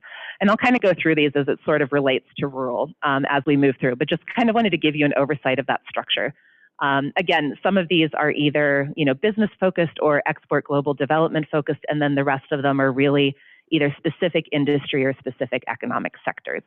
It makes us a little unique. Eve actually just got back from a national meeting with a lot of other state economic development agencies, and there aren't many that have this sort of industry-specific focus.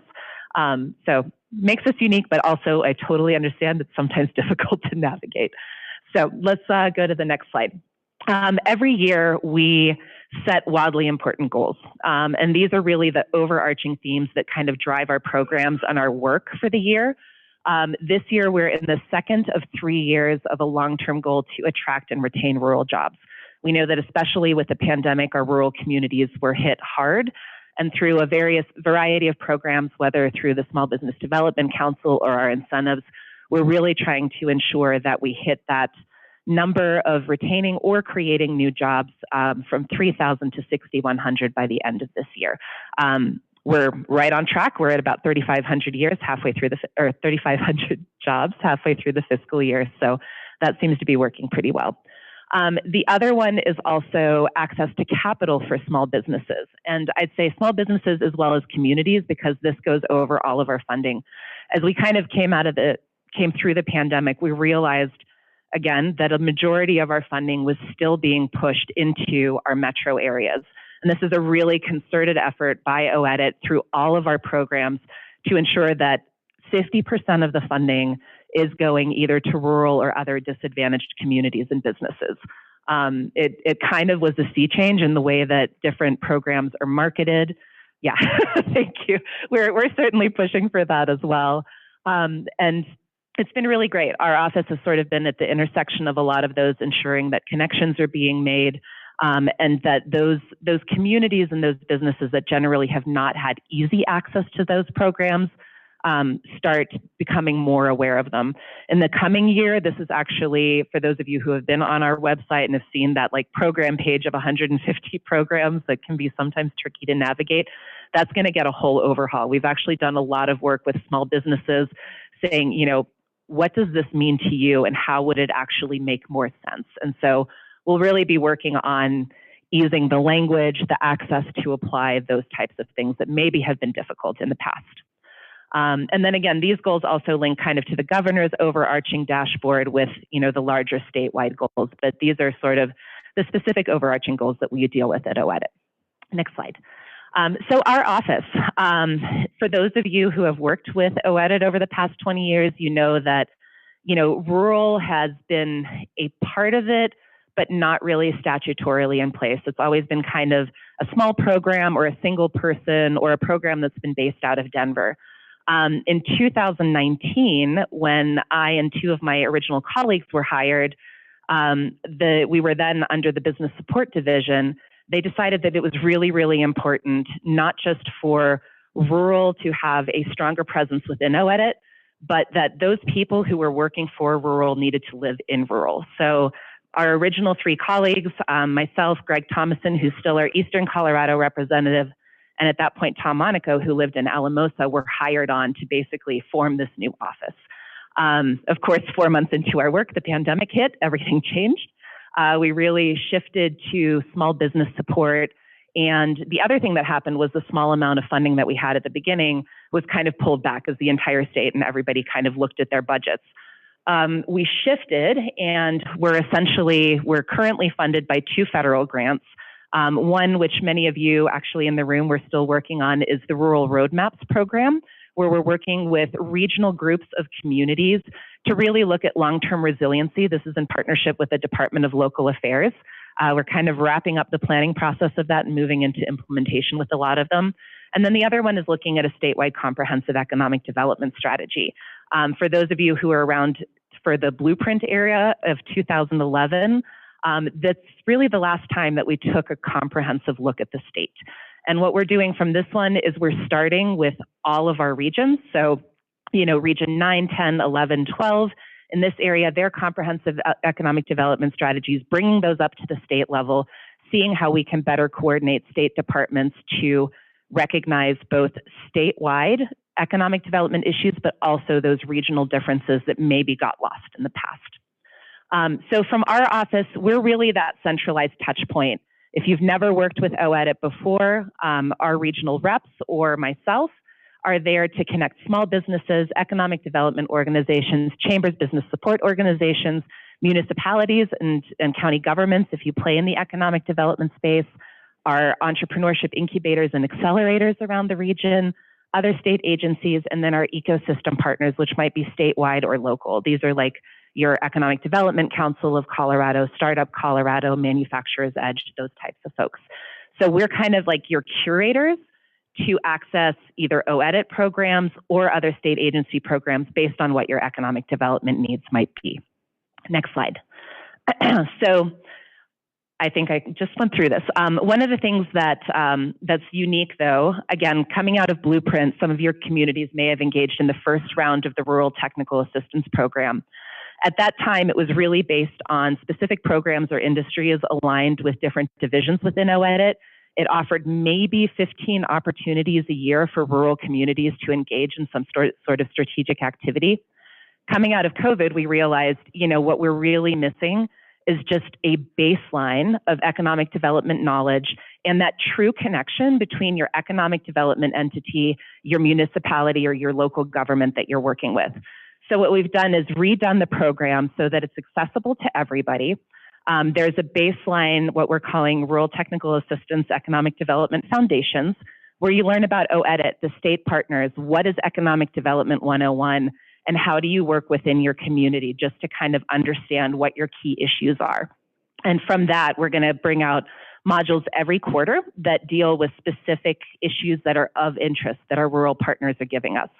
One of the cool things, though, about that Foundations program is that it supports a local partnership, and as the little carrot to finish the 3 hours of online training, we are providing just a mini grant of $2,500 to every community that goes through that, to use however you need. I know, for example, in Uray, my hometown, the Economic Development Committee is going to be taking that $2,500 and putting it toward their local small business pitch competition.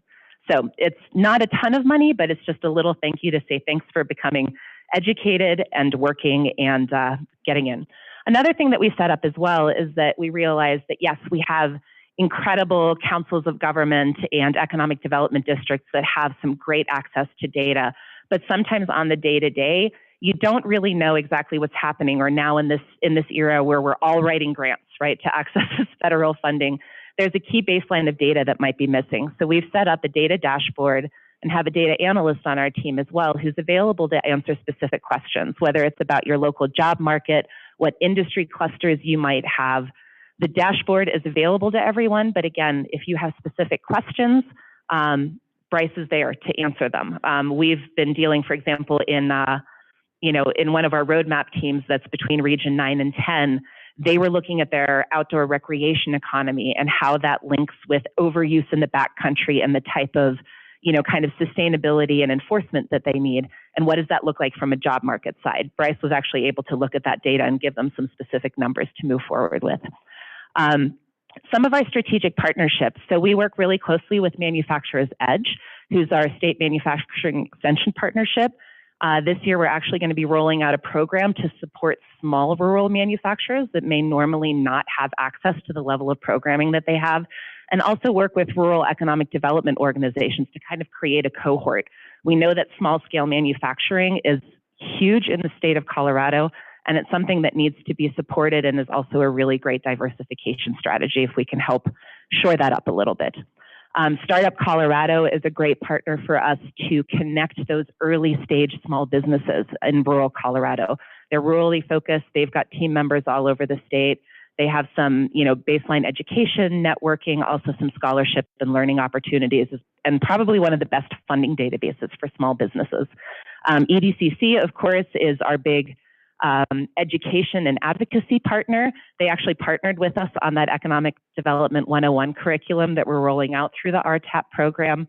And Energize Colorado, which is another statewide business-focused organization that came out of the pandemic, has some really great rural partnerships that they're going to be expanding this coming year as well. They run, kind of accelerator type programs and cohorts, as well as access to capital for small businesses. I talked about the roadmaps program a little bit in the SEDS as well. So we're kind of moving through those. So let's go to the next slide.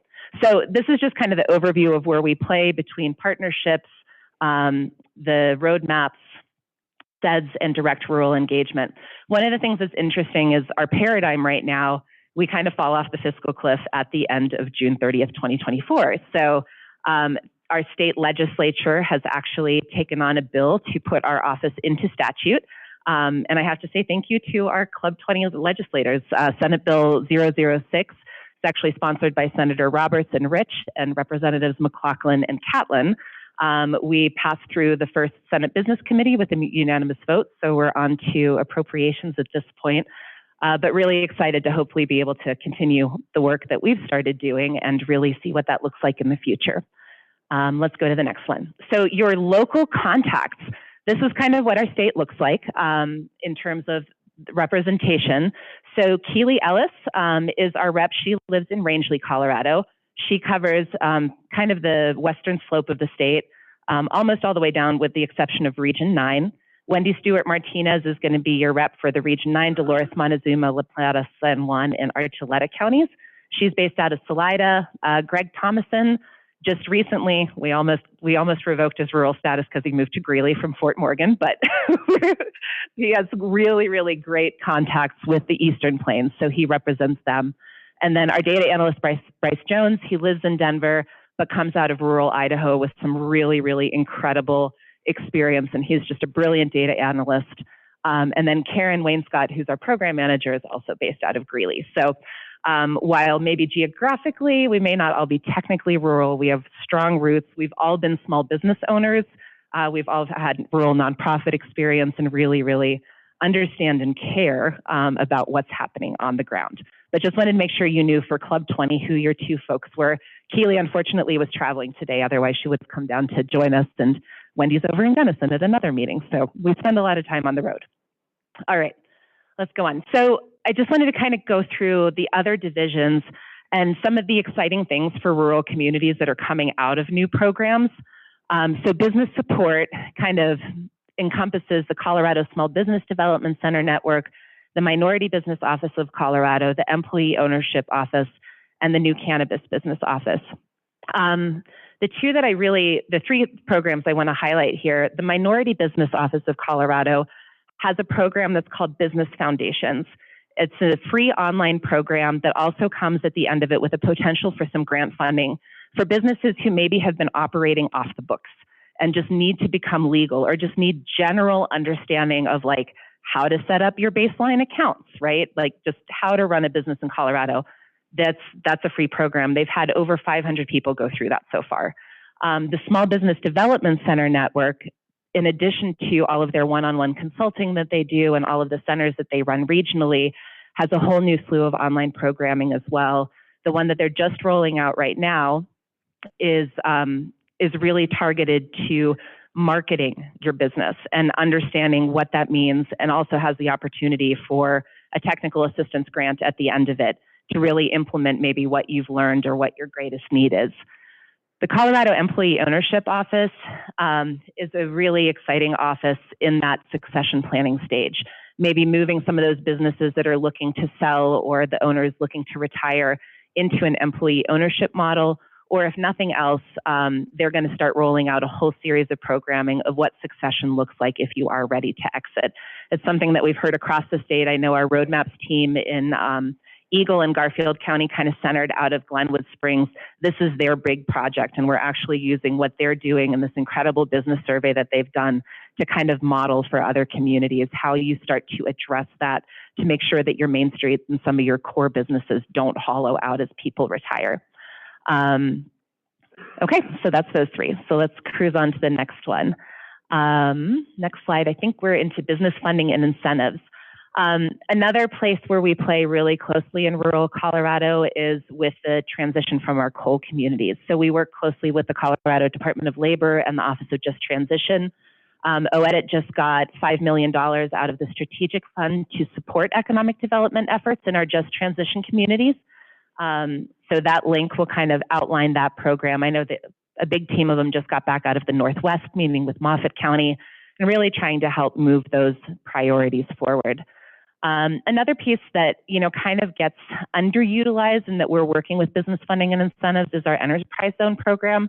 As we kind of look at it, we notice that most of the businesses that are actually using those tax credits tend to be like subsidiaries of larger businesses, and it doesn't seem really accessible. So like as a small business, if you invest in a commercial vehicle, you can get a tax credit. Well, the folks who are applying for those tax credits are bigger businesses, still in enterprise zones and disadvantaged zones, but finding a way to make that a little bit more accessible with our managers to the small businesses who could really see the biggest impacts from that.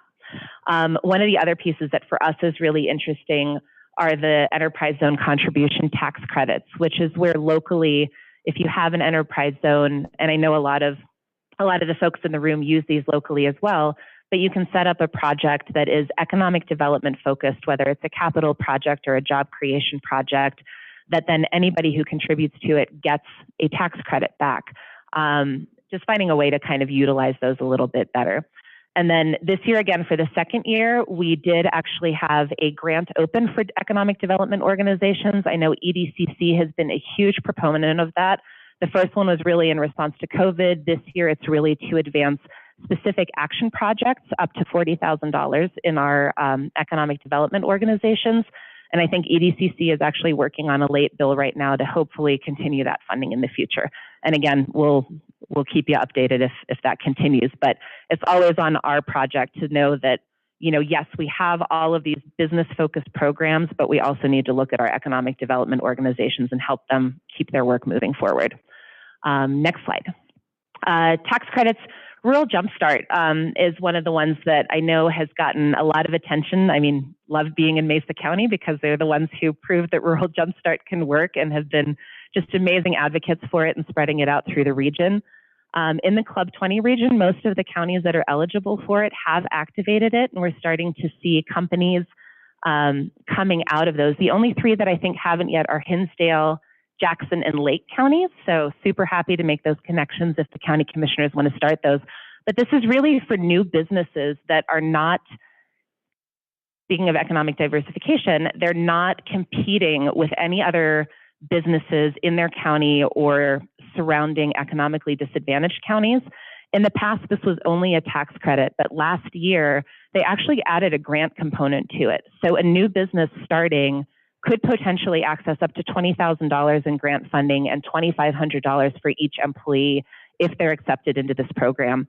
Another thing that we're trying to make sure of, again, with that just transition piece, is that if it's extra economically disadvantaged in that sense, those grants actually go up to $40,000 per business and $5,000 per hire. So really great program to leverage if you know of a startup that has a great idea that can really push something forward. The other ones, I think at the state level, you always hear the most news around, these big strategic fund job growth incentives, and then the job growth incentive tax credit. Those are those big packages that are generally in front of the Economic Development Commission. We've actually had a couple of successes with smaller rural businesses that have been able to access these, but sometimes it's a tricky thing because by statute, those incentives are only available if a business is, yes, planning to expand, but looking to move to another state at the same time. You have to have that competitiveness clause. So that's been one, again, that we've given a lot of comment on. But, for example, I think it was She-Fly out of Gunnison that recently got one of these. They were looking at expanding. They were having trouble trying to find a place to stay in Gunnison County, and were looking at moving to another state. The incentive program plus the local incentives offered by Gunnison County convinced them to continue to stay and grow in place. So it's something we can use, but I think something we can work on a little bit more closely together to make sure that our rural companies can grow in place. The last one is the Innovative Housing Incentive Program. I know last year as we went through the election, we had Proposition 123 that came through. A lot of that money is flowing through OEDIT in partnership with CHAFA. They're kind of setting all of that up. On the business side of things, the Innovative Housing Incentive Program came out of last year's legislature, and it's really made for those modular home manufacturers within the state of Colorado to help them access markets. There's a grant, a loan program, as well as, I believe, a tax credit portion. They're just getting ready to roll that out. The website is finally live on the program, but it should be launching within the next month or two. But I know, we have a lot of different manufacturers of those modular homes and other innovative housing models across the Western Slope. So definitely one to consider as we continue to work on the housing crisis. All right. And then finally, this access to capital component. Opportunity zones is one that I know we've covered, has had a lot of activity in the past. At OEDIT on a large scale, because the majority of those really, really large tax credits for the investors have passed, the program itself is still open. And I know, some of our local communities are actually looking, if you can't get a national investor in, maybe looking at creating a local opportunity zone fund. As it kind of gets phased out of business funding and incentives, the Rural Opportunity Office is going to kind of continue to engage with that. I was just in Walsenburg last week and met an owner who moved to Colorado from Texas and invested in a huge property that he's redeveloping downtown. It's like it was in an opportunity zone. It was a great thing for me to do and fit with what I wanted to do business-wise. So we'll continue to work on those. The Venture Capital Authority has actually expanded. So the Greater Colorado Venture Fund, this is kind of equity-based investments in growth businesses. Greater Colorado Venture Fund invests only in rural Colorado. They actually just got a second tranche of funding, so they'll continue to do those. We also know that that's not the right type of equity funding for every small business. So we're actually working pretty closely with what was the Western Slope Angel Network and is now the Colorado Angel Network based here in Grand Junction to really figure out how some of that equity access to capital becomes more accessible to those small businesses that are ready for it. And then finally, advanced industries, you know, that's always one of those things that can feel a little tricky in rural unless you're in one of the larger metro areas. But through, I think we had mentioned SCAPE earlier and some of our different accelerator programs, ICE Lab and Gunnison Business Incubator Center up here in Grand Junction, there are companies that fit into those 7 advanced industries, and they don't necessarily always need to look like biotech or programming. I know recently we had, you know, you think of First Ascent coffee roasters in Crested Butte. They've received one of these advanced industry credits in the past to help them expand their manufacturing. So definitely something, again, if, you know, you're working with businesses and they're just kind of curious around some of those larger grant programs, we can certainly help make those connections.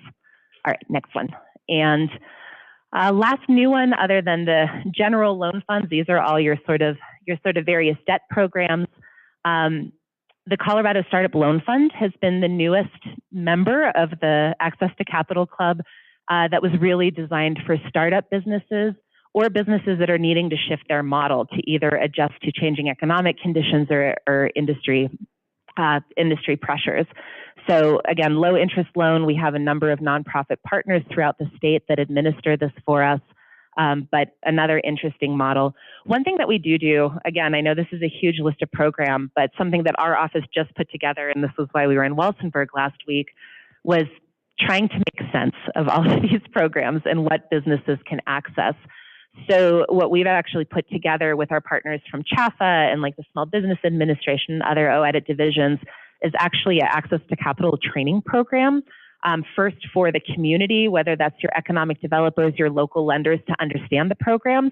And then a second module just for the businesses where it's an open house where we just kind of talk through stuff, have breakout tables, have basically one-on-one consulting sessions, and really try to pair the businesses with exactly the thing that they need, again, rather than sending them to the 150 program page.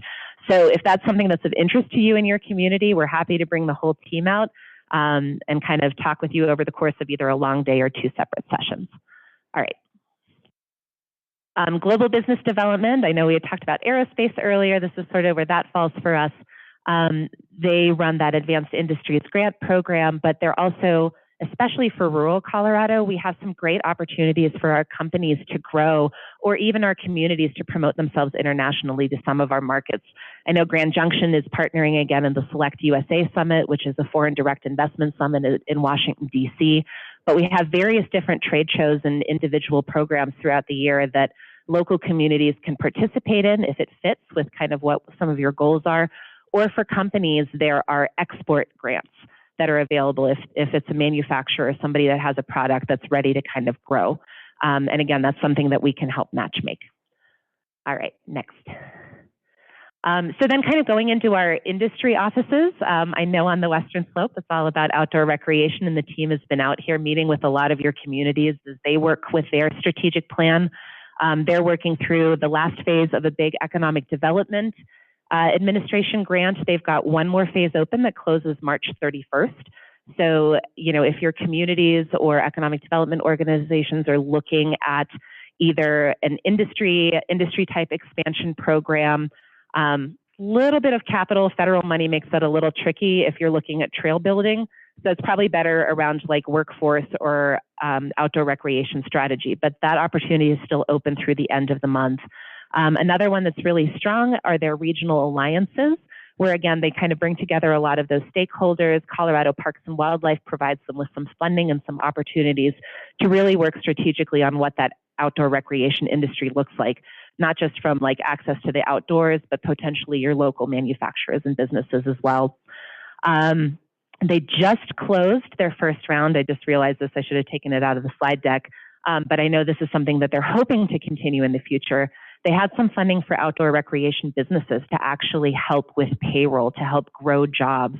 This was an initial piece that came out of some of their strategic funding this last year. They had, I think this is the thing that we all know, you open up a grant opportunity, you have $1 million to spend, you get $8 million in asks. So we know that the need is out there and working to figure out how to move that forward. But in the meantime, they have some other great technical assistance pieces. So if you do have outdoor recreation employers, they've got a great little toolkit to get them connected. And also for specific issues, if they need some technical assistance around marketing or expansion of their networks, or even just general strategy, the Right Collegiate Challenge is an opportunity every year that they could engage with, where Chuck Sullivan from the Right, again, based over here on the Western Slope, pairs them with the best and brightest of the outdoor recreation students at the various programs at universities around the state and basically lets them solve for an issue. Okay, creative industries. So this is another economic driver, sort of from an industry perspective. We have 26 creative districts across the state, most of them in rural, and basically allowing for creative district status or just basically helping to bring your entrepreneurs together through that creative lens. And the thing that's really cool is in Colorado, creative doesn't just mean your traditional like arts, music, performing arts organizations.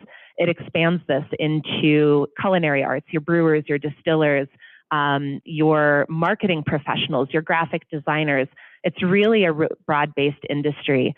And creative industries works primarily in rural, because if you think of the Front Range, they've really got great support through the Scientific Cultural Facilities District.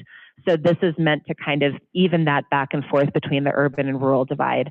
But a couple of opportunities that they have every year, aside from the actual creative district status, are their arts and society grants, which are really meant to provide opportunities for artists and communities to come together to solve for an issue. They've done creative housing projects sometimes. Space to Create, of course, is a separate program that's purely housing focused, but might be kind of a cool opportunity to solve a smaller issue locally.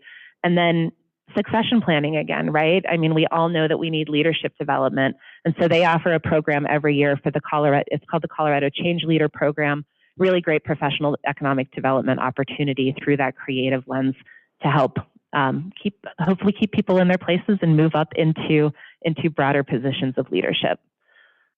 All right, a couple more. Tourism office, I think a lot of your communities work with these folks. They're probably one of our most impactful offices at the state, aside from being the state's marketing arm. They really spend a lot of time in rural communities through their destination development program. As we all saw across the Western Slope, there are some of us that are still really ready to welcome new visitors, but a lot of us are dealing with the overwhelm, especially after COVID. And how do you move from that traditional marketing of more into actual stewardship and education? So that's something that their team can really work on. I know that they've worked with a lot of the communities across the Western Slope. And then every year they really do have their perennial grants that a lot of our tourism associations and even economic development associations can work with, from marketing matching down to tourism management, where you're dealing with maybe planning for wayfinding signage or how to, kind of do some of that crowd control. And then through the end of this year as well, for new events that are being planned, or to keep an event that is in danger of leaving the state, they do have a meetings and events cash rebate, which basically means that I believe it's like 10% of covered costs of the event could be returned back to the event planner as that rebate, just for kind of promoting that events industry within the state. And then the destination stewardship piece at the bottom, again, some really cool learning opportunities. There's, of course, the Big Care for Colorado campaign, the concierge program that's really for anybody who works the front desks and interacts with visitors, not just at your visitor centers, but just kind of how to talk about the state, how to talk about your regional partners, and then the learning labs that go into more in-depth conversations, whether it's outdoor recreation tourism or sustainability, or, visitor management or visitor attraction. So just some cool opportunities. Colorado Office of Film, Television, and Media. I know that they've got a great program that they've been working out here with CMU, but they do have their regional film commissions, a film location directory for those of your businesses who might want to get into that broader film industry. Of course, the incentive for productions that happen in the state, and this isn't just like Hollywood blockbusters, this can be like a game that is an online game that is being developed in the state or a commercial that's being shot. So kind of a cool thing to think there, a larger directory. And then one of the things that's really neat that I think we really haven't promoted a lot is that they really do kind of a public service announcement and documentary support. I know in Uray, they're kind of starting to look at their 150th anniversary. They really wanted to create a film about Uray, and they're like, we don't have the resources to do this, but we have some money that we can put toward it. Well, the state has a huge network of filmmakers that are professional that they can pair with you if you have that type of need. It's also something that we're going to be leveraging a lot more to start telling more rural success stories, or hopefully humanizing some of those programs and making them more accessible as we move forward. All right, and I think that is it. So that was a massively quick overview of OEdit, but just wanted to see if there were any questions. I know the one office, sorry, that I didn't really cover was our recovery office. They're really embedded, while they're sort of centered in OEdit, they're embedded in all of the other state agencies to just really support those programs that are getting federal money, and just make sure that the monitoring and compliance is good on that one. And then the last one, of course, I think that's of really great note, is that they're starting to roll out those community navigators within our economic development districts, who are really going to be a point person for your local communities to kind of navigate a lot of those federal opportunities that are coming online every day, and decide which one is right for your community, support those applications. I know there are grant writers that they're going to be hiring as well. Obviously not as many as we need, but we're hopefully starting to make a dent in that a little bit. Great job, Kat. We have about 10 minutes, and we'll go ahead and start with Shauna, and then move over to Rachel. Thank you. Go ahead. Thank you for being here today. With some of the legislation that's come out in the last couple of years, it's provided an opportunity, or actually kind of mandated some of those industries to come into play. And I work in the construction industry, and it's left a big gap of businesses that we just don't have in our region. How can we work with OEdit on a regional level to try to either get those businesses put in place so we can comply with some of this new legislation? Energy codes is a good example on that one. We need lower door testers. We need a whole bunch of new things, but they're very few. I have 3 of them in my region. So how do we work with OEdit, and how do we go about that to get more of those types of businesses in our region that are needed to comply? Yeah, no, that's a great question. A couple of different ways to do that. I mean, and it's actually something that we're working on with a couple of different regions too. It's OEdit as well as Colorado Department of Labor and Employment, I think, sort of between those two, because there's the workforce component, and then there's the business establishment and opportunity, right? We've sort of, in our office, we've conceptualized it, but we haven't beta tested it yet. I think we're going to be doing this through our roadmaps programs in the San Luis Valley, and I think actually maybe even in Mesa County to a certain extent. But really looking at specific programs, I think, for example, one that's coming out of the recovery office, the Opportunity Now program, it's really meant more for workforce development, but you can have workforce development and then pair it and create a partnership with like the Business Incubator Center here, again, just speaking hypothetically, right? To sort of come up with a micro incubator, right? So to say, okay, we're working on workforce, we know here's the need, let's bring together all of the potential entrepreneurs locally that are interested in this, but then at the same time, working with global business development, right, who's really looking at that statewide business attraction to say, this is an area in the state where this is needed and there's a great opportunity. So it's kind of 3 different prongs coming together. But again, no actual solution yet, but definitely something we're looking at. Yeah. Yes, thank you. Well, thank you again for the presentation and all the number of programs that are out there for us to try to sort out. I'm just a little concerned when we have a goal of the 3,600 to 6,100 new jobs in the Western Slope, and I have to say, where is the 6,000 new homes? and the 6,000 new childcare spots. And, you know, I appreciate the innovative housing incentive program, but in a county like ours and probably multiple other resort counties, it's totally unusable. You know, we can't produce 3% new housing units a year. We already have 3,000. That would be 90 units a year. Projects take time between getting the land and developing the entitlements and so on and so forth. But I'm just really concerned that we're ignoring, and I know CHAFA's there, and I appreciate Jerry Lynn and all the work they do, but the extreme housing shortage, there is no workforce. People who used to live in the free market, those homes are being sold to second homeowners when they retire, and this is happening throughout the beautiful Western Slope. So, you know, you're saying to existing employers, we want to bring in more jobs to take your employees away from you. And that's really concerning to existing employers who are going, I already have 3 vacancies. I'm only operating 5 days a week.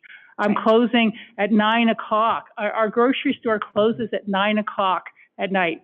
The meat and seafood counter will often close at 2 in the afternoon because they just don't have people. And you're seeing wages at a local city market in Glenwood Springs being at $18 an hour starting, plus a $3 an hour winter incentive. That's practically $1,000 a week salary. And it still won't pay for housing in those communities. So how do we start to tackle the bigger issue of childcare and housing so we can have true economic development? Yeah, definitely. No, and that is, you know, kind of going back to that roadmaps project that we've been working on across 16 regions in rural and 160 communities.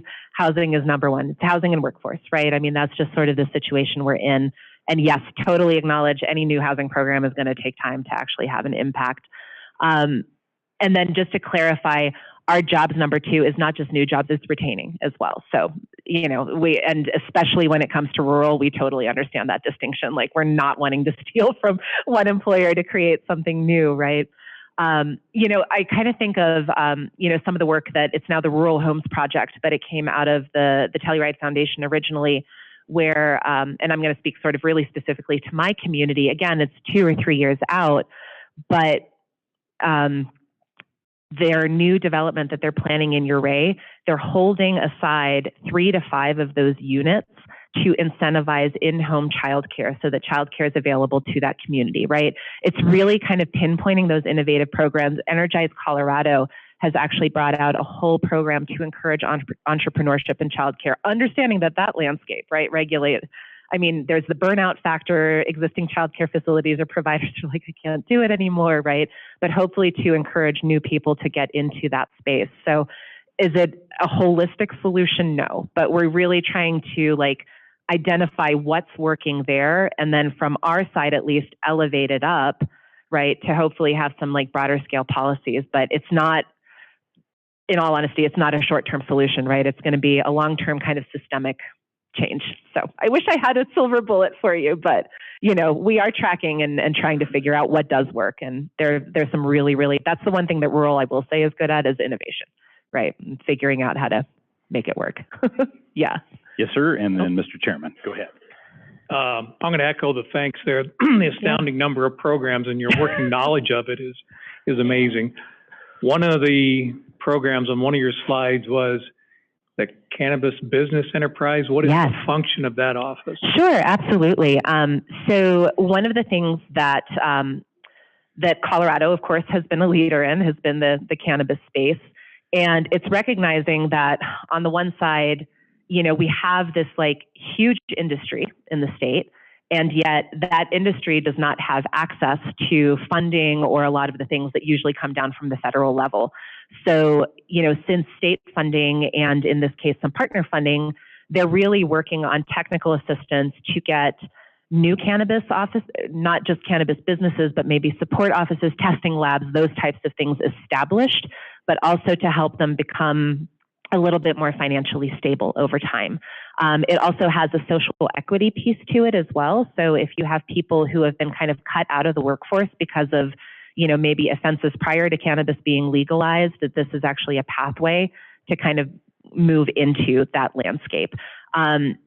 They work a little bit with hemp, but hemp is really more covered with the Colorado Department of Ag, and so that, again, tangentially, we're working with them on their hemp innovation center. But this one's really specific to just sort of stabilize, legitimize, and create sort of a high level of testing, engagement, and service within the cannabis industry specifically.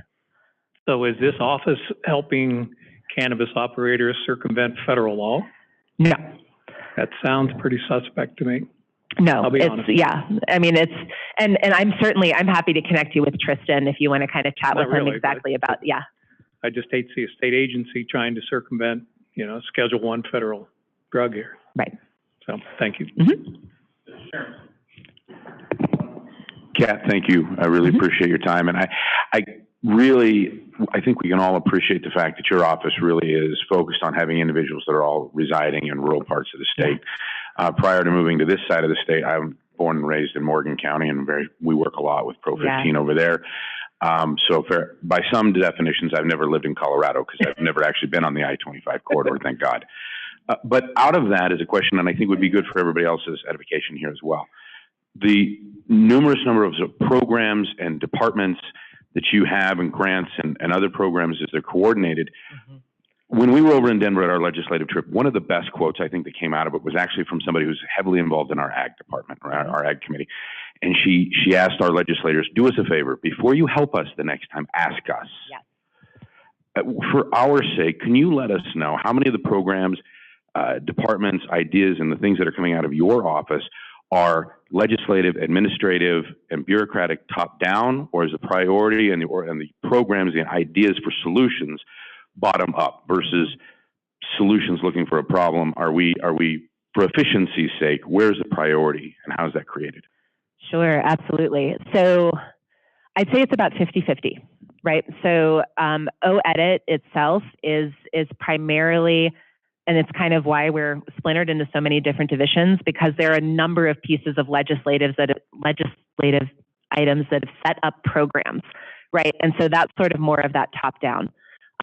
There are specific programs that primarily sort of get started in the Economic Development Committee or Commission that are more of that bottom-up, where it's like, this is an idea where we see a need and this has an economic development priority, so let's test this and then bring it into legislation to put it into statute long-term. That's sort of kind of how our office is coming about as well, because we did get some Economic Development Commission funding. I'd like to see it be, and this is just me speaking as me, I'd like to see it be more bottom-up, and I think that's really where, an office like ours or outdoor industry or even tourism is saying, this is what we're hearing from the communities as a need, and this is how we need to build this program, right? Not a perfect solution yet, but I have seen, for example, this year in some of the legislative pieces, there has been a lot more collaboration in terms of getting regional, regional input. So, but can always be better. Yeah. Mary Jo, and then Jay Paul, and then Margie, and then we're going to be closing out, folks. Mary Jo, thank you. Hi, Mary Jo.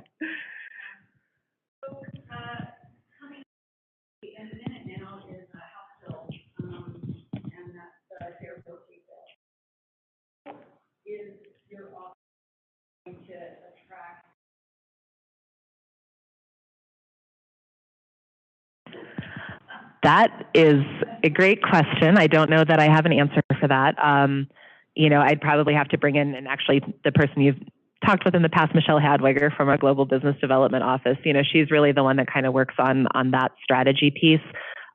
Again, we basically take legislation and law and then interpret it and, try to work with it as it is. But yeah, yes, no.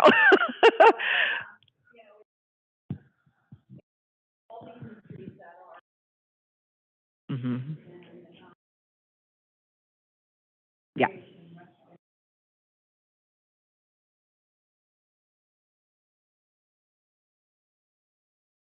Mm-hmm. Mm-hmm.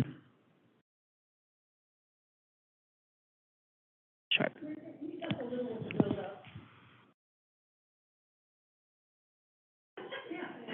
Well, the Fair Work Week, and maybe Kat, you want to address it,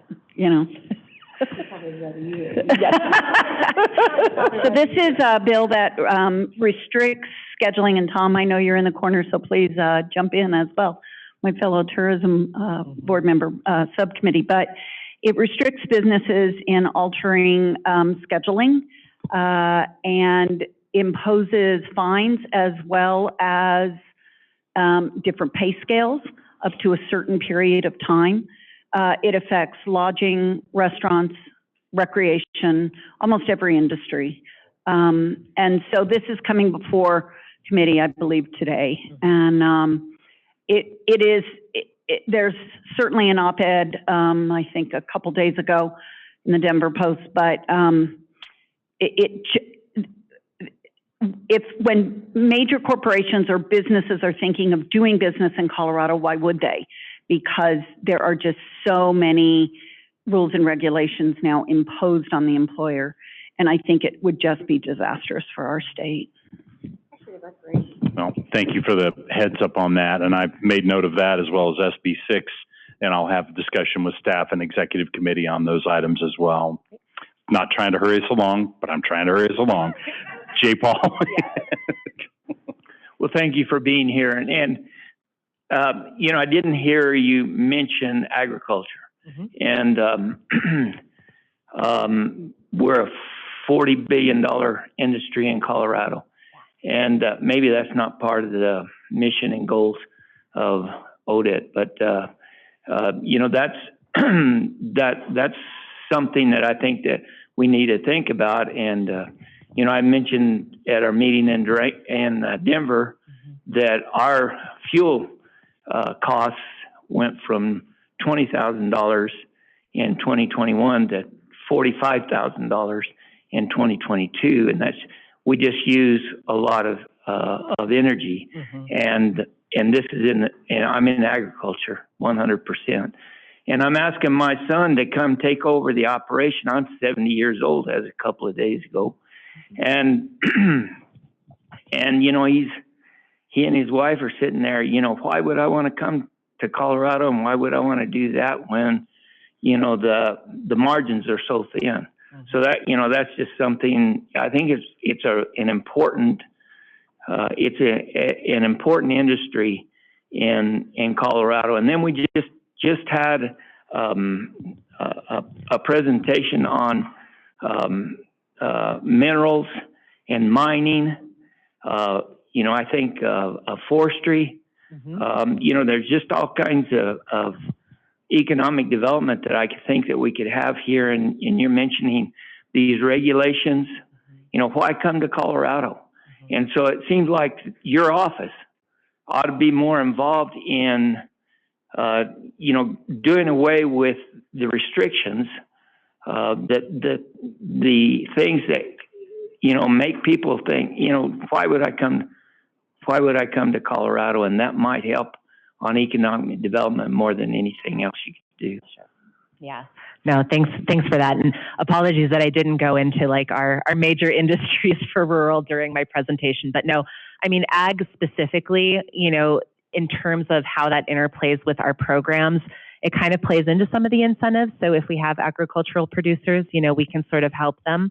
But mostly it's with our coordination with the Colorado Department of Ag and a lot of their programs that they run. We have a lot of coordination back and forth. I know, and again, not that everybody wants to like look at a loan program again, but I know the new farmer, the Colorado Starting Farmer Loan Program that's coming out of CDA that's being administered by First Southwest Community Fund has been a really exciting one for those new farmers to either take over an existing operation and get some technical assistance and just kind of give them a little bit of a leg up as they start to work.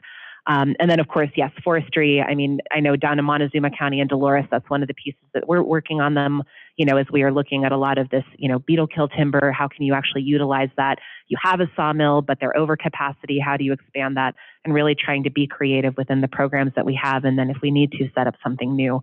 But again, on the policy piece, that is one, you know, unfortunately, like in my position specifically, I personally can't take a policy position.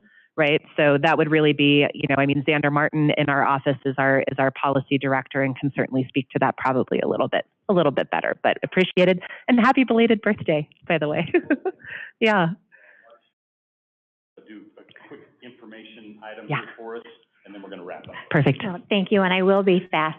Kat, as always, very informative, but I wanted to kind of loop back to the comments that Rachel made. It is such a tangled web we weave, because whether it's childcare or housing or workforce development, our communities are wrestling with it. And that is why our organizations work together so much, because is it chicken or egg, housing or jobs, jobs or housing? But I want to share with you a couple things that we heard and programs that have been designed for our rural communities. And one is called our Small Housing Technical Assistance Grant. And that's looking at things that a potential housing development of 30 units or less. So recognizing our communities don't always need 100 units and the challenges that go with a larger development, or recognizing the challenging capacity that our communities have when all of our staff are wearing multiple hats. And so that is an opportunity. And we'll be doing a round of those grants coming out again in August, which I know that sounds like a long ways away, but blink, it'll be here. I also want to share on the side of childcare, but in general, not-for-profits. And that is what our grant program is recognizing there's so many other things in our communities that support what's going on. So we do try to work with not-for-profits, and in our grant program, we have supported not-for-profit daycare, recognizing that is another piece of the puzzle. So I was at a conference the other day, and I heard someone say, in our challenges to do this, there really is no silver bullet, but maybe if we could have a whole bunch of silver buckshots and nuggets that could help relieve some of the pressure. And I think when you look at the wide variety of programs, maybe that is the approach that is taking place. So thank you. Thank you, Margie. No, you're fine. So folks, again, our purpose today, of course, was to have a reintroduction, if you will, of OEDIT.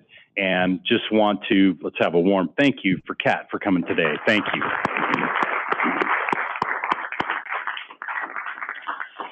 And folks, for July 27, that's how I wanted to wrap things up today. We will be up in Jackson County. Sorry, I'm speaking with my back to everyone again. We'll be up in Jackson County and in Walden, and we will have the Colorado Space Business Roundtable with us to finish out their trip. So again, the 10th year that we've been operating with that, again, with the goal and purpose of bringing Colorado Space Business Roundtable out to rural Colorado to meet local business owners, machine shops, other companies that can tie in to the aerospace industry.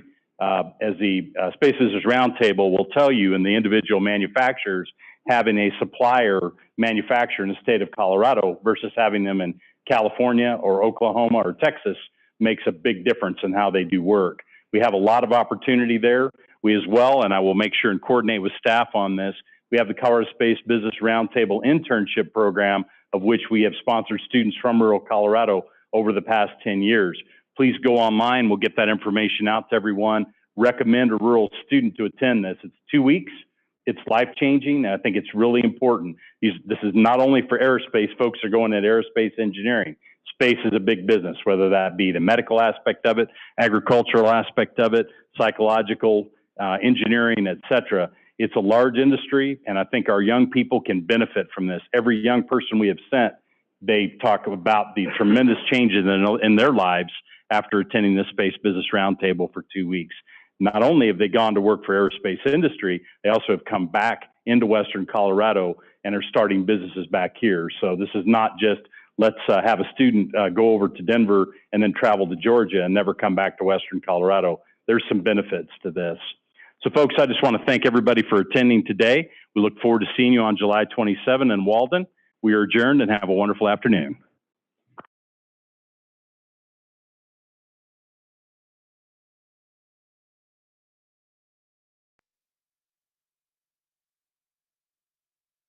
Thank you. Peanut butter cups. How about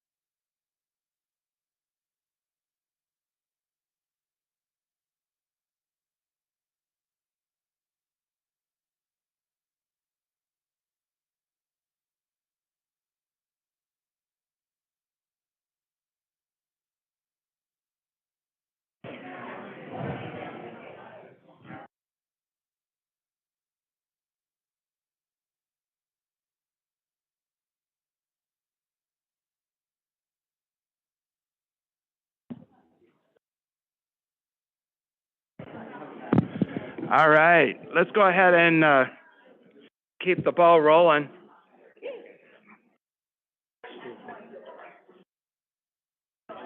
Oops. We're ready for the Healthcare Committee. It is. It's on, I'm just not very close to it. That's right. We'll be getting started. Let's go ahead and take our seats, everybody. We're going to commence our Healthcare Committee. Steve, take it away. All right, so today we have a different kind of healthcare meeting. Over the last several years at our committee meetings, we have chocked our agendas full of exciting, fun subjects, but didn't ever have time for our resolutions. Hi, Angelina. I see you on there. So today, Angelina, my co-chair, who's up front, and I will be going through catching up on 8 out-of-date resolutions. I think we have a relatively simple solution to them, and if it goes faster than we hope, you guys can pick up on the conversations we interrupted then.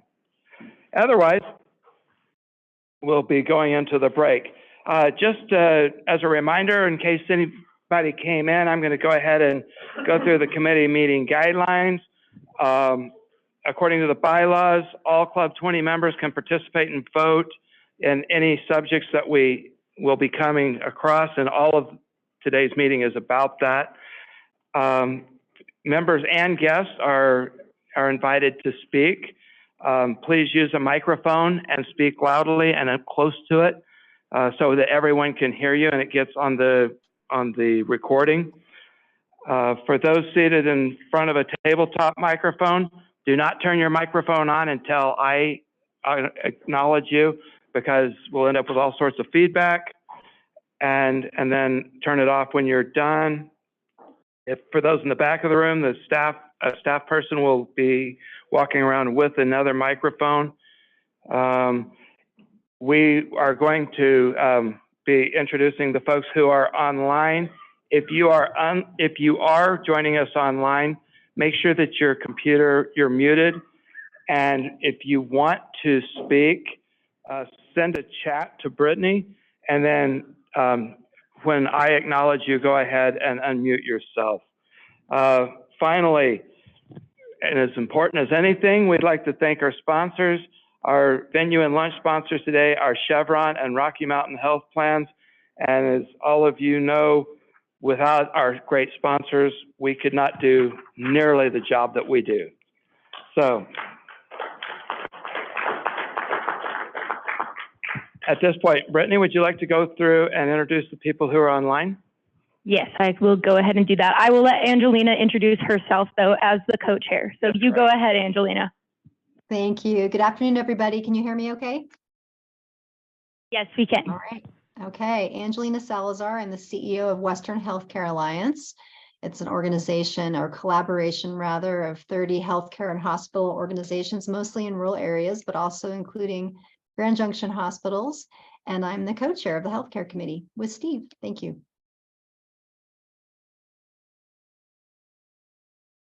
Thank you, Angelina. Also joining us on Zoom, we have Doug Monger, Jamie George, Jeff Comstock, Melanie Worley, Melody Villard, Mike McVaugh, Tracy Sakaguchi, and an unknown number. Okay, and because there are some changes within the room, let's go ahead and go around the room, introduce ourselves. Rachel? Hi, I'm Rachel Richards, former Pickens County Commissioner, current Aspen City Council and Club 20 Executive Board. Thank you. Hi, I'm Kathy Hall, and I'm an ex-chair of Club 20 and CDOT Commissioner and past County Commissioner. I don't want to keep going. Mayor Joe Coulihan, Archuleta County rep, and I still sit on the same boards I've talked about all morning. Ray Beck, Moffett County, membership chair for Club 20, co-chair for transportation, and sit on the executive board for Club 20. Brad McLeod, Mesa County, Club 20 Chair. J. Paul Brown, La Plata County. Ray Scott, recovering senator from Mesa County. Michael Murphy, incoming chair, Club 20, Telecommunications co-chair. Cindy Dozier, Club 20 Executive Committee. Kathy Welt, Delta County Rep on Board of Directors. R. Wayne Jeffries, La Plata County. Garrett Linky, Grand County Commissioner, immediate past chair of Club 20, serve on the Executive Committee of Club 20. Liz Smith, Gunnison County Commissioner and representative for Gunnison County to Club 20. Matt Solomon, Eagle, Colorado. Greg Hart, trustee, town of Cedar Edge. Hi, everyone. Chris Thomas, CEO, Community Hospital here in Grand Junction. Hillary Henry, regional representative for Senator Michael Bennett. Sanat Stansel, Senator Hickenlooper's office, Central Mountains Regional Director. Hi, Sarah McCarthy, State Outreach Director for Senator Hickenlooper. And McKenna Farley, Western Colorado Field Representative for Congresswoman Lauren Boebert. Raven Finnegan, Western Colorado Field Representative for Congresswoman Lauren Boebert. Riley Scott, member out of Colorado Springs. Kate Daniel, member from Mesa County. Jeff Smith, trustee, town of Granby. Steve Dahm, Mesa County Planning Commission. Charlie Oswald, member, Montrose County. Deborah Kalish, League of Women Voters, Mesa County. Tom Kleinschnitz, Director of Tourism, Moffett County, City Councilman, City of Craig. Annabelle Diaz, Administrative Assistant, Club 20. And Brittany, you've missed out. Brittany Dixon, Interim Executive Director for Club 20. And welcome to everybody, and thank you so much for being here today. Hi, I'm going to from the phone. Oh, yes. Who is it? This is our unknown number. Ah! Yes. And who's Hi, that? Rick Kurtzinger, Quality Health Network.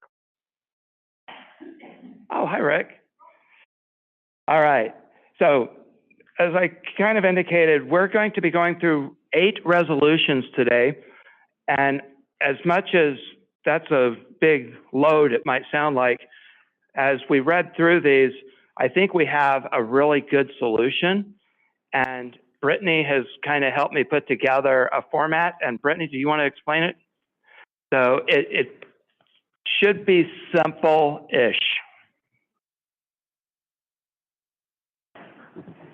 Okay, to start with the simple-ish explanation. In your packets that you picked up, there should have been a loose document and then your full complete packet. In your complete packet, you will see your agenda, and then you will move into your resolutions. The first page, front and back, will be healthcare guiding principles. This is the document that we are looking to push forward as amended, but this document also incorporates resolutions that are to follow. Excluding the resolution that's on the back, we will have a separate conversation about the high need pool HC 11-3. But in the proposed resolution, similar to our previous guiding principle work and whatnot, at the end of each statement that is made that there was an amendment made from, there will be indicated which resolution that verbiage or that idea came from. And then those resolutions are the ones that you will find to follow. If there's any questions, again, I am happy to help. And I forgot the single sheet. This is kind of the outline of what went into your healthcare guiding principles. These are the notes directly from Steve and Angelina, and they came in regards to amendments in healthcare guiding principles, but I thought I would outline it here as well, just with all the notes that Steve sent along as well. All right, thanks, Brittany.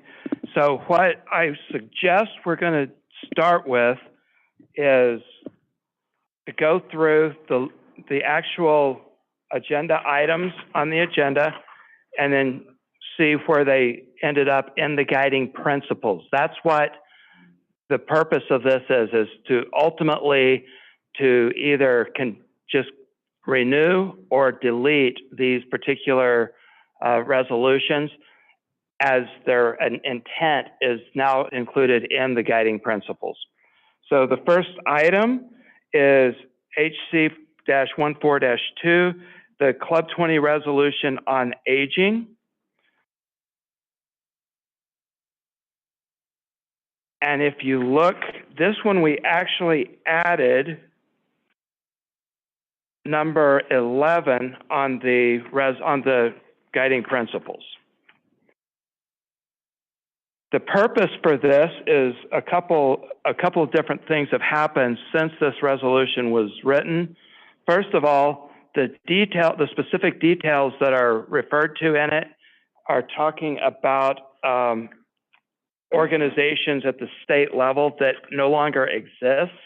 However, Angelina and I have agreed that the aging population is here, it's growing, and it's an important part of our conversation. And so we wrote this number 11 in the guiding principles to give staff the ability to respond to possible legislation as it might be presented.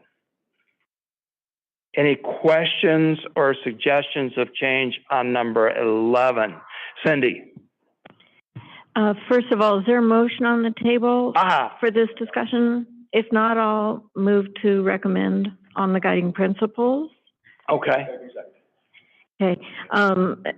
So on number 11, rather than the word efficient, which only means do it quick in my mind, how about effective?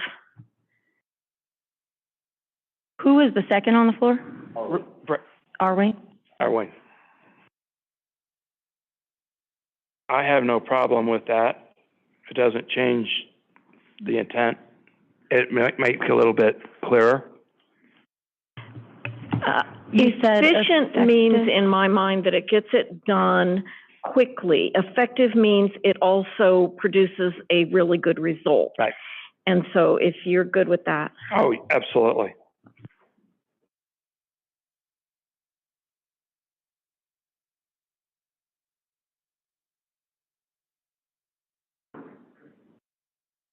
Any other suggestions or thoughts?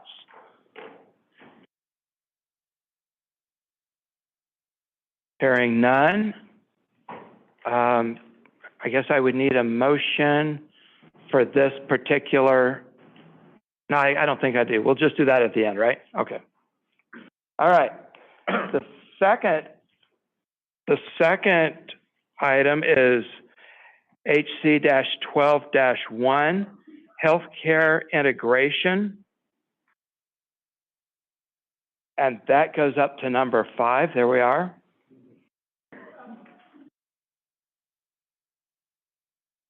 I'm going in the order of on the agenda itself. And so we're just going to the places on the guiding principles.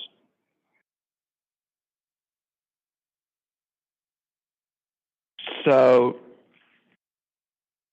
Brittany, do you want to pull up the actual HC-12-1, the healthcare integration?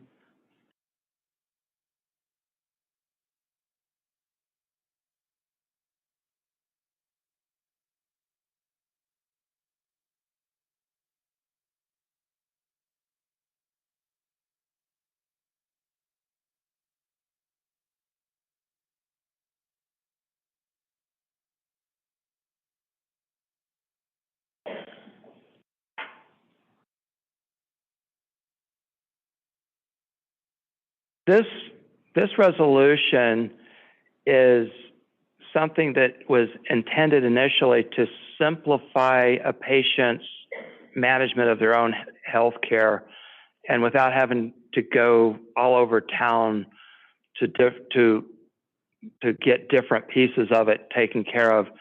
And it actually supported, and a lot of the work has been done thanks to the local providers. to incorporate and to integrate some of these different facets to the general providers, the primary care physicians. So we're not changing the intention on this. We're just simplifying the actual resolution and putting it into the guiding principles. Any suggestions or questions?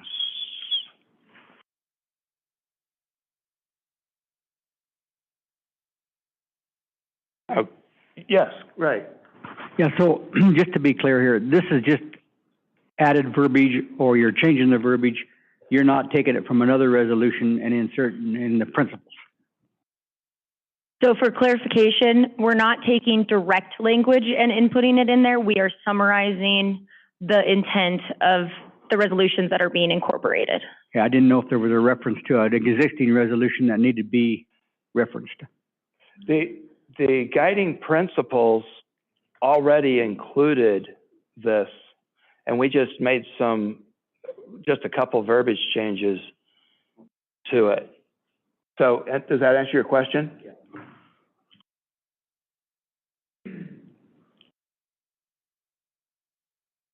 Okay. I don't see any questions on this particular one, so I'll assume that we're good to go with the HC 12-1. HC-03-1, cost shifting in healthcare services.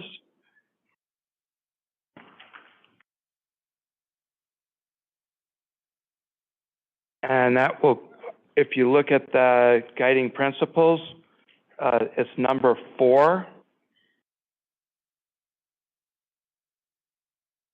With the only change that we've made to the existing guiding principles to include "and employers" at the end.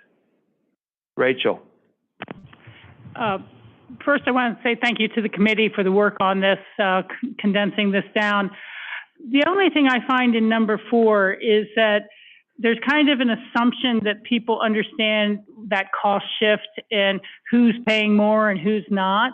Mm-hmm. And I think adding the language, in order to prevent shifting the cost of its programs through higher insurance costs to local communities and employers, because that is where the cost shift really happens. The hospitals have to recover the full cost of their service, and the Medicaid and Medicare reimbursements are too low. Correct. And so I think we need at least some language that delineates a little further what that cost shift means.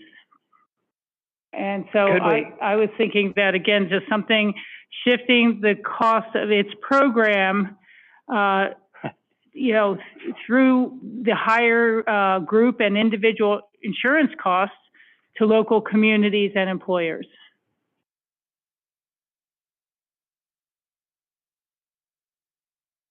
Does that yeah, if that would jive with how you understand it as well. I understand it, and I think what you're saying makes a lot of sense.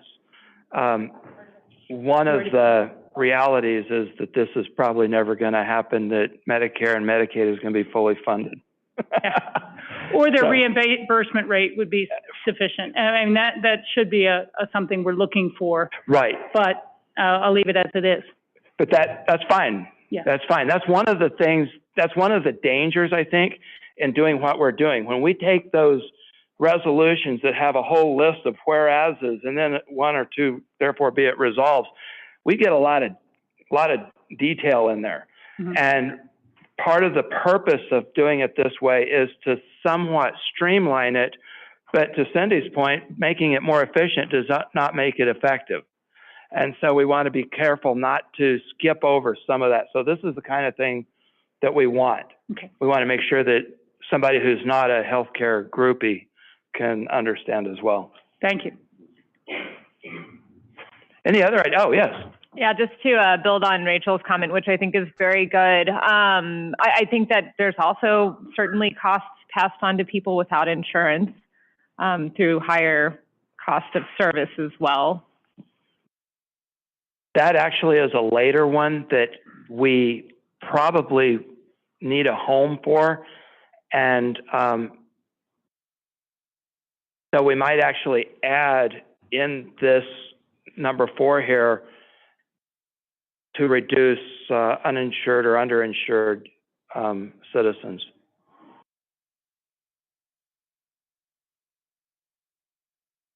Would that kind of? Yeah, I think I was just assuming many hospitals will raise the costs of their services. They have to. Yeah. And that's the whole point of this subject. Yes. Yes. Merritt, you have something? So thank you, Mr. Chair. I'm not a healthcare groupie, so I don't know if this fits. However, we in Grand County had a prisoner, and he was not able to be released on bond out of our jail. He got sick, and we had to haul him to Denver. He died 3 days later. Our finance director nearly fainted when we got the bill from that because Grand County was obligated to pay for that. It was $785,000. Right. However, our county attorney negotiated with the healthcare provider that was in charge of where he died and negotiated it down to the Medicare rate, which is only $91,000. So how does this cost shifting fit into that scenario, and how can we address that? So what you're specifically talking about is a very complex situation. Okay. And we might, it really deals more with the Department of Corrections and incarceration and that group. Was this a person in DOC? Yeah. Department of Corrections, or was he in a county jail? Okay. Isn't the real issue, though, the difference between what they would be charging as a rack rate for a totally uninsured person versus the reimbursement rate? And that is the cost shift. Yeah, that shows the cost shift of what the hospital would have normally got reimbursed and now how little they get reimbursed. I mean, it's good for the county, but that's the real issue, not whether he came from the Department of Corrections. No, that's right. And then so the point is to get the hospital to accept a Medicare reimbursement is better for the hospital than probably what this particular person should have been is Medicaid, which reimburses even lower. But that's what the intent of this resolution and this guiding principle is to try to, if Medicare and Medicaid would at least pay for what the cost is that the provider incurs, but it doesn't. It doesn't, and you can talk to and we've had those discussions in these meetings where it's all over the place, but yeah, different percentages are but most people agree that Medicare and Medicaid don't even cover the operating cost. Okay. So did we answer the question about the uninsured? Yeah, I was talking about people who are not eligible for Medicare or Medicaid and also are uninsured, and they are just incurring higher costs. Like, that's where some of the shifting is taking place, not only to the higher insurance plans, but also to people who don't have insurance but they're not benefiting from Medicaid or Medicare. Yeah. Right. They're paying the cash rate, the rack rate at a hotel. But I think she captured that with the new language. And with the Affordable Care Act and the Connect for Health Colorado, it should be relatively possible for most people to get insurance at this point. Should be. Should. Those tax credits for the people who fall above that 133% and less than 400% are huge.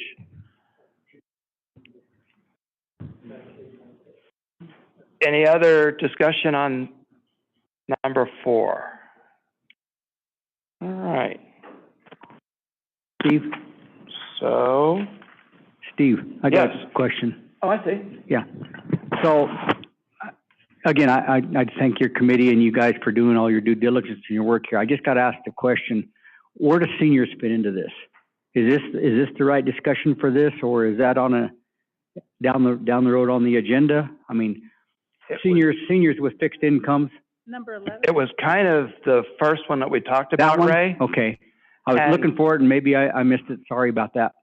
But it's included in this as Medicare is who pays for most Okay. anyone over 65 at this point. I just want to make sure they're covered. And that was why we added number 11, was to address the over 65 demographic. Thank you, sir. Okay. All right.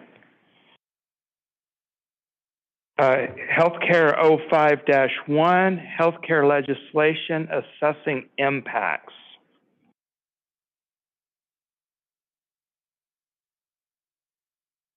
And so that's up there to look at.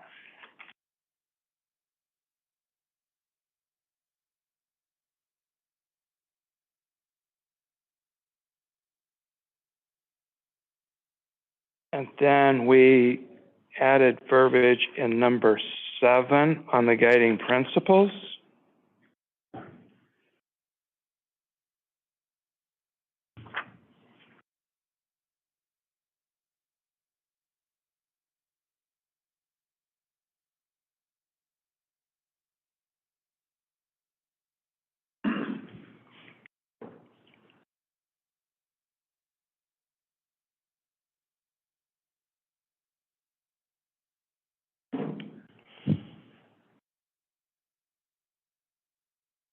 The discussion around that resolution initially was significantly created by legislation that had been passed, and it was not addressing the difference in the healthcare economics of rural areas compared to the urban area.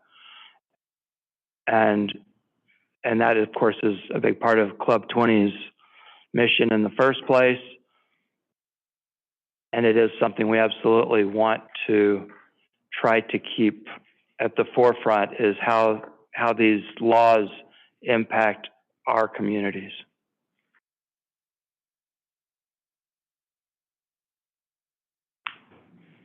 Any questions?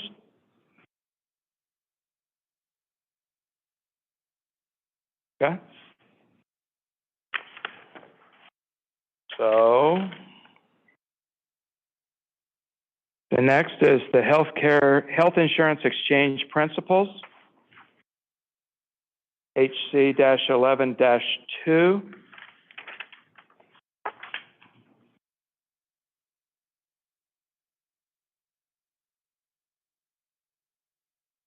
And we incorporated that into the guiding principle number 3.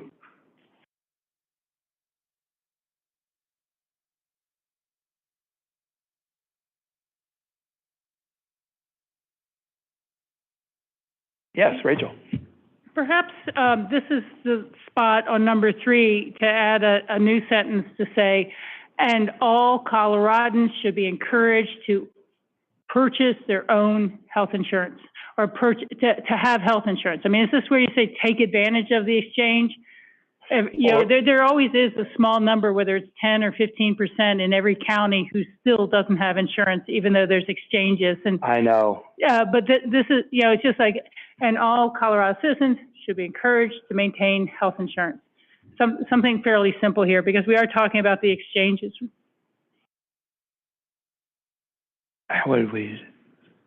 And that's something that is just, a lot of that has to do with the lack of understanding about what the exchange can do for them. Yeah. People don't realize that the families who are making, you know, $150,000 a year can still get thousands of dollars per month support of tax credits towards paying for their premiums. It really, in a lot of cases, up until 400% of the federal poverty level, it's a really effective way of getting that affordable. Yeah, I don't know the exact language, but this seems like the right spot to maybe encourage CDPHE to continue promoting the program, or whatever, but something like that. You know, the goal is to have all Coloradans insured, and hospitals not getting a huge amount of unpaid bills because of the lack of that. So, you know, that would be something that CDPHE could do because they run the exchange. Or isn't it HCPF? Maybe it's HCPF. I'm sorry, I was using the same language as the policy and finance. Yeah, HCPF. That's what I meant. Yeah.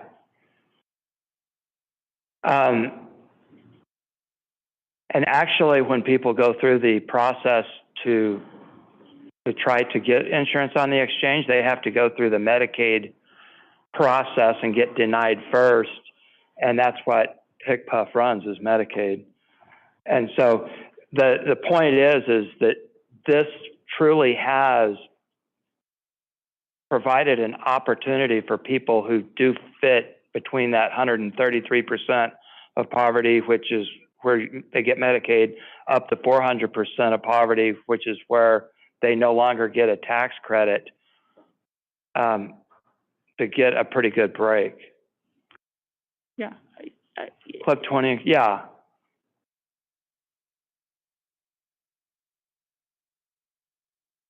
I think that gets us there, Brittany. Or perhaps to educate individuals how to utilize resources in their area.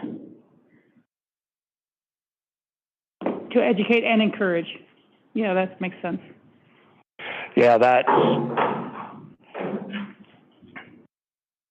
How to utilize. I was making sure it wasn't coming at me. All right. Does that seem okay to everybody? And it's understandable what it means to everyone here, right? Yeah. All right. Change principles. Next, malpractice lawsuits and insurance costs, HC-03-3.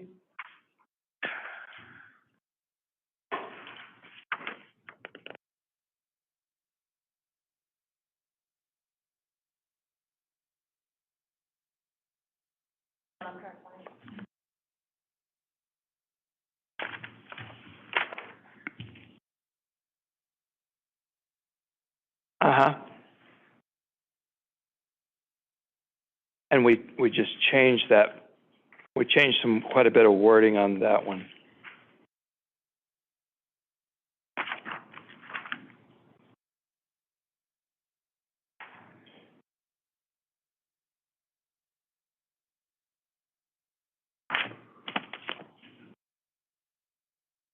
Kind of to a point Rachel made earlier, if a person's not kind of in the weeds on healthcare, the frivolous lawsuits and cost of these claims is hugely impactful in the healthcare system, not just by the lawsuits and the claims themselves, but the fact that within the medical industry, the processes, they change how they go through, and it's called defensive medicine. And they do a lot more testing, they do a lot more work just to avoid that rare situation where they will get a lawsuit. And so if we could, we here at Club 20 have always worked to try to create or to support other ways of resolving some of these cases that makes the financial losses not as awful.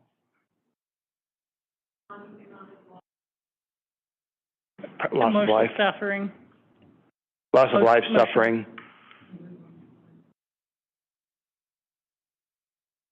Mm-hmm.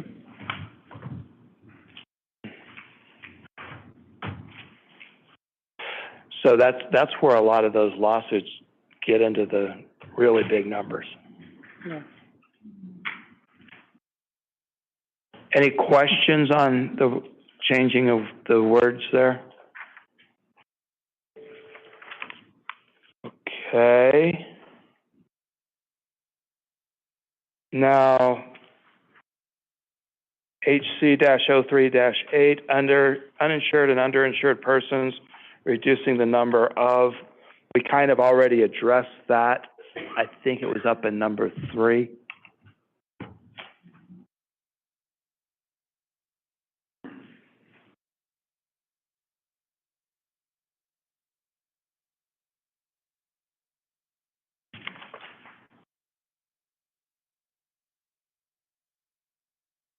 Yeah, we did address that with number 3, the new language. Yeah. With this being, and this,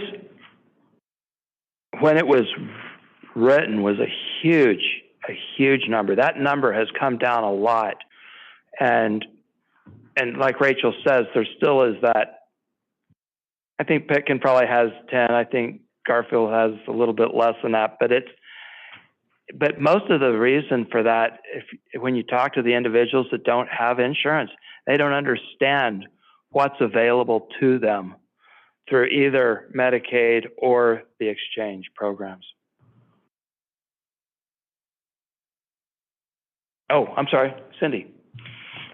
So somewhere in here, am I missing it, or is there something that says that we will always strive to reduce the actual cost of health care to anybody under any circumstances, not at the expense of patient care, but looking for ways to make health care reasonable? I didn't see it. I'm sorry. I think that's a good point, and I don't think it specifically states that. Number 3 says it, but not as clearly as Cindy did. It's the lead in to the other items. But I think you're right. It could be its own bullet point. I guess my point is it's not just about insurance. It's about actually finding ways to improve the healthcare system by reducing patient cost. And I think that's a great point. And I think that instead of trying to fit it into an existing one, we might make it its own. Just for the record, the insurance cost is a function, they go through actuarial process, and it is actually the amount of claims paid over the last 3 or 4 years. And we actually had a really dry presentation on that years ago, but it was educational. But it does, so when people say, you know, I don't have to pay for it, my insurance pays for it, they're paying for it. We're all going to pay for it moving forward. And I think that your point is, I would actually ask that maybe, Brittany, if you could make a note for us to work on something, because overutilization of the healthcare system is significantly what drives some of that. There's other things that depends on where you are. Where I live in Garfield County and Glenwood Springs, we have services in our community, and it's a big part of what made the resort communities of Western Colorado so expensive that there is no way that healthcare economics would justify a neurosurgeon, for example, in Glenwood Springs for a community of 10,000 people. And at one point we had 3. We now have cardiothoracic surgery. We can do open heart surgery in Glenwood Springs. There's no way that that's justified in an economic model, but these providers want to move to places where it's desirable to live. And that's been a lot of that. The other thing that happens is that I was thinking that was you. I think that's a good idea. I think that it's overutilization, and there's some stuff we can put in it, and bringing the cost down should be in this. And then the next thing I would just add is tort reform, which is the frivolous lawsuit issue, and somewhere those words maybe being in there. Again, the point to me is to have transparency of cost, actual cost, and look at ways to effectively, without compromising patient care, reduce cost. Right. But let us work on that before the next meeting. Chris, thank you for joining us. Thanks. Glad to be here. Hi, everyone. Chris Thomas, Community Hospital. Do I keep this on? Yep. Turn it on, yes. And speak right in. Right in. Am I good? Okay. So just a couple comments, and I'm sorry I'm late to the game, and I will try to be more active, closer. Yes, ma'am. Closer in Club 20 and going forward. One of the things when we talk about costs in the healthcare is if I were to lower the cost at community hospital tomorrow 10% across the board, I don't believe any of you would actually see that cost being reduced because of the way it runs through the insurance companies. And so I think one of the areas we should focus on when we talk about malpractice lawsuits and the other costs, if you talk to your hospitals and your communities, one of our biggest challenges today is not getting paid from the insurance companies and the games that they are playing and the ridiculousness of the amount of work and the costs that we have to put in. I have now lawyers that are sending letters with every bill to try to get the insurance companies to pay. They will pre-authorize a service and to deny it after we deliver it for not being medically necessary. So that kind of shenanigans needs to be addressed in these guiding principles as well, because that's just the kind of stuff that drives cost up. I think about accounts receivable. Oh my goodness, what's the cost of getting those paid? Yeah. So maybe there's somewhere like. Yeah, I'm not here to say that the hospitals don't have a responsibility and we need to do a much better job. But right now, the amount of money we're paying, and my other point is, I guarantee if you don't pay your insurance premiums tomorrow, the insurance company will cut you off by Friday.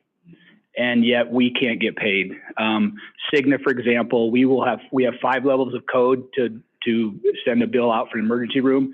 Cigna now just arbitrarily pays us 1 less. No reason, no rhyme, just 1 less. And so I think we should address along there. Well, thank you. Thank you. You know, can the state have any role in helping enforce that? So we are, most of your CEOs and myself are working with the Colorado Hospital Association with the Director of Insurance, Michael Conway. Yes. And trying to get some of this legislation and trying to move forward with this at their level. Okay. Unfortunately, right now, it seems like the Colorado Hospital Association is really bogged down with some of the other bills, the facility fees, and some of the other things that this seems to have taken a back seat. So I think many of us in Western Colorado, we're just going to do it ourselves. And so talking with the other CEOs. Thank you. Yeah. Yeah, stay close. So I think that has addressed 7 of the 8 items. And we have a motion to delete these resolutions and with the appropriate changes into the guiding principles. So does anyone have any questions or more discussion about that? Okay, seeing none, all in favor say aye. So, Aye. Anyone opposed? Brittany? point of clarification, we Yes. need to vote on the amendments, or it needs to be friendly amendment, the motion needs to be friendly amended? I think Sure, I accept it as a friendly amendment. all of them. Okay. All right, we good? Very good. Now, the 8th one is HC-11-3, and it's called the high risk. Hey, Steve? Huh? We need to vote Oh, I'm sorry. on the motion. We did. All right, all in favor of the amendment, of the amended changes in the guiding principles, replacing those resolutions, say aye. Aye. Anyone opposed? Okay. Did I do that right, Brittany? Okay, good. Now you're good to go. Very good. So the high need pool was a resolution that was brought up in 2011, and what it did was it excluded the most expensive patients and it would create a state-funded tax subsidy to pay for some of those people, taking the highest risk people out. This was happening, the Affordable Care Act passed in 10, and we were starting to see these, the results with the premiums in the resort communities in 10 and 11. And I think that this was a resolution that was trying to address that situation. At that discussion, there was some different opinions shared, that this gets away from the whole concept of insurance in the first place, where everybody is part of the pool. But we went ahead and we adopted this as a resolution to Club 20. So I'm kind of reopening that for discussion today. If anyone has any thoughts about it. Rachel. Just to understand, so you're saying the options are to choose to renew this, delete it, or amend it? Correct. And how's it played out? I really have no information. Is it still useful to anyone, or is this what's covering the people who have no insurance? No, that's just being cost shifted through the. Okay, I know. I'm just kind of wondering. I think do you have a recommendation? At the time, the hope was that we would get the state government to create a fund for. But they didn't. Okay. That hasn't happened as far as I know. No. So are you recommending delete? That would be my recommendation, but I'm not like pushing it. Yeah, I think that it being out there is kind of confusing for anyone looking through our resolutions. I move the deletion. Arwayne, thank you. HC Second. 113. Michael seconded. Any further discussions on this? Mr. Chairman? Ray. Yeah. Yes. So just a question, going back to what Cindy said about reducing costs for individuals, communities, whatever. That last statement in this resolution, I'm wondering, do we want to incorporate any of that language within the guiding principles, or are we covered? It just seems like it goes along with what we were talking about the high need pool participants that is based on need, income, sickness, and utilization. Just a thought. The high need pool is referring to those patients that cost the system the most amount of money. Some of them have insurance, some of them are on Medicaid, some of them are on Medicare, but those individuals, there are just people in our society that are kind of always sick and they keep going to the doctor and they keep, and so I think if we look at up above, it says what those numbers are. 10% of the population currently generates 70% of the healthcare costs. And the idea of this resolution was to pull those 10% out of the actuarial calculations for insurance companies. And I think that there's a sense that then it would go over to the state.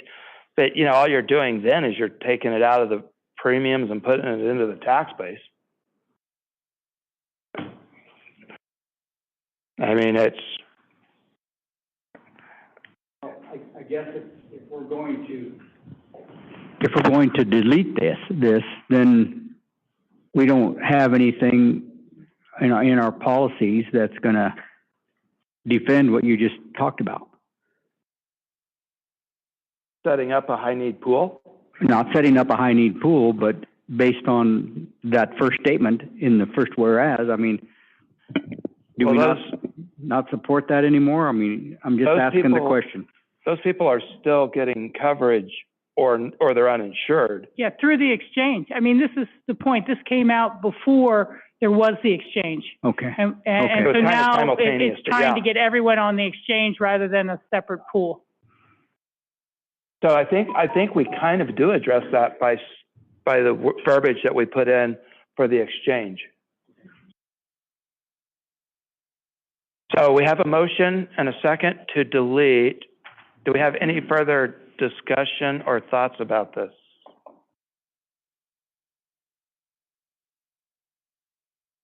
Seeing none, all in favor of deleting, say aye. Aye.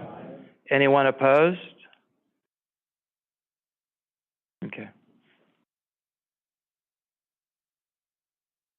I think we made it, Brittany. Melanie, was your aye in opposition or in support?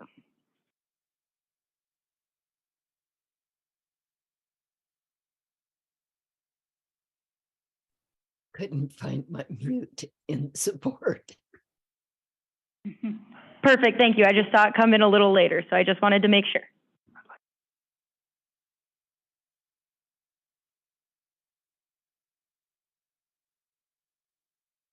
Yes. You're good to go.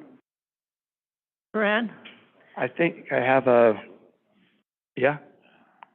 I just wanted to remind everybody that we're approving or deleting or whatever, changing things here in our committee.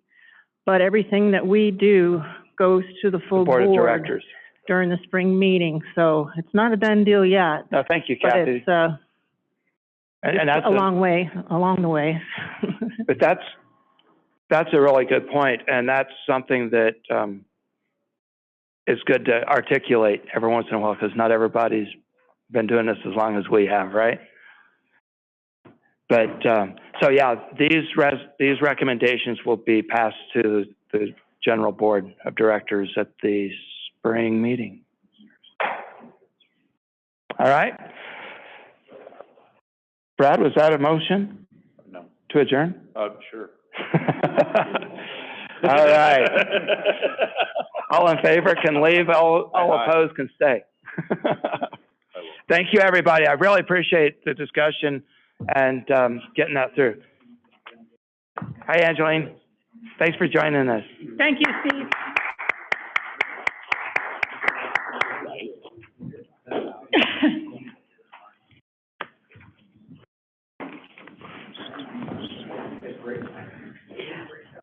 Now we will move into a break until about 2:45, where we will start the tourism committee.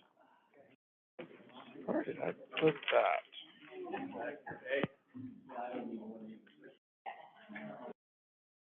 Yes.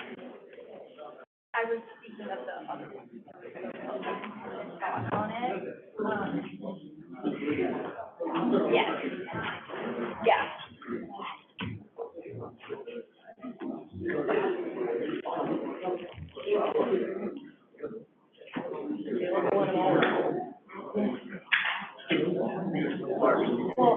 And I was looking through our resolution that we currently have on the book, and one being, it might be in some of them, but without going into each of them, I don't know. We do touch on the but we don't talk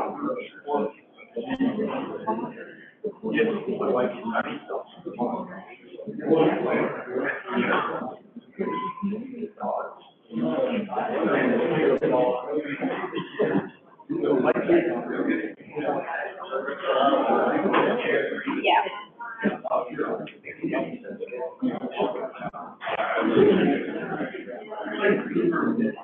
Oh, yeah.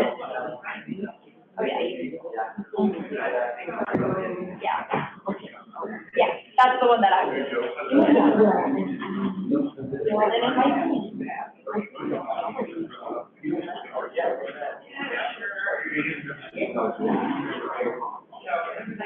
Value-based benefit design.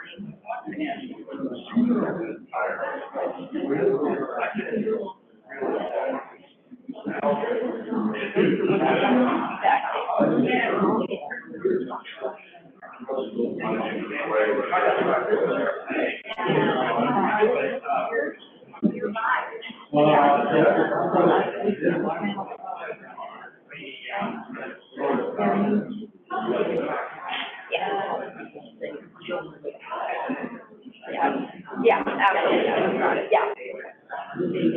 Yeah, of course.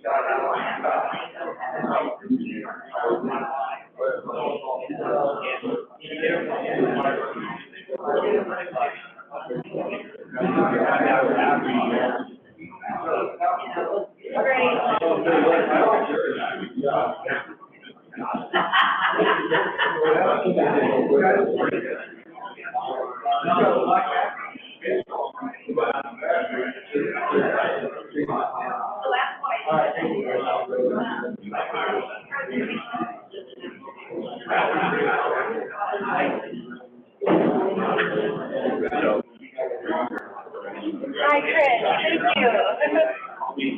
Yes, absolutely. I'm sure I'll be in touch. Great. Thank you. Yeah. Well, I did have something. Okay. And it really is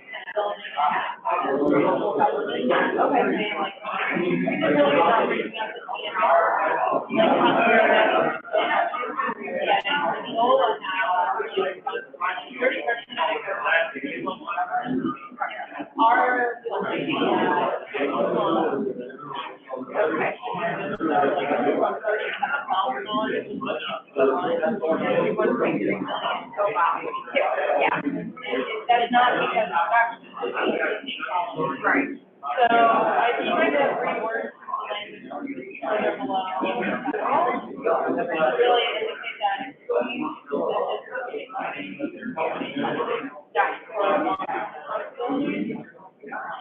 really feel that yes.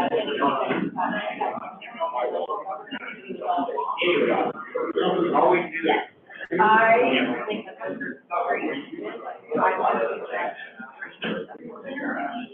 Yeah. Well, we didn't even hear about it. Yeah. Good job. And I appreciate that. Yeah. Oh, right. Right. Just looking at it. Oh, sorry. I was thinking that this was one that we did. No. It was like, no, we can't.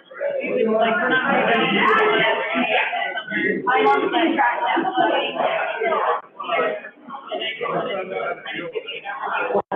Yeah, absolutely. Yeah, thank you. I will get that included as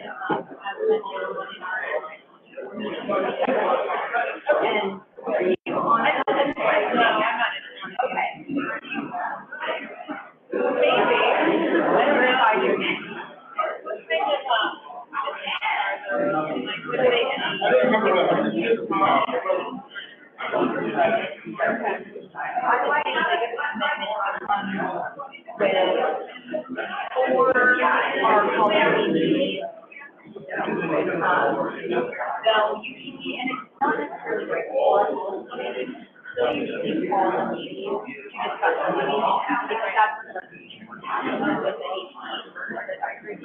And then it's that is pretty much right. So if you are interested or even just being part of that conversation specifically, that's where you need to be. Yeah, I think that would be great.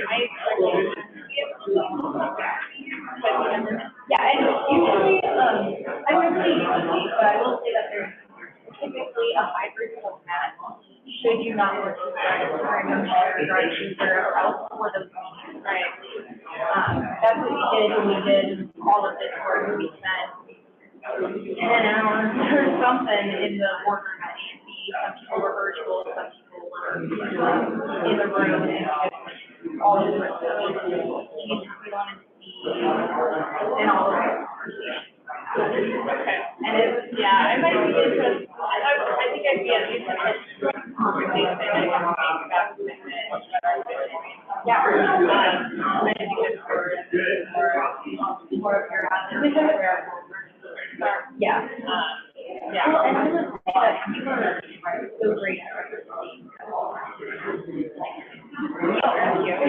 You come here with what problems are you seeing, and you make, and I noticed about since I've seen you come to meetings, and I don't feel like I've been as active here, but no, but you definitely have things right there, not without your constituents, your values.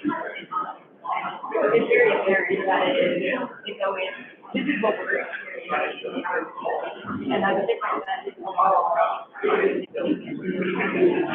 yeah. So I do appreciate that. Yeah. Yeah.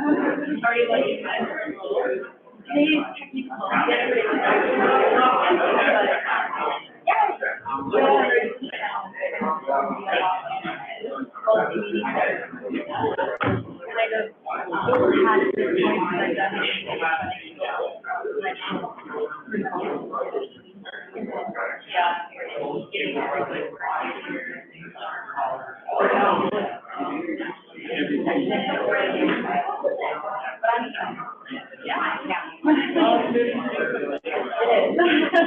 right, well, congratulations. Thank you so much. Let me know if you didn't get the document. Yes, I will.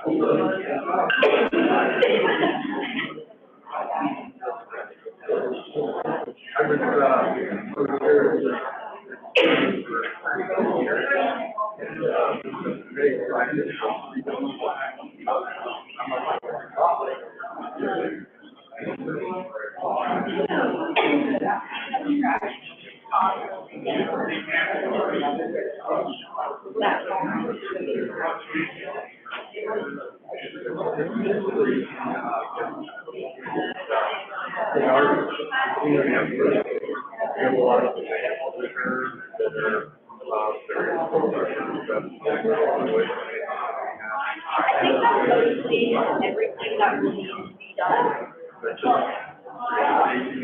Regular tables, cleaning up trash,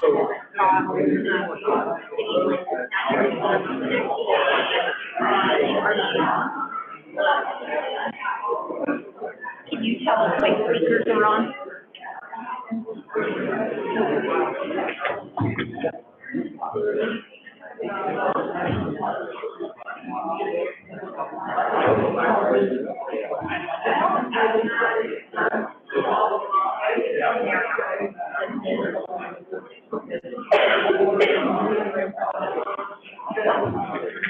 I do have.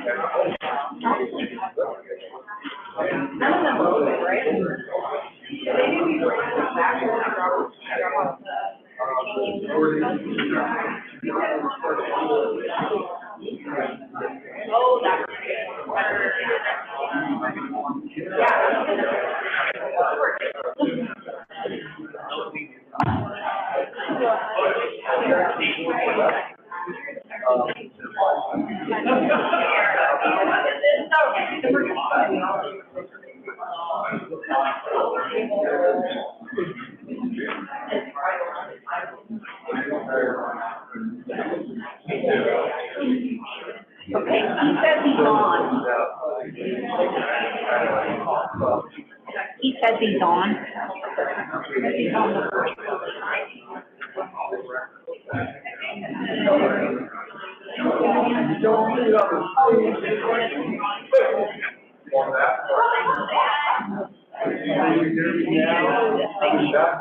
I have the correct. the correct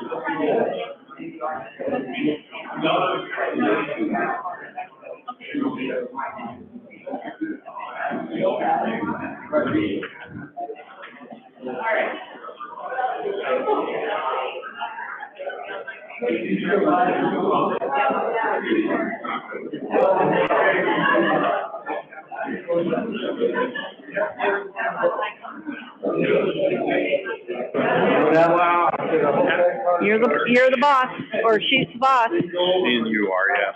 If everyone could please take their seats, we are going to get the tourism committee underway. 1 hour closer to cocktails, come on. 1 hour closer to cocktails, come on, folks.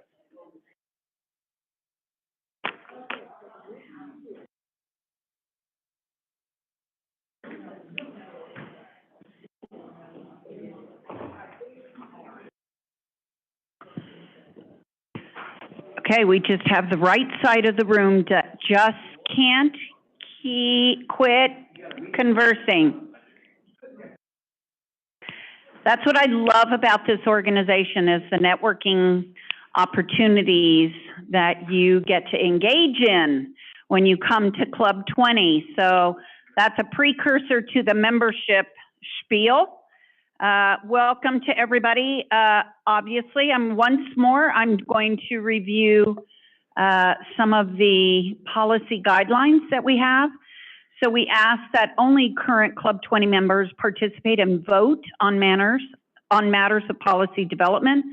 Obviously, if you'd like to become a Club 20 member, there are many of us here that would like to speak to you. Discussion is open to members and guests, and it is a critical part of our committee meetings.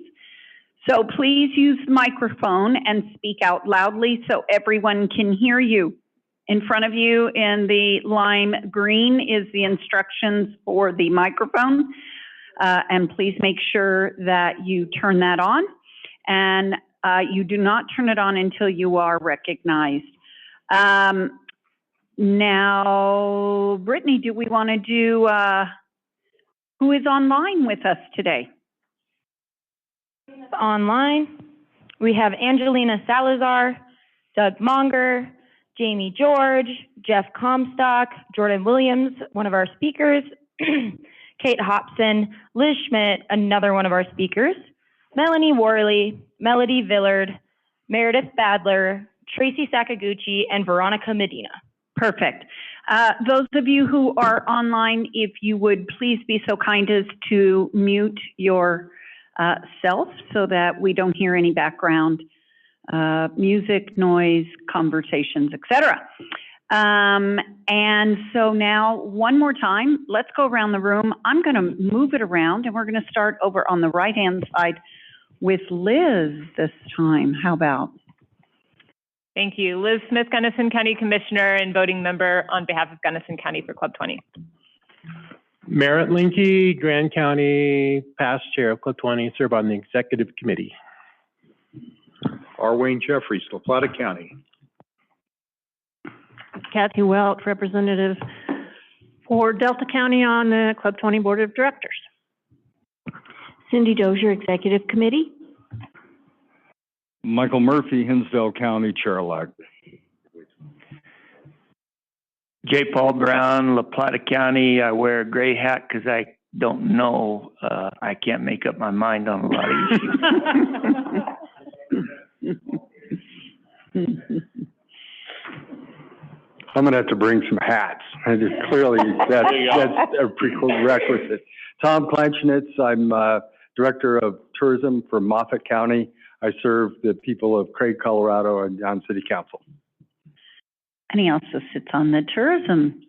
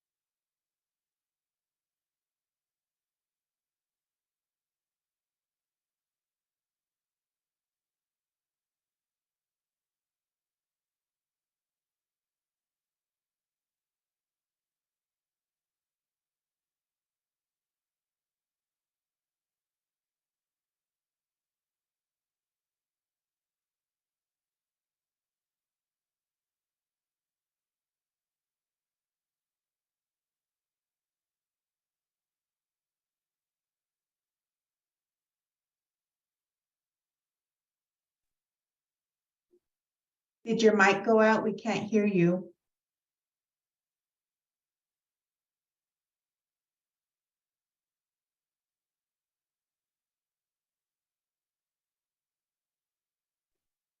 We have no sound out here.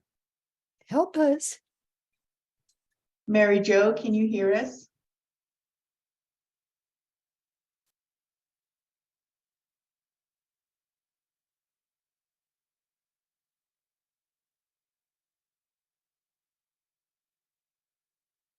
Maybe if we all raise our hands at the same time.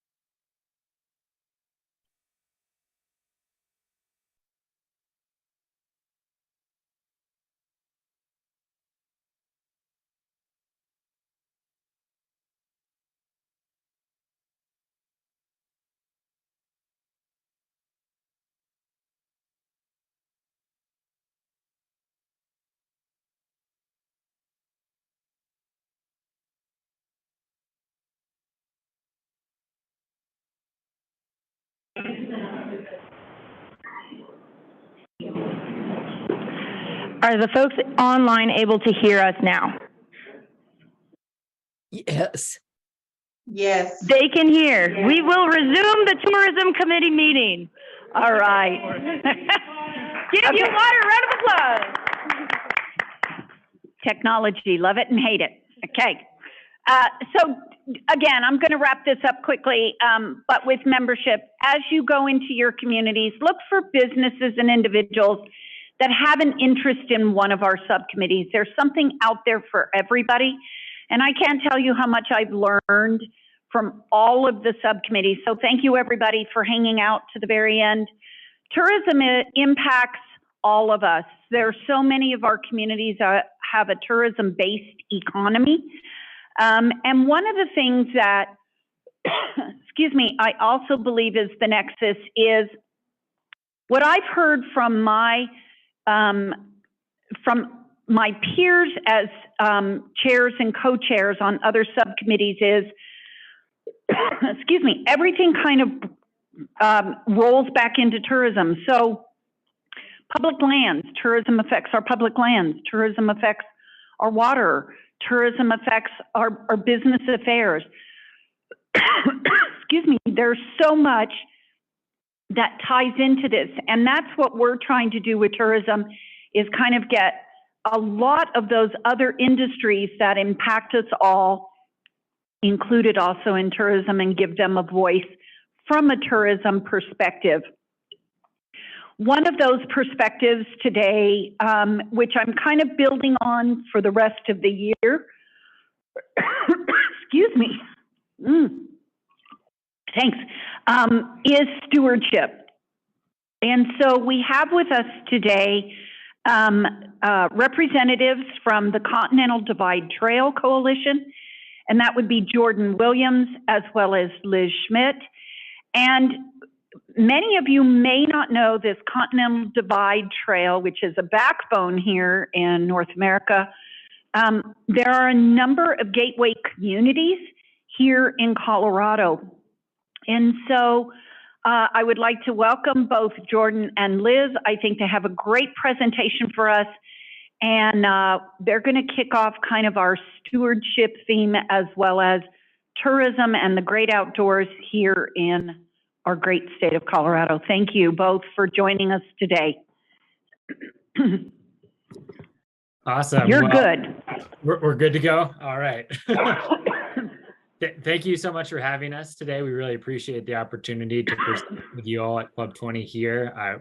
Again, thanks to Mary Jo for reaching out. So we're definitely happy to share this information. We'll try to keep it tight. I know you all are on a schedule. So I will get to sharing our slides. Let's see if I can get going there. Can you all see the first slide there? Are we looking good? Yes, we can. Okay, awesome. Okay, so we have a little presentation. It's called Main Street to Mountaintop, the economic impact of the Continental Divide Trail. So these are some slides and information that have been given out previously at other webinars that we've done, but it does have a few new slides as well. And as Mary Jo said, let's see, there we go. I'm Jordan Williams. I'm the CDTC Colorado Conservation Fellow. It's a newer role with CDTC, specifically focused obviously in Colorado, but bringing all of our programs together. And I'm based in Fort Collins on the lands of the Ute, Cheyenne, and Arapaho indigenous communities. And then I'll turn it over to Liz to introduce herself real quick. Hi, everyone, and thanks again to Mary Jo for having us today. Jordan and I are super excited to talk to you a little bit today and get to know you. But my name is Liz Schmidt. I'm the CDTC Community and Outreach Program Manager, and I'm based in Denver on the lands of the Ute, Cheyenne, and the Arapaho. So just really quick, we'll talk about our organization, the CDT, the trail itself. We'll go through some recreation economic highlights, our small business survey that we did in 2022, as well as a Colorado Economic Impact Report. The results and findings of those, that was an academic study we did just a year ago as well. And then we'll go through some specific community engagement and promotional opportunities through our organization and ways that we can all get involved, and including trail stewardship. And we want to leave some time for question and answer. So we're probably going to speed through a lot of the slides. Again, these are resources that are out there, and we'll have some links and stuff to the studies as well if you want more information, as well as our emails and contact at the end. So always room for more follow-up. So what is the Continental Divide Trail? I'm assuming most of the smart people in this room, you all know what it is. It's about 3,100 miles long, goes through 5 states: New Mexico, Colorado, Wyoming, Idaho, and Montana. Usually at this time I would ask like fun fact questions like how many miles are in Colorado, but we don't really have the interactive component right now in person. So, but fun fact, there's about 750 miles of the trail are in Colorado. So a significant portion. It's managed by the U.S. Forest Service in partnership with the National Park Service and BLM. So we work a lot with our federal land management agencies. There's also state land components, Parks and Wildlife, all those other little pieces that go into it as well with the trail. And it was designated by Congress as a National Scenic Trail in 1978. Another fun fact, there are 11 National Scenic Trails that are designated. There's over 40 national parks and over 400 national park units. So it's a pretty exclusive club to be considered a National Scenic Trail, I always like to say. So who uses the CDT? Again, it's a wide variety of people. Oftentimes people think of the CDT as this through hiker amenity for people to do it from one end to the other. But as our studies will kind of show throughout this presentation, it's used by a lot of other people as well, especially day visitors, section hikers, community hikes programs, those types of things. Through hikers, they spend significant amount of times on the CDT, and many travel long distances or, come up for the day, as we'll see as well. Horseback riders, that was a big part of the National Scenic Trail designation, was hikers and equestrian users.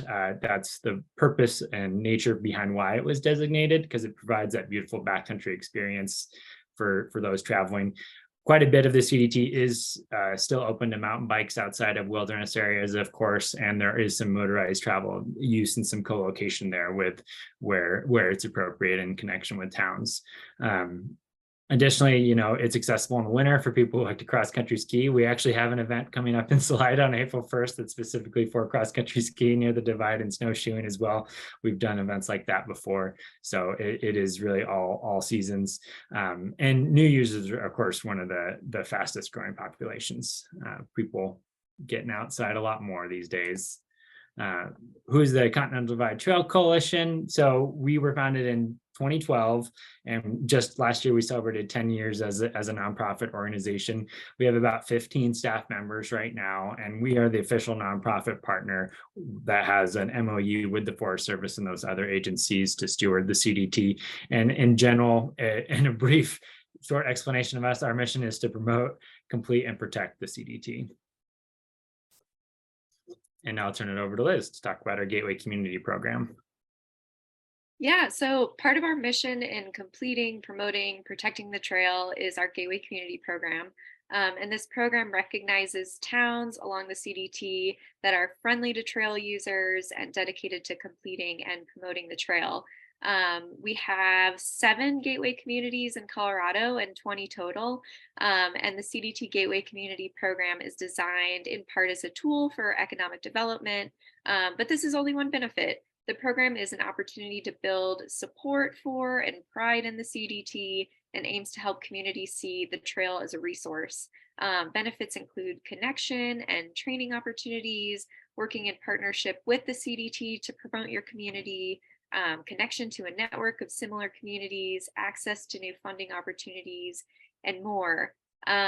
So the CDT traverses through and near mountain communities whose economies are increasingly bolstered by visitors and recreationists, sorry about that, accessing nearby public lands. So with that said, outdoor recreation is an economic powerhouse along the CDT. And then a list of all of our gateway communities are listed on this slide, including Pagosa Springs, South Fork, Lake City, Salida, Leadville, Twin Lakes, Grand Lake, and Steamboat Springs. And Jordan, you can go to the next slide. So from August to December 2021, CDTC surveyed 136 small business owners in 38 communities located along the trail to learn more about how the CDT impacts their businesses, the local economy, and their support for public lands. And this included all trail towns. It wasn't exclusive to gateway communities. Next slide. Where do the CDT states rank? You can see here outdoor recreation as a percentage of state GDP. Here are the rankings among CDT states compared with all 50 states, with Colorado being number 11. Just a quick overview of where CDT states rank and how and where we surveyed. The graph to the left shows percentages of where businesses are located, and to the right, whether or not the businesses are located in a designated gateway community. We had feedback from a lot of trail towns along the CDT, and more information is on the right.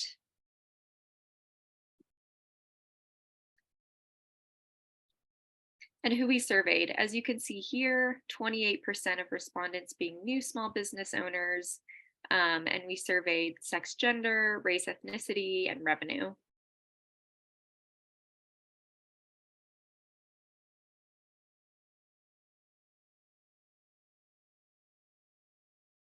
And lastly, this is how businesses chose to categorize themselves in the survey, as shown here.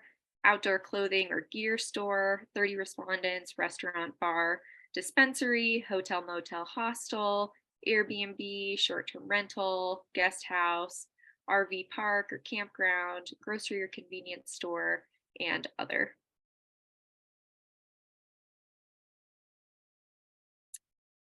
So of respondents in gateway communities, 70% reported that trail users spend money and have a positive impact on their revenue. 60% reported that they'd seen an increase in trail users coming through town since designation. 54% saw an increase in awareness of the Continental Divide Trail among business owners and residents of their city or town. 49% felt there was an overall increase in awareness of their city or town as an outdoor recreation hub or destination, and 41% saw an increase in traffic from trail users.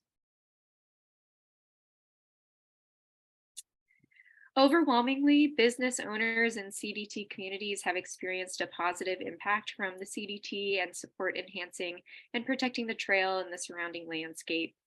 We also reported the impact of the COVID-19 pandemic. 50% saw a decrease in business revenue in 2020, while 32% experienced an increase in business revenue. 15% reported no change in revenue.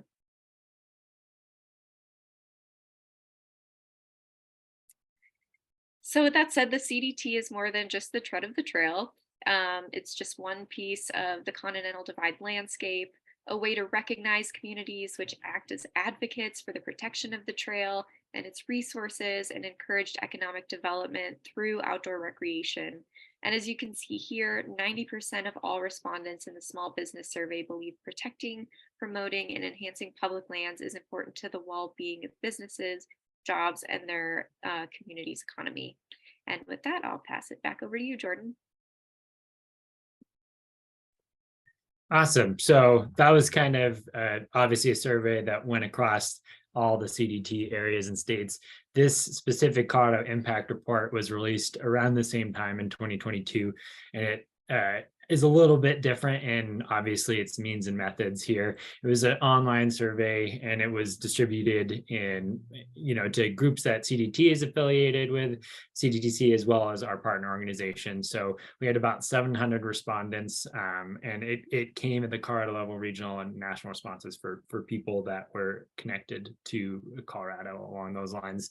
There was also an in-plan analysis done. I'm not going to get too technical because it was, quantifies that economic impact. We'll talk about that a little bit more. And we also had, in addition to the quantitative data, there was qualitative focus groups that give kind of that in-depth perspective on some of the other areas within Colorado. And this was done by the University of Wisconsin-Whitewater through a grant in conjunction with CDTC.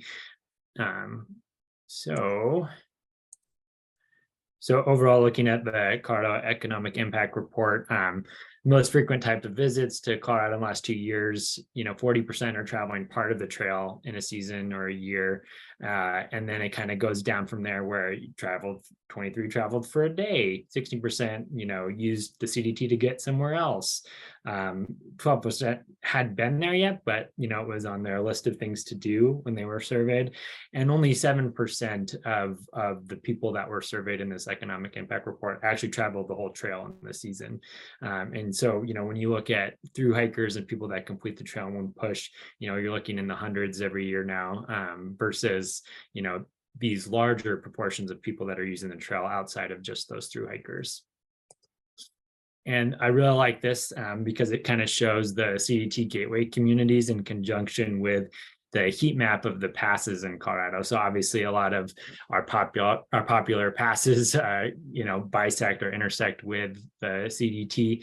And you can see here where, the most amount of visitors and traffic is coming from in conjunction with the gateway communities. So obviously the areas closer to Denver are seeing a lot more traffic when you look at like Berthoud Pass, even getting to Monarch Pass. But then as you go, obviously farther out west into the San Juans, that little orange dot down there is Pagosa, probably Wolf Creek Pass, South Fork area. Those are 2 designated communities. Lake City as well is close to another heat dot right there. But you can see all the way up at Steamboat as well has another little dot near Abadeers Pass in their gateway community. So, there's a lot of activity, but there's also, some areas that are not as busy, of course. This was an interesting question that they asked with seasons to visit public lands in Colorado. The majority of them said they prefer visiting in the summer versus how many people actually visit, right? Winter oftentimes, as we know, can be very busy with ski season and people flying in from all over the world. But specifically, when asked about their preferences, people prefer the summer and the fall to visit in accordance with this survey, which I thought was interesting. And then this shows the types of visitors versus the monetary amount spent. And so when I look at this, obviously, as we were showing, a lot of the users of the trail are section hikers, people who come up for the day. That's the majority of the people who use and access the CDT and the Continental Divide landscape in general. And they're spending the most money overall, right? Because that's the largest number of people. So section hikers and day hikers, are spending more money at overnight accommodations, gas, travel, restaurants, those types of things. Ancillary hikers, that just means that they're using the CDT to get somewhere else. So maybe they're trying to get to an offshoot Alpine Lake or, some other connectivity piece, maybe motorized user who's trying to, crossing the CDT to get somewhere else. So those are kind of those categories. Future hikers are obviously people that want to do it and that are not doing the CDT right now necessarily, but they want to do it in the future. And the through hikers overall, since it's a small group of people, are spending less money. However, when you look at the average money spent per person, right? So when you look at the ancillary hiker or the through hiker, those people are actually spending more money because they're, through hikers have a lot of needs when they get into town, and they're going to be there for a night or two, maybe multiple nights even for longer trips. And same thing with the ancillary hikers, they may be exploring the area in conjunction with the CDT, and so they're spending more money. But day hikers, section hikers, they're all up there. So I just thought that was interesting in proportionality, average versus total. And then again, as part of this survey, asking people why they're coming to Colorado. The big things that jump out here is to enjoy nature and the outdoors and experience the outdoors and mountains, right? So most people who are visiting from a tourism perspective are looking to do that. Participate in outdoor recreation activities is number 3. And then, experience the Continental Divide is a huge piece of that as well. I know that that's where I fell in love with the CDT and the Colorado Trail when I hiked it back in 2018 was just that experience of the watersheds and the mountains really drew me to those different areas, and getting to spend time in town was my favorite part of that experience, right? The tourism piece even. So, doing something with friends and family, they live in the area. And then, down at the bottom there, you can see, people are participating in trail maintenance projects and competitive events and things and programs along the trail. So again, just interesting responses for why people are coming out. And then preferred accommodations, I think since obviously it's 63% backcountry campsite, 57% dispersed camping, people are selecting in the survey different things, right? So it's not you just select one. A lot of people really enjoy that backcountry campsite experience or the dispersed camping, but there's still, a majority of people who also want to stay in a hotel or develop campground and are spending money that way. So, I think that shows the variety of the experiences there, and the top activities. Similarly, people are enjoying the trail and the continental divide landscape in similar yet different ways: hiking, backpacking, nature, snowshoeing, stargazing. Those are kind of even in some ways to way that people are experiencing them. But scenic, adventurous, wilderness, terrain, peaceful, quiet, these are all characteristics that people found most appealing of the CDT.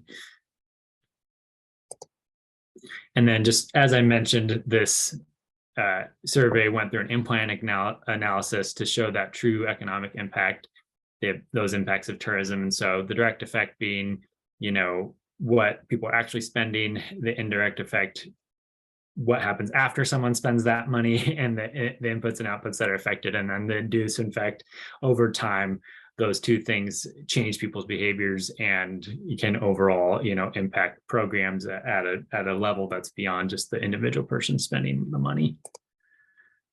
So if someone really wants to get technical, I'm sure they could go into this a little bit more, but we're seeing those in-plan analysis, those industry insights and impact, and in those different ways, and the monetary analysis that's associated, with those hikers and those users' spending habits at restaurants, hotels, retail, gas stations, and labor versus output. The employment numbers, we're seeing some impacts there with just from the CDT based on this analysis in the millions of dollars and the hundreds of jobs.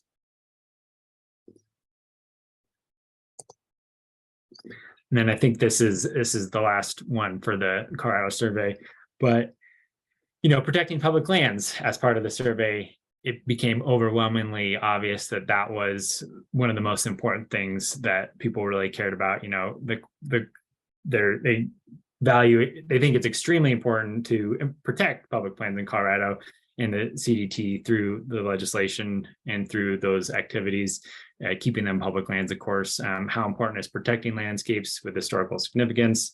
Again, very important, and how important is protecting public lands from development activities? Also extremely important on the left side of those different options: extremely, very, moderate, slightly not important.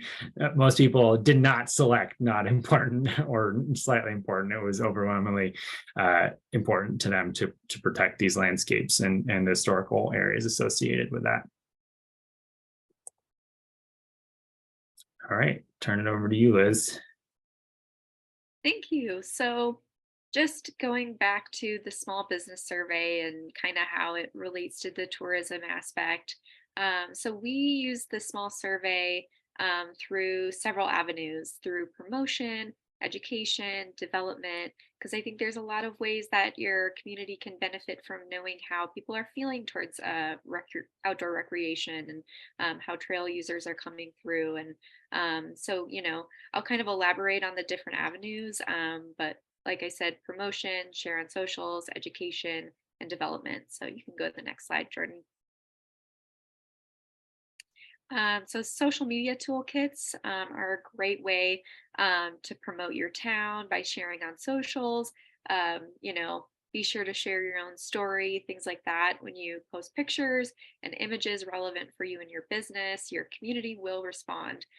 Tagging local leaders, partners, and others that you want to hear your message will help engage and get the word out far and wide, and help not just trail users come to visit your town, but everybody. And then kind of the education portion is submitting a letter to editors, which is another great way to highlight all the amazing things in your community, which I'm sure a lot of you in the room and online already kind of know about, but just an example structure we wanted to provide to the right here if you want to explore this option. It's free marketing and promotion, and like I said, another great way to kind of elevate your community as an outdoor destination for everyone. And then for the development portion, we have a small business member program through the CDTC, which is a great way to demonstrate your business's commitment to preserving the CDT and to also contribute to the positive feedback of trail users visiting and benefiting from your community. Business memberships start at $200 annually and can further opportunities in support and collaboration with the CDT. And so here's just a couple opportunities for that you can benefit from joining this program, especially if you're part of one of our gateway communities.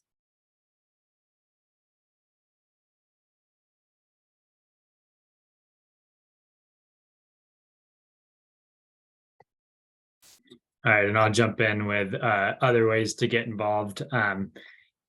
We, as Liz was mentioning with our gateway advisory committees or gateway communities, they have these groups of people that meet a few times a year.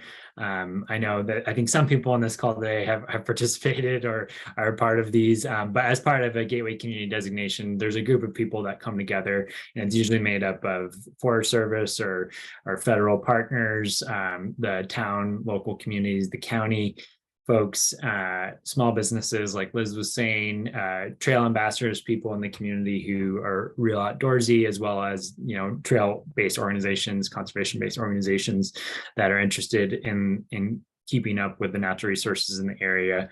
And so, that door is always open for people to get involved. I personally kind of help manage those groups of people in Colorado in conjunction with Liz. And it's a great way to stay connected with all the stuff that's going on with CDTC, since, there's a lot of things that happen throughout the trail and in the communities that we want to be aware of as well. We have an advocacy page for the CDT. There are things that come up where you can, comment on trail plans, or, we need your community input as, legislation comes through, and we always want to have that two-way street and keep people in the loop and also hear from them.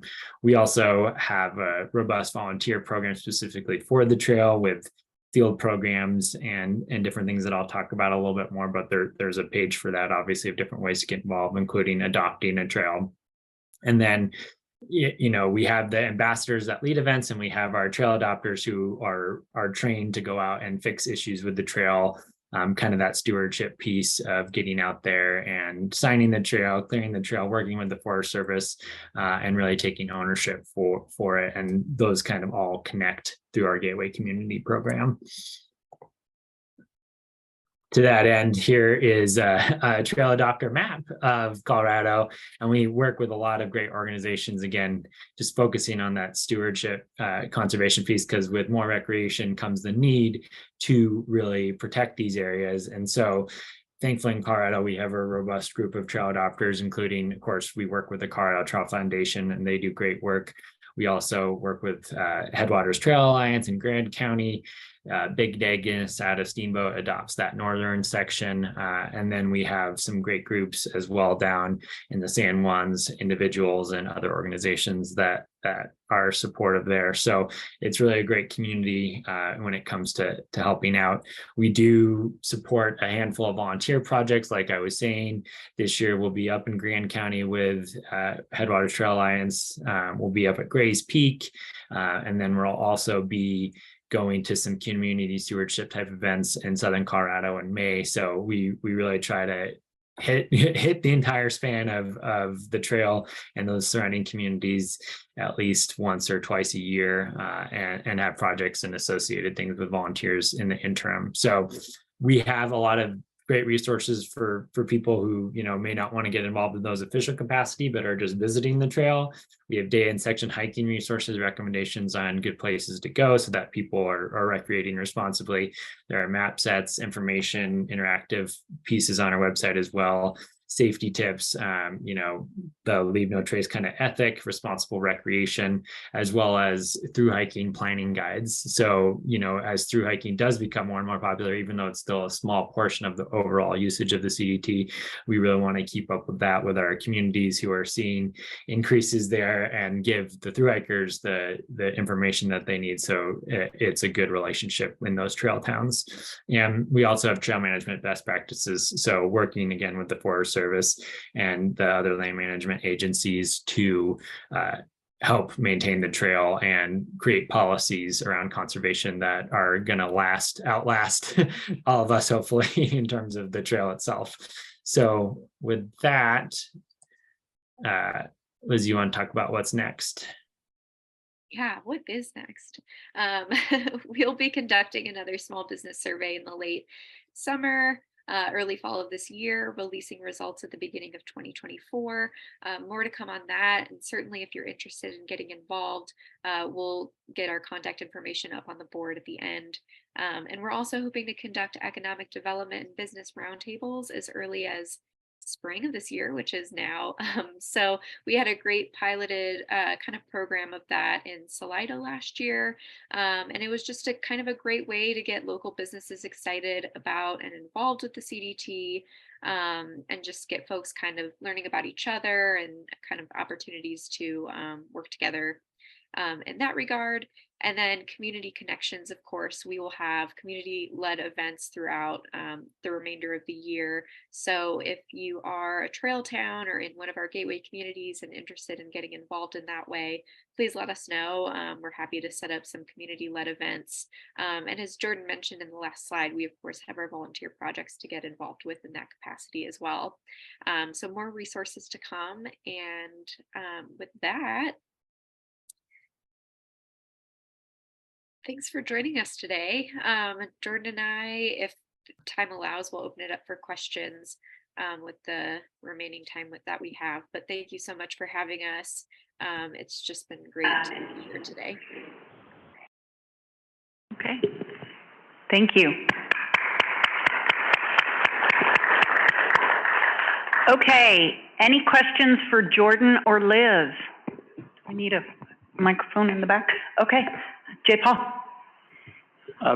Thank you for your presentation. I was just wondering if you had asked any questions about those that would be on the trail, the Continental Trail, about wolf introduction, and if that was going to affect the use of the trail.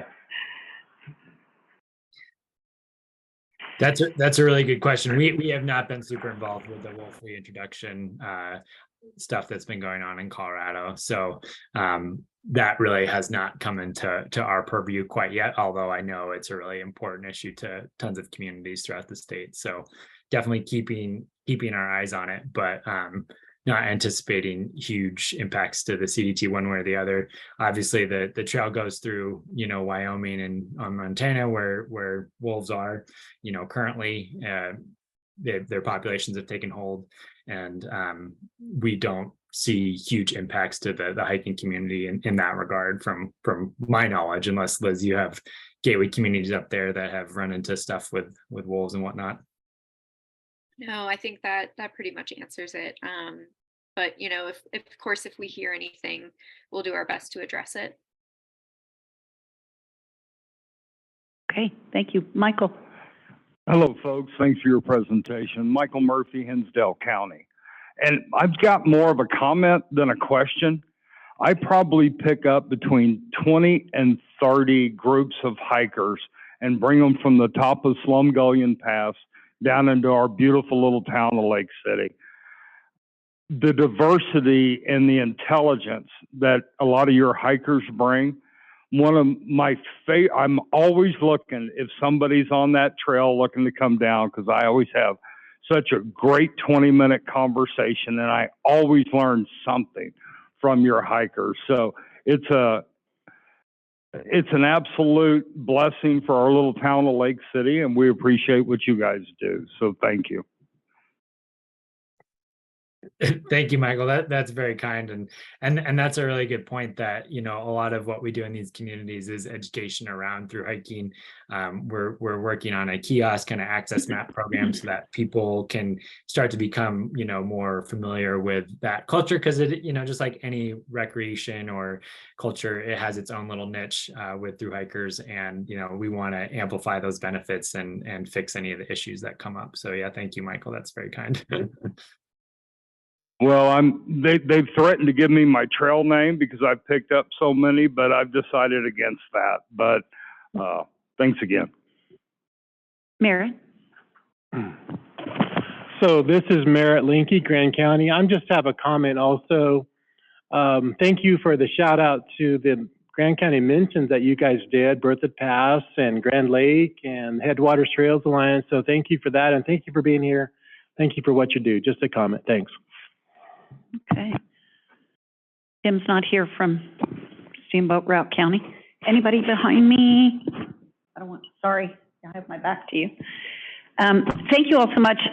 Pagosa Springs is also a gateway community, and in my job, I just get boxes for people that are, everybody saw, or a lot of people saw the movie Wild, and they just pre-ship, their stuff to communities. And it's interesting, they pick the Chamber of Commerce to have a package delivered, and we are happy to see a hiker come in. But I think also importantly that you mentioned is the ancillary hikers. So they do take extra days, and they do have to rest and recuperate. And so they do venture out. They want to experience the communities, and they want to experience not just that gateway community, but surrounding communities. They take that time to, in our case, go to Durango or go to another community to experience Southwest Colorado, and then take advantage of all of the tourism aspects that are there. So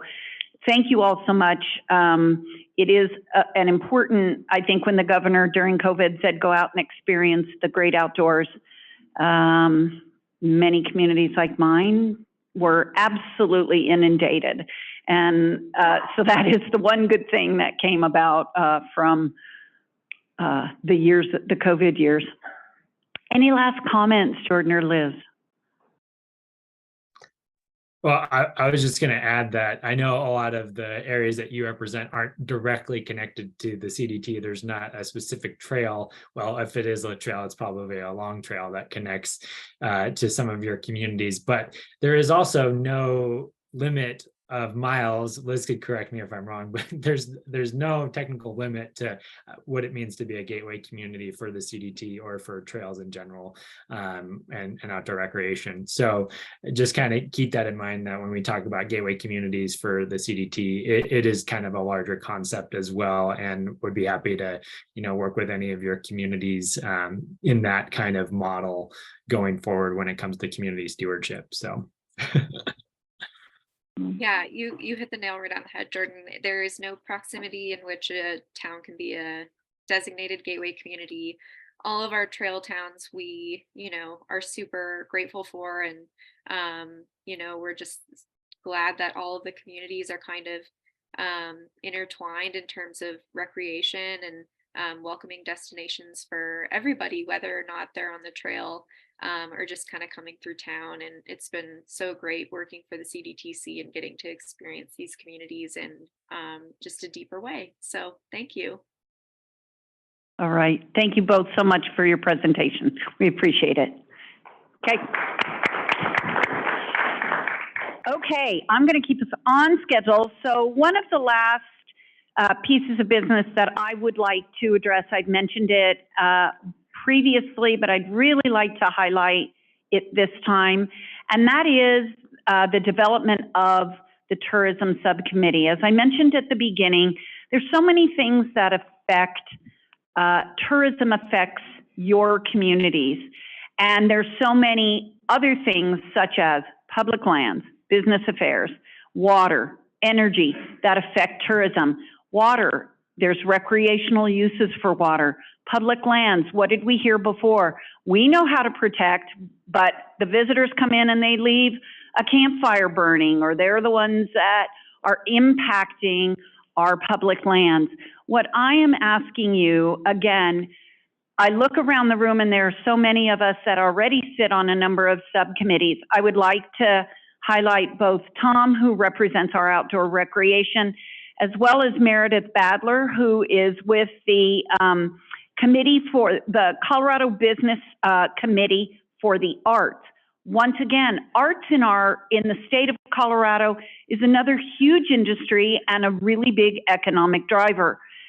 So I ask you to go back to your communities or to your contacts and say, wow, I think someone who is very involved with public lands would be great for your subcommittee. I know someone that would be great in, again, the arts or another aspect of tourism, water perhaps, because again, we have outdoor recreation. Please contact me with those names.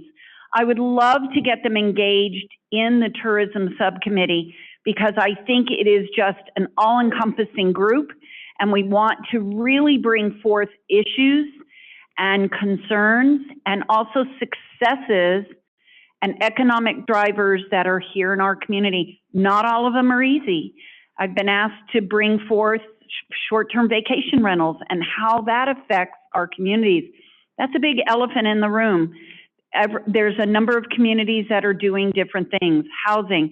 So please come to me either with suggestions on topics you would like more information on or like us to address, as well as people in your circle, in your sphere of influence that you think would make an impact in this subcommittee. And thank you for hanging out for the day. Brittany, even with technical difficulties, we're on time. Can I? Yes, J. Paul. Okay. Thank you. With Wolf introduction, we are in the ag community and also Colorado Parks and Wildlife are asking that the U.S. Fish and Wildlife Service adopt the 10J rule. The 10J rule would just give Colorado Parks and Wildlife some flexibility in being able to manage wolves. Let me give you an example, and how it affects tourism. You know, I asked the question about tourism. Say there's a pack of wolves that are intimidating tourists, that backpackers or whatever on some of these trails and whatever. If we had the 10J rule, the Colorado Parks and Wildlife could go out there and chase them off, or if need be, even kill bad wolves. That would really help as far as livestock production also. But anyway, I guess what I'm asking is that the tourism committee testify on the 10J rule. There's going to be some meetings that are going to come up pretty soon. And, you know, I don't have those dates right with me right now, but we can find out. I think it would be helpful for the Club 20 Tourism Committee to testify that, hey, you know, we need that flexibility in managing wolves. Rather than it just coming from the cowboys or the sheep herders, if it would come from also and the wildlife advocates, if it would come from tourism also, that, you know, there's a possibility that we may need to manage wolves in a certain way to keep them away from certain areas. And we just need that flexibility. Colorado Parks and Wildlife is asking that we do that before we put any wolves, introduce any wolves. So I guess I'm asking that Club 20 Tourism Committee do that. Okay, thank you. I'm not going to commit one way or the other, but I think if we can get some of those dates and take a look at the 10J rule, and we'll certainly consider it. Okay. Okay. Yes, Raybeck? Okay, you're going to throw me off time. No, I'm just kidding. Yes, sir. Thank you, Madam Chair. So we talked about economic drivers, but at the end of the day, and we all have them in our own communities, but who is responsible for supporting those economic drivers in our own communities? I just like to throw out the idea you're looking for suggestions is aviation. Aviation is responsible for 8% of the state's economy. That's 365,000 jobs, or 47 to 48 billion. That's billion with a B input to the state of Colorado. And so those people that fly here, yeah, they get in cars and they go to certain communities for their vacations and stuff, but aviation is very critical to economic development throughout the state and throughout the nation. Thank you. And so are you telling me you have someone from the aviation industry that would love to be on the tourism subcommittee? Maybe. Okay, got it. All right, thank you all so much. I believe we still have education following, so thank you all for hanging out. We appreciate it. We are adjourned. There are approximately 2 minutes before we start, so everyone go use the restroom or get a water or just stay where you are and get ready for the education committee meeting.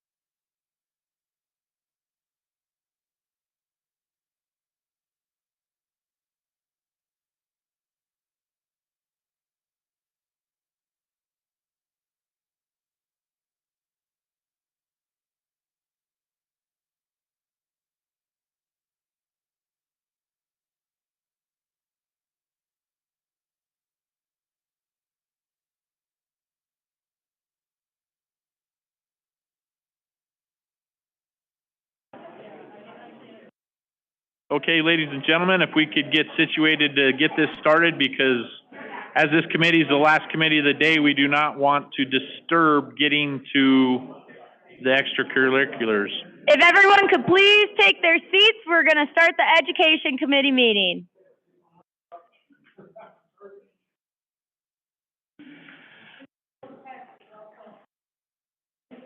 Welcome to the Club 20 Policy Committee meetings on education and workforce development. In accordance with our bylaws, we ask that only current Club 20 members participate and vote on matters of policy development.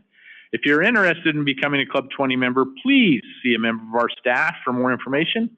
And if a member of our staff can't meet with you, I'm certain Mr. Beck will. Discussion is open to members and guests and is a critical part of our committee meetings. And if he doesn't get you, I will get you as well. So when asking a question or making a comment, please use a microphone and speak loudly so everyone can hear you. And microphones 1 at a time or 2 at a time is usually the max. They will screw up if there's more people than on it. So make certain your microphone is off while you're not making comments. For those seated in the front of the tabletop microphone, don't turn it on until the committee chair has acknowledged you, and turn it off once you are finished speaking. For those of you in the back of the room, Club 20 staff will be walking around with a microphone for you to use.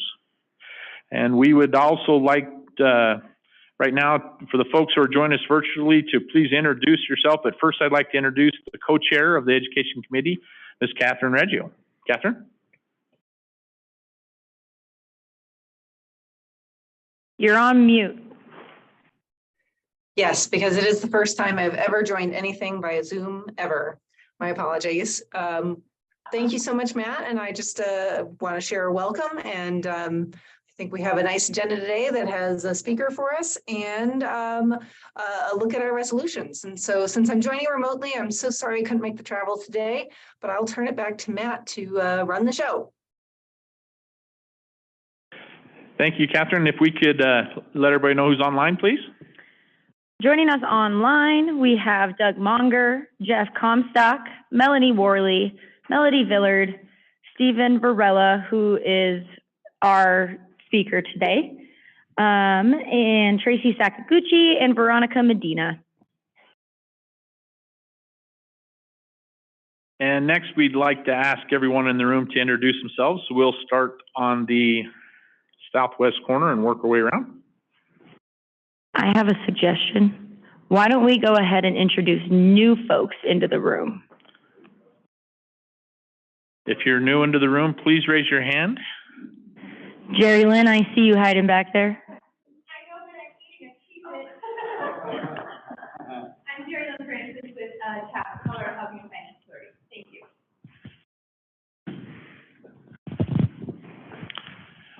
Look at that, we're breezing right through this.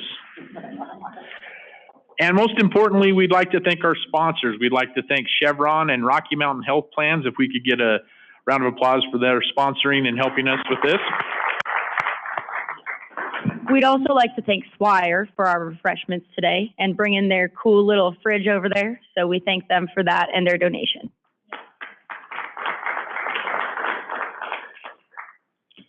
So at 3:50, I would like to introduce the State Board of Education newest member, Mr. Stephen Varela. Mr. Varela, if you could turn on your camera or speaker, we'd like to visit with you. Perfect. Let me see. There we go. Can you guys hear me? Yes, sir. Some weird reason I can't turn my camera on. But if you guys can hear me, is it okay? Or is it okay if I don't use my camera, guys? Because it's not letting me put it on. We've got your latest picture on the board, so we're good to go, sir. Oh, perfect. All right. Well, nice to meet everybody, and I appreciate you for inviting me to participate in this. I'd like to introduce myself, tell you a little bit about me. My name is Stephen Varela. I live in Pueblo, Colorado. I recently filled the vacancy for State Board of Education, Congressional District 3. That was previously held by Joyce Rankin. I'm a CSU Pueblo graduate. I graduated the Bachelor in Sociology, a minor in Chicano Studies, and I went to the University of Southern California. I completed a master's in clinical social work, and after I did that, I worked for the Department of Veterans Affairs. I did labor management. I overseen the VA clinics in La Junta, Lamar, Alamosa, Salida, Burlington, Colorado Springs, and then 2 Army Corps of Engineers sites, John Martin and Trinidad Dam projects. My education background with working in education prior to this was I was on a school board for a little bit, and then I've worked a little bit with different programs in the community, preschool board, early learning ventures, which helps with early childhood education and a little bit about that. But yeah, if you guys have any questions for me, I could talk a little bit about some stuff on the board, what we're looking at, what we're doing. I've been there for 2 months now, so I'm still pretty new and getting my feet wet in the position, but I'd love to hear some of your guys' insights or ideas or some things you guys might want to know a little bit about that's going on with education in the state of Colorado. So, Mr. Varela, this is Matt Schuler again, and before we get to the rest of the folks around the table, I'd like to ask you if you could explain maybe some of the differences that happen at the State Board of Education, what you're responsible for, and what the role in education the State Board holds. Oh, definitely. I'd love to do that because that's always a good spot to start with. One of the things that even I had the same misconception early on was I believe the state board was, generally you go straight to the State Board of Education and they tell a district kind of what to do. But all school districts in the state of Colorado are pretty much kind of a home rule. They're local control, home rule, kind of a local control district. So for instance, State Board of Education, when we look at it, think of it in the sense of, I think I cut out. There we go. Think of it in the sense of micro and macro. The State Board of Education is going to be more of your larger oversight. Your micro is going to come more from your local school boards, your site on. So we're looking more at policy. So what'll happen is State Board of Education is very unique in the state of Colorado. We're one of only 7 states that actually uses this model. Our State Board of Education is very similar in the sense of we oversee the Commissioner of Education that we hire, which is in charge of education for the state of Colorado under our purview. However, that position is not appointed by the governor. Most states have that where the position is appointed by the governor. We are constitutionally mandated. So us, the legislature, and the governor's position are kind of autonomous in how it works, but we just predominantly oversee all education for the state of Colorado, libraries, and licensing. So any college or university, the licensed principals, teachers, that is one of the ones we do authorize those different programs. We don't set the curriculum for local school districts. Curriculum is set predominantly by those school boards or those school districts and however they decide to do it. We do look at menu options of what we can say are recommendations. We do a lot of oversight in the sense of when it comes to CMAS testing, CMAS scores. One of the biggest things that we're seeing right now, and I reiterate this a lot in different counties, is there's a lot of legislation. This is a very unique year. There's more legislation this year for education that there's ever been. And why I say that is the legislature has the ability to make legislation when it comes to education. In the State Board of Education, we take that piece of legislation and make rules based on that legislation. So to give you an example, I can read off a few of them just to kind of give you an idea. Some of them have been pulled. So one of them was the Eliminate the Social Studies State Assessment, which is SB 23061. What the bill does is it'll eliminate the requirement for the Department of Education to administer a state assessment in social studies in elementary, secondary students. There's another one that we weighed in on as a board, and it's teacher degree apprenticeship programs, which is really nice. But once that goes through, whether it passes or it doesn't pass, if it does pass, we would find a way to implement it and allocate funding. But what that one is, it is an alternative route to teacher licensing.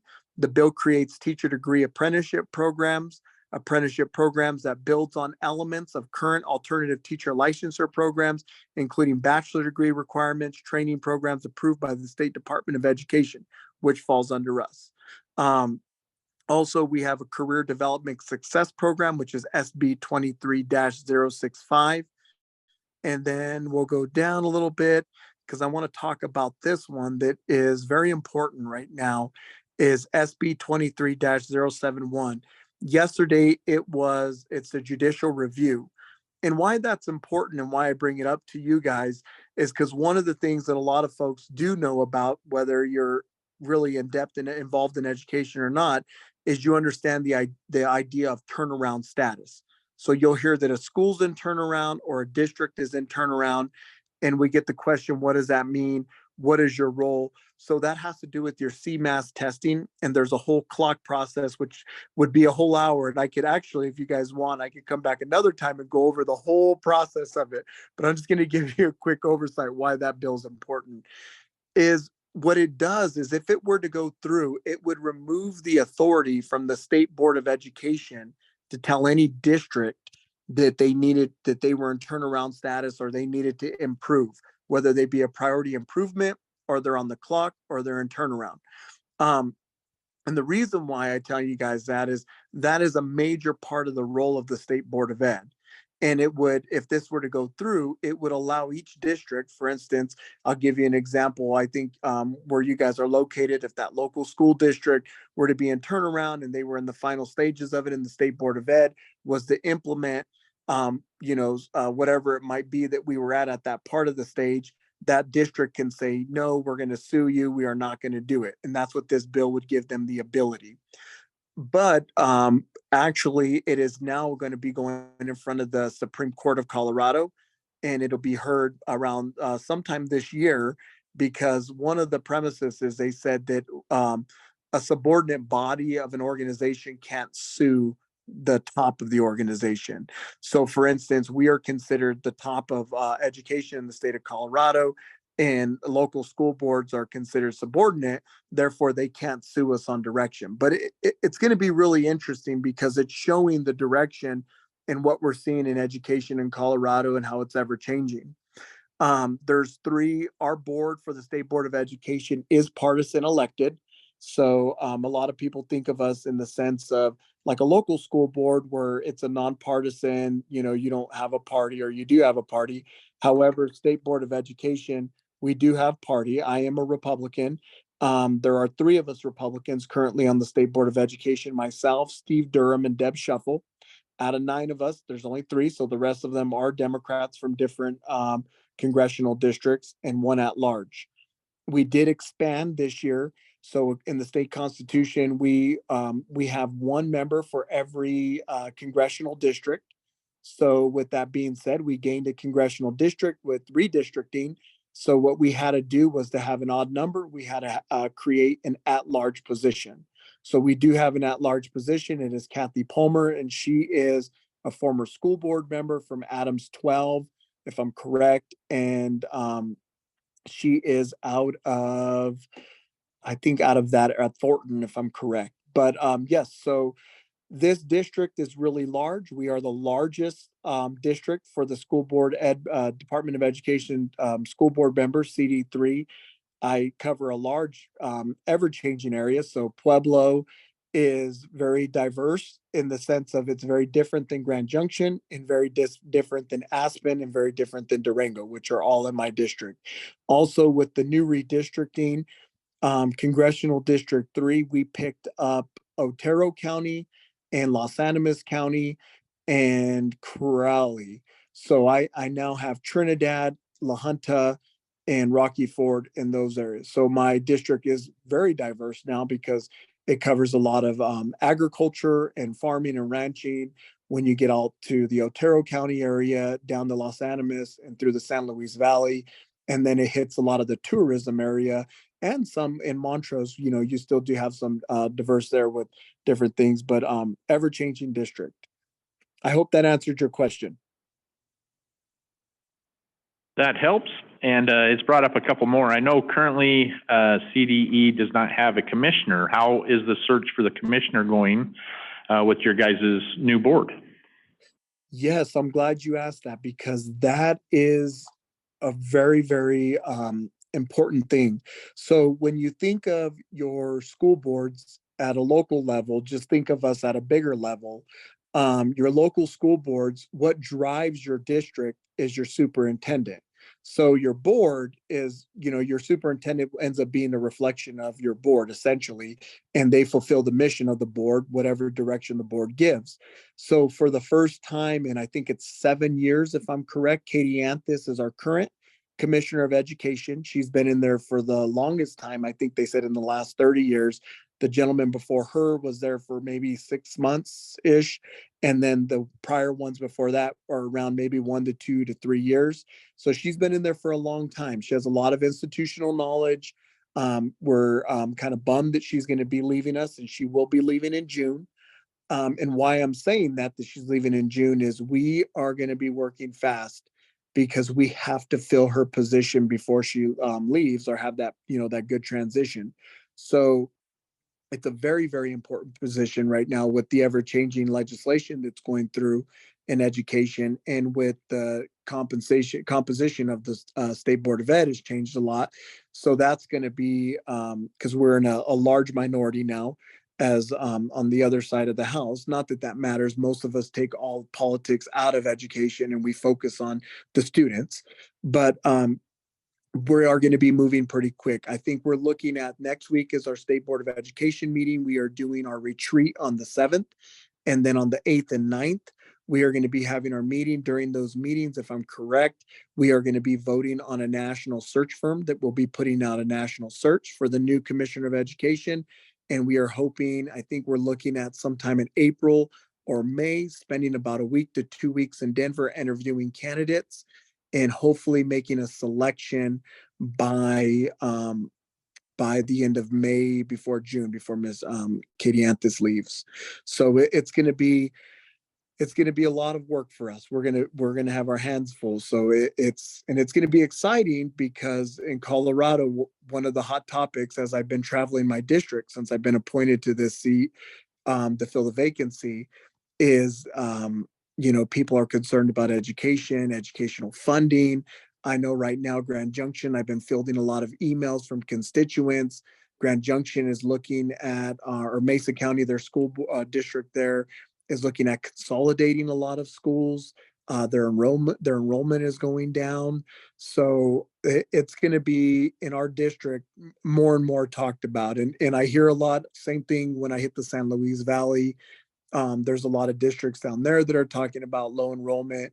Also, there's an ever growing with alternative education. And what I say about alternative is parental choice, which is we look at charter schools as being the parental choice avenue. There's a lot more kids that are going to be homeschooling. Also this year, there's going to be a lot of rulemaking on single county districts. Homeschool enrichment is a program that a lot of people are utilizing more of.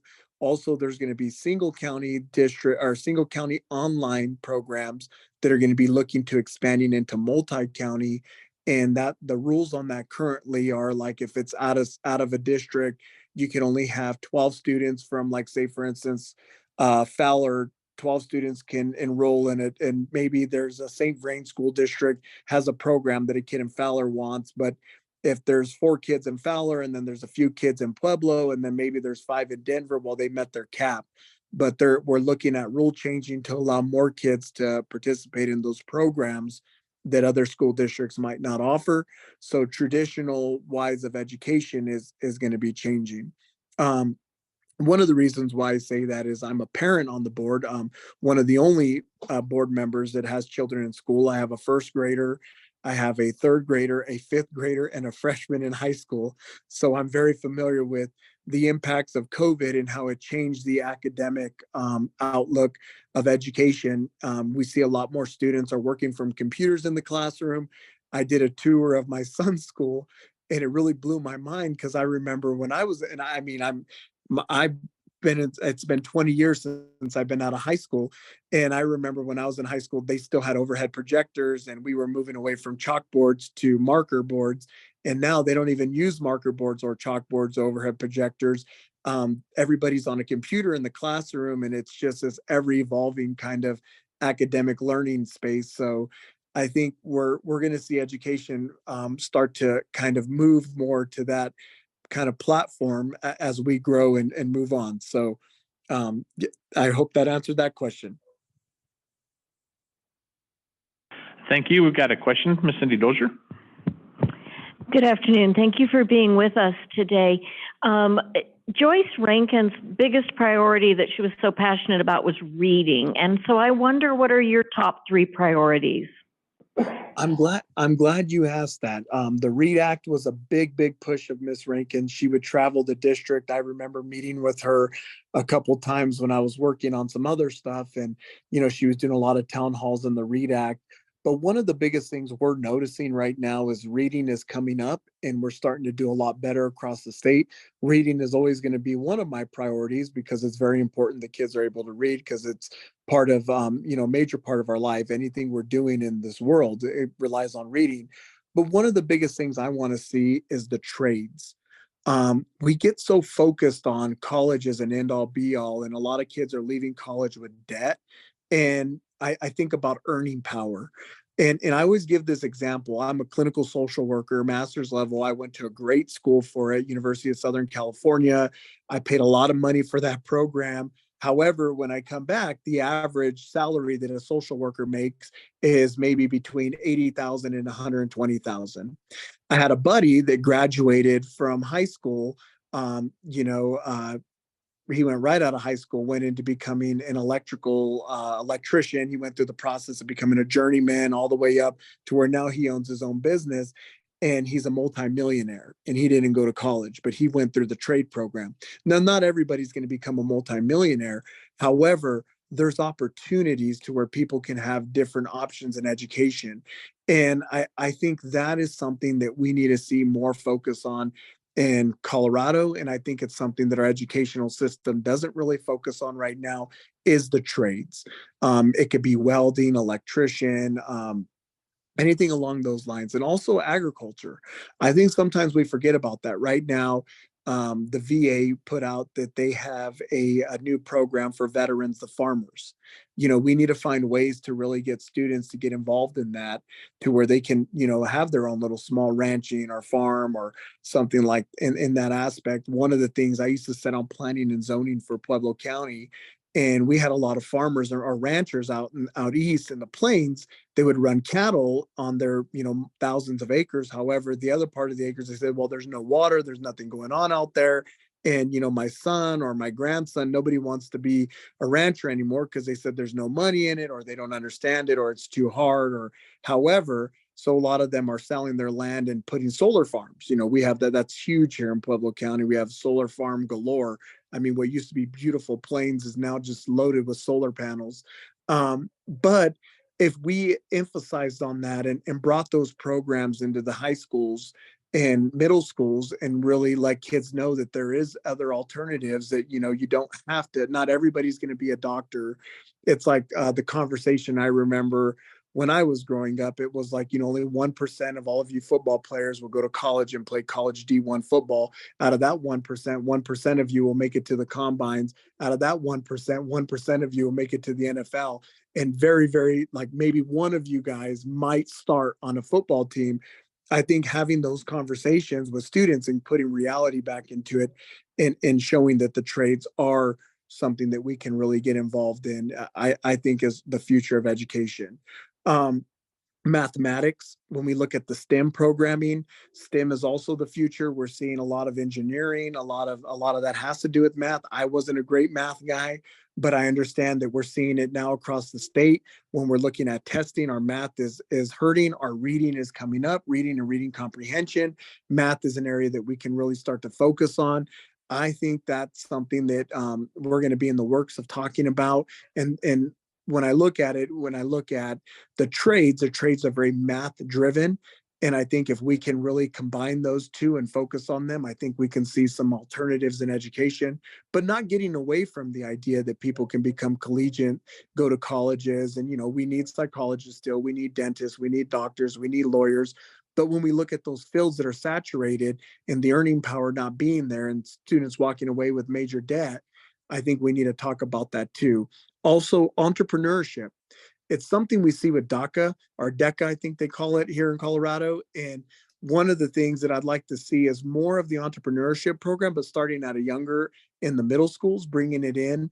And one of the things we see that is innovation with education is through charter schools. I've noticed a lot of it. Not saying that charter schools are the only ones that can do it, because I've really seen a lot of public schools step up their game.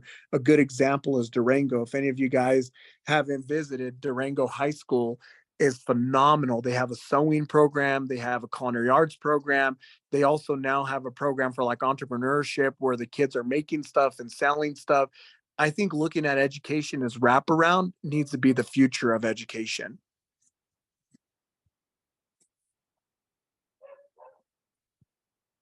Okay, I've got another question for you. What discussions are you having with local school boards concerning funding and teacher shortages?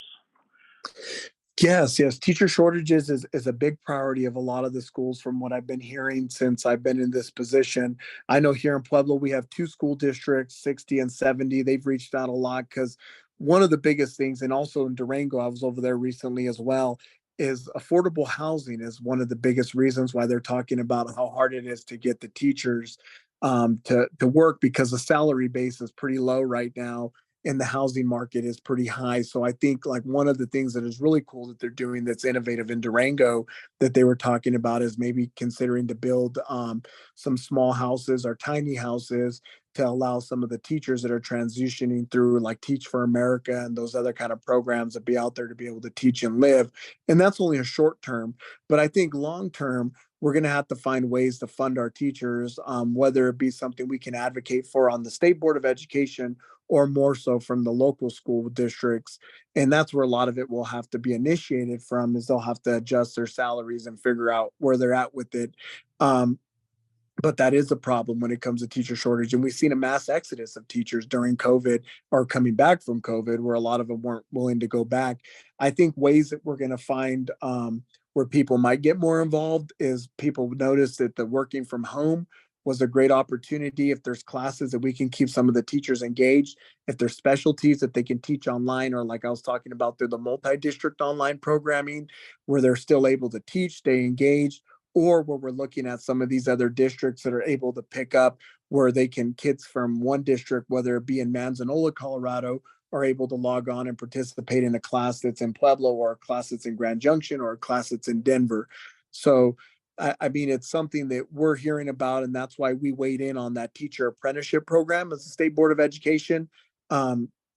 Is we voted on it as it was 8-0. One of our members was absent that day, but we wanted to see that because we believe that was going to help remove some barriers to allow more people that were coming from different sides of the house to be able to get their licensure. And I say that is also remember this too. Charter schools are a little bit different. And why I say charter schools are a little bit different because there's not a lot of tape with licensing. So some of the charter schools, when they start up, they don't have as many issues with hiring teachers because they're able to bring on a lot of subject matter experts. So I think what we're seeing right now is a lot of shortage in the public school sector because of the licensing kind of stuff in that sense. And that's why we're looking at hopefully getting more folks to, through this apprenticeship program, they'll be able to really kind of grow into and have a quicker access. And then we also weighed in on a teacher compact, which allowing teachers, which if this goes through legislation, allowing teachers from different states that are willing to come over here and teach in our districts, and kind of how we have traveling nurses. It sounds like from reading the pieces of legislation, we can have traveling teachers. And some of the teachers, and why I think that's important is we might have teachers here in Colorado that retired and they have para-retirement, but they don't want to go back and work in the district because it'll affect their retirement, but they can go teach in New Mexico or they can go teach in different areas that aren't para, so it won't affect it. And that's some of the things we see in some of our school districts that border New Mexico or border Kansas, where they're able to get some of the teachers from across the border of Colorado or different areas that they'll be able to come over with this compact and be able to teach, and it won't affect their retirement process.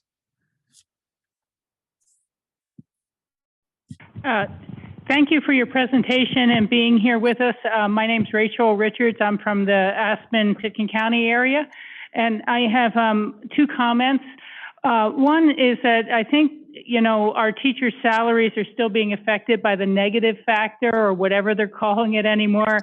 And it's so much so that our community has put on the ballot and passed a 0.35 cent sales tax to be able to funnel it to our schools through an education nonprofit. And they try to assist with augmenting wages, but it's just really a disaster that the school districts themselves are not getting the support that they had 10, 12 years ago out of the state budget. So I just wanted to put that out there, that a lot of local communities are trying to step up on their own because the situation has gotten so bad. And the second is maybe a solution you can bring forward for some areas.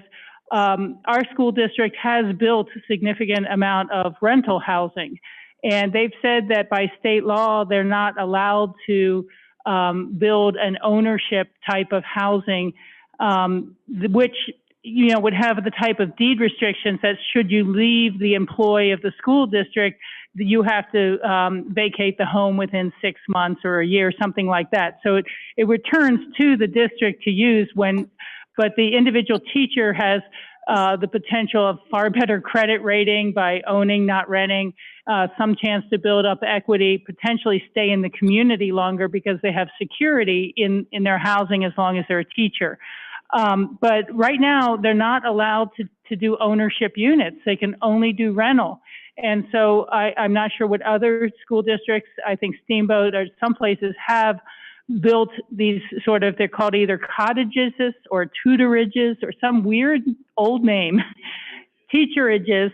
And it's just that a lot of these communities, if they were allowed to sell with a guaranteed buyback type of conditions, they could they'd start to have millions of dollars more to reinvest in housing.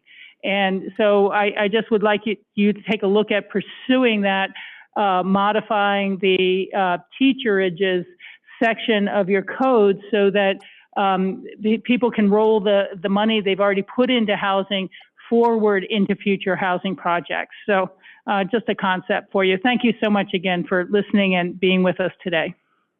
Oh, thank you for that. That's great insight. I appreciate that. Yeah, I will look into that because I was looking into a model that somebody else had brought up to me. It's kind of what they are doing right now in the Silicon Valley and Palo Alto, because the average cost of housing doesn't meet like a teacher. If you're teaching in Palo Alto, you're still, even if you're making good money, you're still maybe making $130,000 a year, but the average home's 1.3 to 1.4 million. And that's a 2-bedroom, 1,200 square feet. So they were talking about how do they get teachers to live in the area. So I have been looking into that, and I appreciate what you're talking about with your area, because I'd love to learn more and look into that. And before we end, when I'm done, I'll make sure I give you guys my email so you guys can email me some of these things too, because I'd love to follow up on all of these. So one question I have, because you represent such a large area, you've talked a lot about solutions that deal with big schools, and Grand Junction, Durango, Pueblo, those are some of the bigger districts. You're going to have some counties that only have one school district, and in some of those counties, they don't have enough tax base. So when they first invented the Colorado School Finance Act, they tried to level the boat by backfilling to those smaller districts by a bunch of factors, how to make the funding for schools more equitable. Since that's happened 40 years ago, I think 1983 is when the Colorado School Finance Act was first initiated, there has been a disparity of a few things. Amendment 23 has happened, Tabor's happened, Gallagher's been repealed, but there are communities out there that they can't adjust their salary because they're trying to just keep the doors open.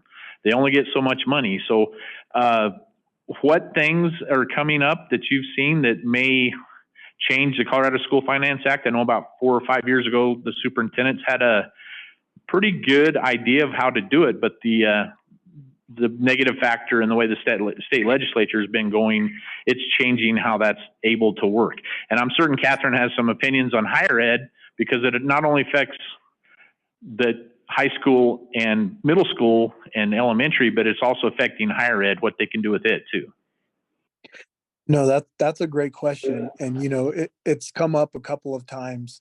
I met with a group of folks from the Rocky Ford, Lahana, Manzanola. Those are little tiny districts. And I think they graduate like 5 or 6 kids, each one of those little districts. I think Rocky Ford's a little bit more. They graduate about 20. I think Fowler graduates about 10. And they've been talking about that. And it's been a a big conversation because they want to know where to start, who to talk to. And one of the biggest things I've been explaining to them is that they got to get with their legislator, because that School Finance Act, and every year when it gets reviewed and open, that's where they make a lot of the rules, and we distribute the funds.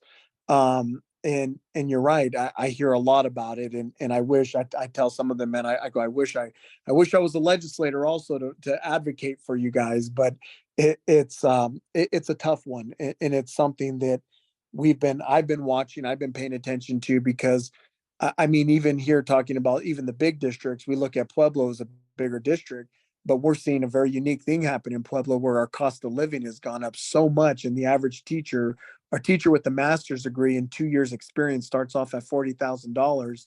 And about 5 years ago, you could buy a house in Pueblo for $46,000 to $50,000, and it was, in not the greatest area. And then if you bought in a really nice area, you can buy for 200. Well, today that home that's 200,000 is 500,000, and that home that was 50,000 is now 200,000. So we're seeing the housing market shift, and we're seeing people being priced out, and we're also seeing people's income not going up.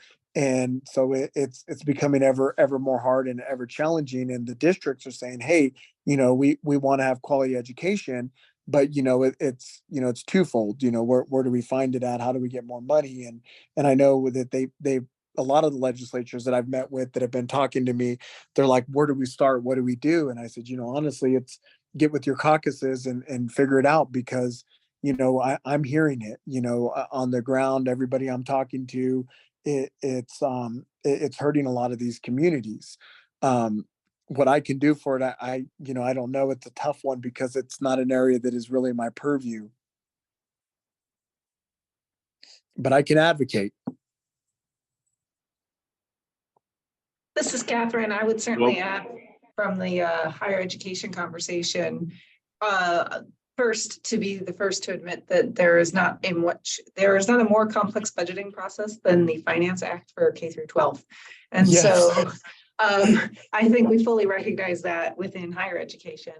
And then just to say that the financing of a public good such as education is coming up to a head with regard to the housing crisis in Colorado. We're experiencing the same thing in higher education, where we are needing to pivot actually some of those funds into housing initiatives, employee housing and student housing, where historical, colleges that have historically not been residential campuses are needing to provide residents simply because there is none. And for example, in the Colorado Mountain College District, there is not a separation between workforce and student base. The students are workers, the workers are students. And so if there's no housing for workers, there's no housing for students, and vice versa. And so we've had to pivot and deeply invest in housing initiatives, both for employees and students, to start to try and create 7 avenues for both student retention and success, as well as quality employee. And I'll tell you one of the things that came up. I met with a university president down here in Pueblo, and we were talking about, a few of them brought up the fact that the Constitution says, Colorado Constitution says it will, graduate ages 6 to 21. And he said, how can we get some more funding to where once kids, graduate from high school, maybe we can provide some free college education till they're 21. And I said, I go, honestly, that's great. I go, but there's like a million barriers in the Finance Act. I go, I think it's a awesome idea, because just think of it. Our Constitution says that. How do we fund it? And if we could fund that, we could be one of the first states in the union that has the ability to fund kids all the way through college, and it's covered. I mean, it's a great idea, but it's just something that I've been talking to. A lot of folks have been reaching out to me about it, and it's really interesting because I've never heard of it before until I filled this role, and it's very thought-provoking.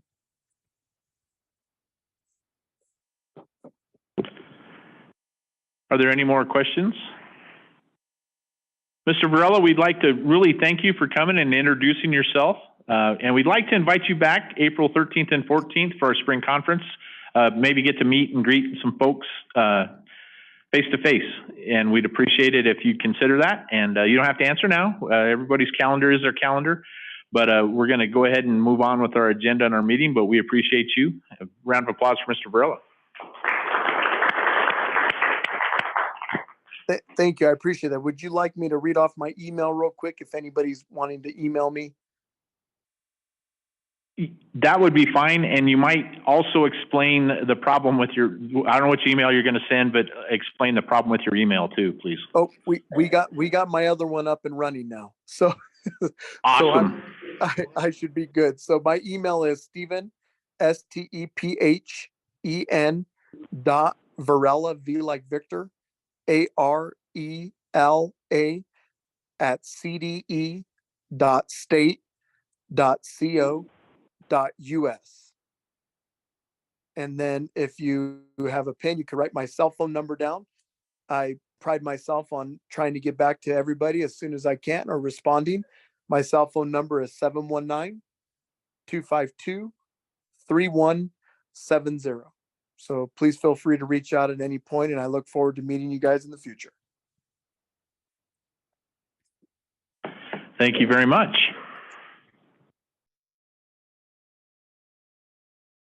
Does anybody need me to have them repeat any of that, or did we get it?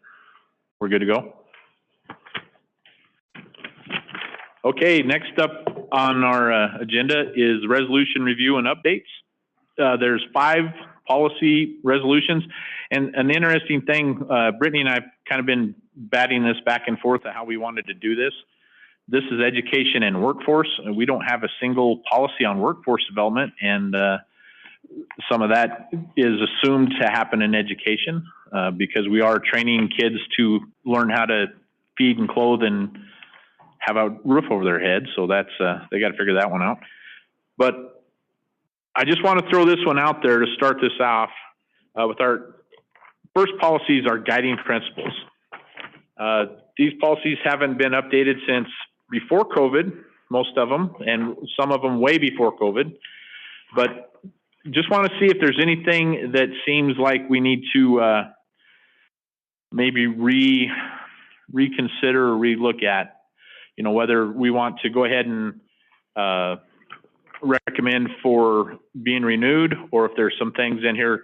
There's a few of them that have resolutions towards Gallagher. Gallagher's not even a thing anymore. So there's some things that are going to need to be changed up and amended. But if we can start with ED 12.2, if anybody has any comments on that.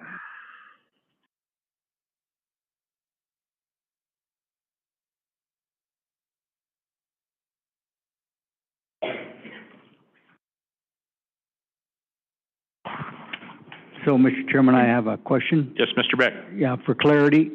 So in, I guess for consistency's sake for our policy committees, this is an existing principles document that we have here. So are you taking any of these other resolutions and incorporating them into the principles, or are we just going to recommend this to go forward and keep all the standing resolutions as I'm just getting clarification for the rest of the group. Right. So the guiding principles, this first policy is kind of the guiding principle for all the rest of them. This would be one I'd probably recommend that we renew, but we just need to look to see if there's any words that are out of date that may need to be amended in it before we renew it. I think it's a pretty good policy, but there's a couple things that I would like to add is supporting local school districts in your local communities. That relationship, I think, for Club 20 members are really important to do. Cindy? I kind of think we need a motion on the table to have this discussion, but the second thing is this was adopted initially 11 years ago, so it was long before we ever were thinking of doing guiding principles the way we kind of do them now. It looks pretty good to me, but I motion that we renew them. I'll second. So we have a motion and a second. Now we can discuss it a little bit. And I guess that's where we needed the guidance from too, is to figure out how we were going to do this. Yeah, I just think and back to what Stephen was talking about, there isn't anything really in here about vocational development. There is that nexus between education and workforce development through sector partnerships and things like that. So I think that there might be just be things like 56 that have come up through the years that weren't included. Another example would be charter schools, where your public funding is going to, private funding, all those, there's a plethora of things that have happened since 2012. Might I make a suggestion? Yes, we'll take them. So, I see why we could renew this resolution now to keep it up to date and make sure that we do have policy on the book that has been looked over at least. But I think it would be important to go through these resolutions to identify any holes that we might have, and then go back to our committees and work on them for the future. But I think discussions more so around identifying the gaps of what are not included, or things that should no longer be included, such as Gallagher, would be a good place to start with these resolutions. You don't have to take those suggestions. I think that's a good suggestion to make, because at least it gives us a starting point to work to make better resolutions. So can you incorporate that in the motion? So, Mr. Beck, you wanted to amend the motion to include that? So I'd like to amend my motion to say that I move that we renew this, but also that we, during the time after it's been renewed, that we go ahead and look at all the education resolutions and see what has changed and get them all properly updated. But I do suggest we renew this in the meantime. So in that motion, you had said that all the resolutions that we have. So is that just for clarification, did you move to renew all the resolutions that we have? No, I'm suggesting that we review all of the resolutions as we have with the other committees and seek to incorporate as many of them as possible into the guiding principles. So I'm kind of suggesting an entire review of the Education Committee resolutions as part of the renewing this in the meantime motion. Okay. And that's seconded. So my question is, when we vote on this, what are we actually going to approve then? So we would just be voting on the motion to renew. The other work would be committee work off to the side that isn't technically in Robert's Rules of order. Right. So then my previous question, are we just doing one resolution at a time, or are we doing them all? That was my I've only looked at the guiding principles, okay. And my motion is to renew the guiding principles. And then there's the suggestion to get everything in order. Okay. Is there any other discussion or clarification needed? So if we're voting to renew the guiding principles and to identify gaps within all the resolutions to seek and incorporate those into the guiding principles. Is that the motion? So everybody knows what we're...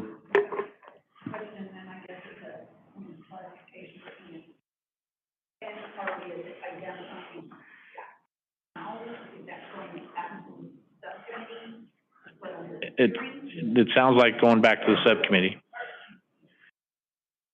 And Mr. Chair, just for clarity, this is just to keep us consistent with whatever else is going on with our rest of our policy committees, so we're all on the same page. Right.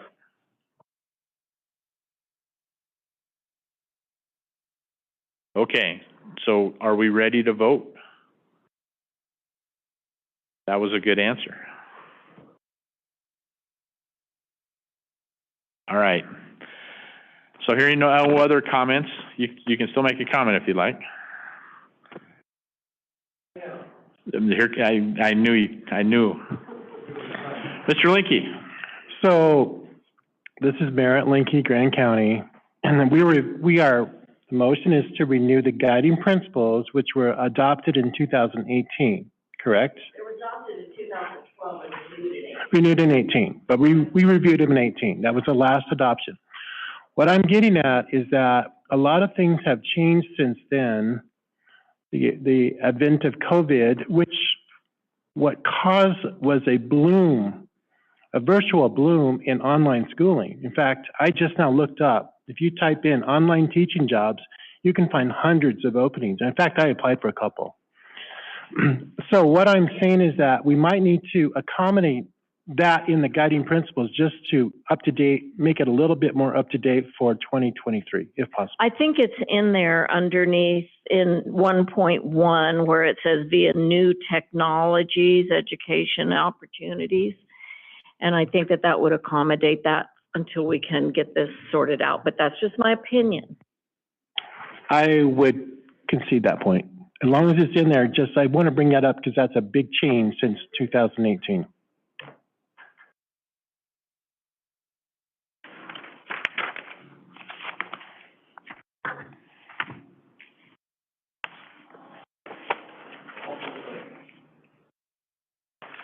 Okay, the question has been called. All in favor for renewing and adapting the missing, identifying the gaps within all resolutions. Thank goodness you wrote that up there. And seek to incorporate those into the guiding principles. Say aye. Aye. All opposed, same sign. All right, we've got our work set out. Thanks for the help with that. And since we're doing that, we'll hit the next educational reform. The next policy is ED 10-2. This was renewed in 2016, so 7 years ago.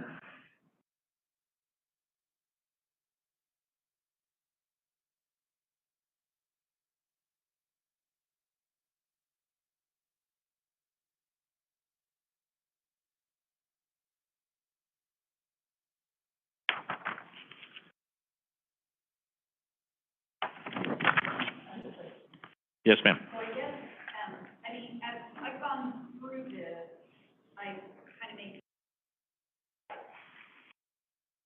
yes, I would.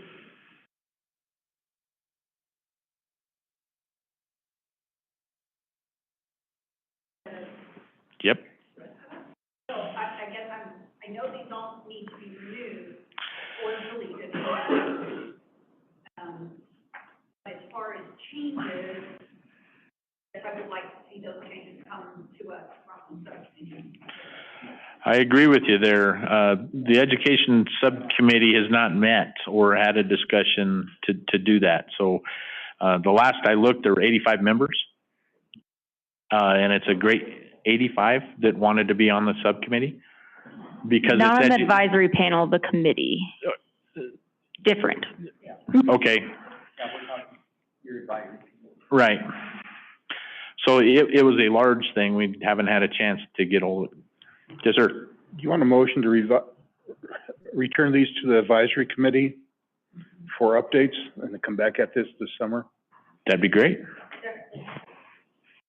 Would you like to include all the following? You're talking about all of them? That's great.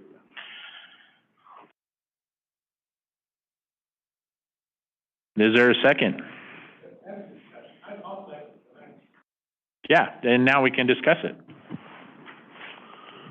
So maybe this is a Brittany question, but are some of these ones incorporated into the guiding principles as they are now?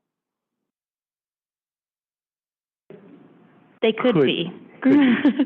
Off the top of my head, I don't know. But they're not specifically done as of now? Okay. Correct. When I was approached to be on this committee, I was warned that this was going to be the problem. So it's there is a lot of work to need to do on these. And also, we're supposed to be in the workforce. We don't even have a resolution on any workforce activities either. So that's part of the challenge of becoming the chair of this, is to get it figured out so we can get the boat going down the right river.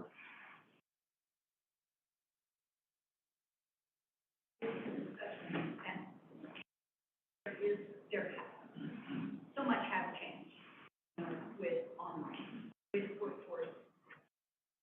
with housing, with Gallagher, with state land board, how they're gonna readjust things. Yeah, I hear you. There's plenty of them. Mr. Beck.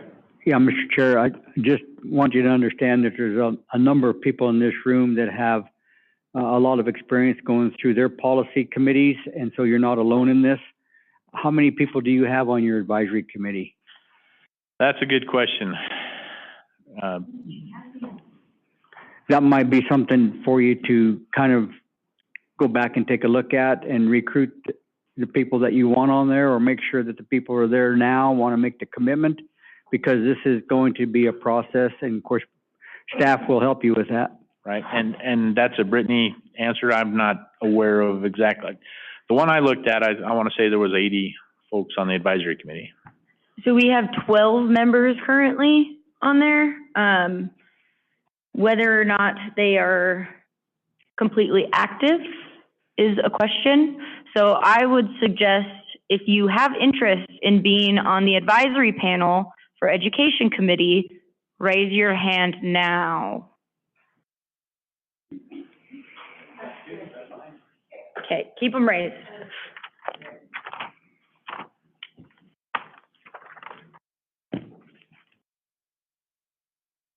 Aye. I'm just glad for all the help in the room. I appreciate. I told some person that was here, said, "What is your favorite part about Club 20?" I said, "They're the best people that will help you try to get through some of the worst things that you'll ever have, but you can always count on them." So thank you for that. Yep. Yes, ma'am. I'm happy for this to be returned back to your committee to be brought back to us with some more work and thought. But I'm wondering, because I did not do this earlier when we kind of tabled something, if you would like any feedback from both of us as you go into that session. I know that, like, Merritt, you brought up the shift to online and the technology. I'm just thinking also of the different scenario in which teachers are placed in. We don't have an issue necessarily with finding skilled teachers, it's keeping them. We had 33 resign last year from our school district, and some of that's related to the housing efforts. So when we're talking about things like ensuring quality teaching, the way that I'm seeing it framed in these documents is really like a check on the teachers, as opposed to one of the bigger issues, which is they're not staying for a variety of reasons. And so I'm bringing that up as an example, but do you want that kind of feedback before we move on? Oh, yes, I think that feedback is very valuable, because I think this affects, I appreciate tourism affects everything, but I think education affects even all of that, because that's where it all starts. And from most people who go to school, and even Mr. Varela himself, he admitted that his only perception of it was what he went through. And people that aren't directly involved with education don't understand how much it has changed over the last 30 years and what rules have happened. The state legislature, and that was an interesting point that Mr. Varela made about it going to the Supreme Court. According to the Constitution, the end-all, say-all of all education in the state of Colorado is the local control of your local school boards. The problem is they don't handle the purse strings, because they're not voting on the state budget or the Colorado School Finance Act. But all the decisions are made there without having any of the money being able to tie to it. They can raise mill levies, they can increase that sort of stuff. But the state land board, with what they're doing with building schools, what you can do with getting local communities with taxes to increase your payroll, there's a disparity between communities. In our Club 20 region, everybody knows how that is in your own backyard. And trying to get something that best helps students is the hardest thing to do. I was on the school board for 15 years. I understand this very well. And I know a lot of your school board members in your guys' communities. If you would like to go back and ask them if they would like to get some input, and I appreciate the input from the room, that they're going to do that, but everybody's challenge is different, but it's all the same, and we're all in it together. So those policies and this resolution that we have, it needs to reflect that. And with higher ed, you know, there were some things in a couple of these resolutions. When these resolutions were done, we didn't have two universities on this side of the Western Slope. Now we have CMU, Western State, they're all universities. It's changed, and it's been a benefit for everybody in here. But our resolutions haven't adapted to the change. And I think those challenges that have happened past COVID, Gallagher being repealed, how the school finance, the budget, water rights are a big thing in school districts. If you want to deal with stuff, ask your local school districts how many of their water rights have been abandoned, that they need to water their fields, their playing structures, how that affects it. It's amazing how every topic that we have fits that. So I appreciate the input. Any of that input, if you want to get it to Brittany, she'll get it to me. Or you can just email him directly. Sure. And I can give you my email. There's that one too. And also, when we talk about the universities, it's Western Colorado University now. All right, dropped the see? state. Well, that's how old I am, because it was there was another nickname for it that I won't mention. We all know it. Yeah. But yeah, I think that's the comments and the help. If you can bring your local problems and we can get that to a good resolution that fits a bunch of local problems to help figure out how we can advocate for kids in the Western Slope, all of that is great. I'm just going to tell you, Brittany's the expert on how to do guiding principles and derive them out of the resolutions. She's been through the drill a number of times, and she's an expert. Okay. Yes, we have no further discussion. I heard a call to question from the side of the room. So we're at motion to send back to the AP for review. All in favor of doing that, say aye. All opposed, same sign. We will send it back to the AP for review. And with that, thank you, everybody. Catherine, have you got anything, parting remarks, shots? Too bad you're not here to go to the next thing on the agenda. Oh, I'm so sorry not to be able to join, and I would look forward to next time. I know that it's been an ongoing conversation regarding trade education and how we marry both, how that looks and shows up in the K through 12 sector and how that shows up in higher education. And we've got some really exciting developments there, and so I would look forward to sharing those with you in the spring meeting.